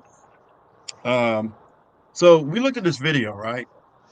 And I guess it's gone maybe a little viral, but if it was flipped around and you have black men talking that way, this would be major viral, right? So this says a lot about, and maybe I suspect some black women have seen it, but usually when something offends black women, and particularly, they make it go very viral very quickly. But something like this, when it's black women doing it, there's some level of, it gets out there in the ether a little bit, but for some reason, this is not making a big splash because this is actually a problem, and that says a lot about black women. And I don't want to put them down too much, but I'm going to say that when something's going against them, they don't have any problem making it loud, and that something like this shouldn't be said. But meanwhile, everybody seems like it's okay to do this kind of stuff and say this kind of negative things about, well, use white men to get black men up out of here, even a good black man. I'll go ahead and land right there. That's a good point, BP. That's a good point. Where y'all at? Okay. Where y'all at? And Champ, I'm gonna let you get in too, because I cut you off for a reason. I'll tell you backstage. We're gonna get to all that right now. It wasn't nothing against you though. Nothing against you, my brother. Who did I say was gonna go next? It was me. I'm gonna change this direction a bit because y'all niggas is disappointing me on today's show. Oh, and hold on. Black Panther, are you done? Because I'm gonna bring Shark Tins back up if you done. Okay, he gone. All right. He gone. Shark been in the back. My bad, Shark. Shark Let me get you back on back stage. there. Yeah, my bad, Shark. That was an accident, brother. My bad, brother. Shark in the chat wilding out. Yeah, that was a total accident. To have you back there that long. All right, go ahead, True. I'm gonna say this across the board. This is for the entire goddamn panel. Y'all niggas disappointed me today. I don't even know what y'all talking about in this conversation. Because if you pull the rewind and you listen, the base argument everybody's making and the discussion topics everybody's making is basically an effort to save these hoes. Not me. Because everybody's trying to figure out why they think the way they think, to change them and make them act the right way and make them do this and make them do that. And listen, these hoes ain't got to do nothing they don't want to do, which means they not your hoes. It's that simple. And you know what? I'm going to go even a step further. I'm going to put myself in this basket too. We old niggas, because the young niggas don't move like what we talking about. Because if you ain't with what they with, you ain't with them. These young niggas ain't playing this game no more. They don't care if a chick trip and fall on the sidewalk. Them niggas keep walking like they didn't see nothing. Them niggas, they don't even step over bodies. They skip over bodies like, whoops, and keep it moving. We the old niggas trying to figure out how to change these hoes. Looking at this video, man, they don't deserve our help to change. They don't deserve it. I don't know why we convinced ourselves we got to do it. It's probably the program is still with us, our generation, where we come from, blah, blah, blah. But we obviously ain't taking in our own teachings, because if we was, we would just be cursing at them and telling the young niggas how to identify these hoes and keep it moving. That's it. Now I want to make a rebuttal piece immediately. I need you to show me on the tape why I said say these damn hoes after I showed you where the freaking bullshit originated from as a case point to not. No. Oh, it changed, boy. I'm gonna give it to you. I'm gonna give it to you. I'll give it to you. So all the discussion around how they're doing what they're doing and it's for zaddy, and it's for the way they think and what they want, and they don't do this and Yeah, they don't do that, and what they could do to be better, Usher, but they don't excuse me. want to do it. The second you lean into that, you're hoping for the best for them. Yep. If you if you had no care about whether which direction they go in, and you was just focused on your purpose, it don't matter what these hoes is doing. It don't matter why they got to the way they are. It don't matter. The only thing that matters is how they function and how you could defend against it. That's it. All right, I'm gonna interrupt for a hot moment because we got somebody named Edward Barber down there who says you do sound gay as hell.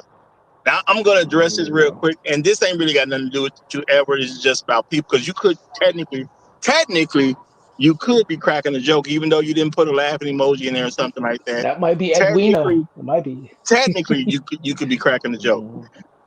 Black men, when y'all say stuff like this, you kind of letting people know you are gay. Because you are Yeah. truly concerned with what black men are doing with their dicks. And that's just what it is at the end of the day. This is an attempt to dick police. Now, y'all can go through, well, unfortunately, I've lost so many channels, but I've never told y'all anything for you to I never tried to dick police y'all. I give out some information, some ideas that I think would be helpful, but I've never tried to dick police y'all. I didn't tell y'all tricking is bad. I didn't tell you couldn't mess with no white hoes. I didn't tell you can't be a passport bro. I've never done anything to tell you what you should or shouldn't do with your dick, except maybe be safe. I may have said something like that, like use a condom if you don't really know that chick or something like that. But that's about it when it comes to telling a grown man what to do with his dick. It doesn't make sense to me as a man who's been straight my entire life or why I got to tell a grown man who ain't my son what to do with his dick. I don't get that. I'm just keeping it real. So That's I do odd, think man. it's a lot of men in here who are trying to, well, I ain't gonna say a lot of men in here, but I'm gonna say guys show up time to time trying to impress hoes. And then they start saying something like, I don't think you get no pussy or whatever the case is. And because it's number one, it's not rational, has nothing to do with the conversation. There's no logic in it at all, except I'm trying to get a hoe to see me say something so a hoe might talk to me. You are men that struggle with hoes. When you come to social media and you say stuff for random women to see you say something on social media, I am convinced y'all must be the dudes y'all keep talking about can't get no hoes. Because people have been telling me for a long time that dudes can't get no hoes. And I be like, what world are you living in where these men can't get no hoes? And I've been trying to figure it out. So I guess it's y'all. For everybody's sake, please stop trying to police grown men's dick. It's not in your family. It just don't, it's not something that straight men should be part of. I understand giving a man some advice on, hey, if you're going to be out there, wear a condom. Make sure you don't get a pregnant, something like that, like a real problematic result. But just telling random men stuff about they dick, come on, y'all. I don't think about other men's dicks. That's a chick. That's a At chick, man. all. That's a chick, It man. could be. It That's definitely a chick. could That's a be. woman. That's That's a chick, guaranteed a dog. woman, bro. Well, you That's know, a you woman. got certain She used the term pillow biting. That's a chick, dog. Yeah, Okay, be on that bullshit. that That's one a chick. Edwina. probably is, but at the end of the day, I do accept grown women should be worried about a man's dick. See, I accept that because you straight and you ain't got no husband, so you should Yeah, be worried about what man she said gonna do with his dick. she said shut up, man. That's a chick. That's a chick. The I truth mean, at teller. the end of the day, that just says she's single and she don't count. And I understand that this content hurts some women who are single because when you're single, you don't really count unless some man is willing to vouch for you at that moment. And that's just where it goes. You single, you're not really part of, you don't really belong to nothing. You up for grabs, as I said in the past. You just somebody up for grabs. I get it can hurt your feelings if you up for grabs. Because if you pass 22 and ain't got no husband, you already down on loser track. And there ain't nothing any of us gonna say. There's so many different types of black men out there. How come none of them want you? It's niggas y'all gonna say is simps all day long. She ain't got them. It's men that y'all gonna say is extra patriarchal. She ain't got them. It's men that's out here abusive. She ain't got them. It's men that's in prison. She ain't got them. It's men on the college campus. She ain't got them. Y'all got to understand when a woman's upset that she ain't got nobody to vouch for, that's a real thing. That's painful. I would hate to live in a world where no woman would say, yeah, I belong to him. I would hate to live in that world. Luckily, I've never had to, and I never plan on living in that world. But if I did live in, yes, I do think that would be extremely painful. So I understand a chick having hurt feelings. They chicks at the end of the day. I do not expect women to operate as men. And to put that burden on them is a little too much. But look, young lady, you're welcome to come by here anytime. We're here for you at the end of the day. You can get your aggressions out and you can find why you don't have a husband on this channel. If you listen to the stuff that's being said here, you can figure out how to get one. So even though you don't like it, it'll be helpful to you. And I'm going to leave it at that because I ain't got to trash you. If you need to be personally correct, I'm going to let your husband do that. Now that's me messing around right there. Let me stop. Okay, so I wanna Oh yeah, Names, go ahead. I wanna highlight this point here. Because truth, you're not saying anything incorrect. I think it's very easy to interpret if you didn't see it from the beginning, or maybe understand people's intentions for saying something. I came up because there was this false charge of black male patriarchy being leveraged in the conversation. And I've said it time and time again. The last time we had a black male patriarchy was during Reconstruction. I see no evidence to it. And I'm talking about from a general cultural perspective. The second point, why I came up even afterwards later on, it's to highlight the fact that that clip that was shown openly advocated for the genocide of black men. And the conversation was less about trying to get them to change, but to really highlight the fact that this is a infectious idea that they're just being vectors for it. They're not the origins of it. I mean, I don't care that they're doing it. We've heard it all the time. But it's important to understand that we don't have a mechanism of knowing who feels that way and who doesn't until it's too late a lot of times. And there was this idea that we're supposed to have this hyper functioning psychic power to detect when people are on that type of time. And I don't mean somebody you're romantically interested with. I'm talking about people that you're related to, people you go to work with, people that you deal with in the public on a regular basis. I think Ryan Coogler had a similar run-in with that situation where he was trying to withdraw some money from the bank. And this black chick literally called the police on him, assuming he was robbing. Mind you, he was in the middle of shooting Black Panther 2, I want to say at the time. I mean, this is people who share this ideology and attitude that we're talking about when I'm speaking. And I'll just make this clear. It's not from this idea that all black women are like this, or that black women who are like this, where it's our job to change them. We've got no control over what people think and how they take it. But what we do have is a piece of responsibility to have an understanding of how these things play out so that we can mitigate the odds that we become subject to this mess. Because we didn't choose this, we didn't make it, and the charges for it is bullshit. Yeah, we can be held liable, in quote, because they've got the ability to leverage the state against us by picking up the phone and calling the police like that lady at the bank did. Like what happens every day was probably happening right this second as we speak. But it's a conversation to address power. Rael was highlighting the fact that a lot of the reason why we demonize power is because we don't see ourselves in it. And we're already digressing from the topic, but it's got nothing to do with Keisha and them. It's got everything to do to understand with the fact that we actually were never safe to begin with. But we're not helpless. We just didn't flip the on switch.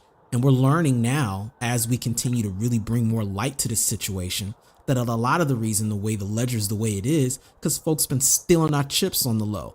And we never even knew we had it. And everybody else is familiar with it but us. And this is just many layers of betrayal that we're speaking about when we address these things. It boils back to power. You know, I'm gonna just say shout out to Edward. I ain't gonna read your whole comment. Edward is the female, y'all, who's ashamed that she's a woman. And I do want y'all to understand that when women come up with these men names, and they do it all the time, they're ashamed of being a woman. They really don't like themselves. So, and I prefer y'all don't even talk to the women. Unless y'all know she's an approved woman over here at the Roger Report Live, just let them be here and don't even talk to them. Real talk. You know what I'm saying? Just don't even talk to them. They're not worth talking to. It's better for them to just have to listen and then communicate with people in the audience. So I'm going to continue to ask, if y'all don't know she's an approved woman over here at the Roger Report Live, don't even talk to her when she's in the chat. Ignore. Okay? Just ignore. She's looking for attention. Okay, and Edward here, whatever her actual name is, she's making Edwina. she's making a point to talk about white men and black women in entertainment on TV shows. Baby, if that's where you get your validation from, that's fine. We know you want a white man, and the only reason you're talking to me about some actors and actresses that playing like couples on TV is because you ain't got a white man in your real life. I know it hurts. That's not our fault. I appreciate her giving you the watch hours, though. I appreciate it. Hey, now don't Yeah, no encourage us doubt. not to do that now. Y'all let we don't want to bring that part up. Let them do that. I just want to follow up what Nameless was saying. So Nameless, honestly, I agree with 100% of what you're saying. But, and as most of us do when we hop up with this panel and we talk, we don't realize what we're doing when we're doing it, right? As men, we try to rationalize, come to an understanding of why they're doing what they're doing. Now, there's only one reason to do that. I'm not even going to say it. Because if I don't care why you're doing it, my main focus of the conversation is going to be the practical end. How to view it, how to point it out, how to identify it, and then how to avoid it, right? I don't need to know what your history was and why you're doing what you're doing and how you're thinking about it and why you're thinking about it and what your mama and them did and blah, blah, blah. I don't need all of that. But we delve into that quite a bit. And it does two things. It humanizes the evil intent that they're doing. Now, whether they're doing it because they think it's evil or whether they're doing it because they're just doing it, it's irrelevant to the people being affected. It's evil. So what I'm saying is we should be focused on moving forward, the practical steps on what we should be doing in this environment. And that is, one, identifying these hoes. Now, it's not hard to identify them. It really isn't. Most niggas know whether or not this is the chick I feel like I want to marry. Hell, most of the time you identify that early and y'all don't ever marry her. I've been there too. I do this. I ain't marrying this chick. Why would I do that? She's my girl, but I'm like, I don't do the marry thing. You hear niggas say that too. Oh, I'm not going to sign state papers. That means she ain't good enough to be married. She's not good enough for you to marry her if you're not going to sign state papers, nigga. So to identify these hoes ain't hard. We do it all the time. These young niggas is doing it very efficiently these days because they not marrying these hoes. So I think we should focus on the more practical and what they should be able to see and identify, and also give some praise to the young niggas out right now, because they don't give a good goddamn if these hoes get on the right track or not. If they ain't on the right track now, it don't matter what they do in the future. It's too late. True. Can You I heard me use the Ryan Coogler example though. Like yes, that has nothing to do with dating. I'm speaking about the power structure. I know. I'm focused on we're talking about the focus of the show though. I completely agree. I think we should take the Matrix perspective. If you listen, man, if you're not one of us, you part of the Matrix. It just is what it is. That's the whole reason I made Can I political ask a question though? Mandalorianism. When you're talking about being in alignment, with black men, probably number one nemesis, and trying to formulate a strategy of how to take you out, that ain't got nothing to do with goddamn dating. I mean, that ain't got shit to do with dating. That's basically the wig who used to say that if a black boy was in the womb, you should abort it. That's that in the adult level. So that's a different conversation. Guys, you guys are delving. Hold on, you guys are delving into this whole. What does this have to do with I dating? gotta clarify. Hold what on. does this have to do with dating? That's exactly. my point. You guys are focused on the dating part. You said how dating, do we? Though. Wait, we're not. I did because that's the. Let me finish because that's the. That's why I asked clarification. Let me finish, nigga. If you're not ready to listen, you need to step off. But I'm asking for clarification. Though. That's why I'm telling you. Stop talking.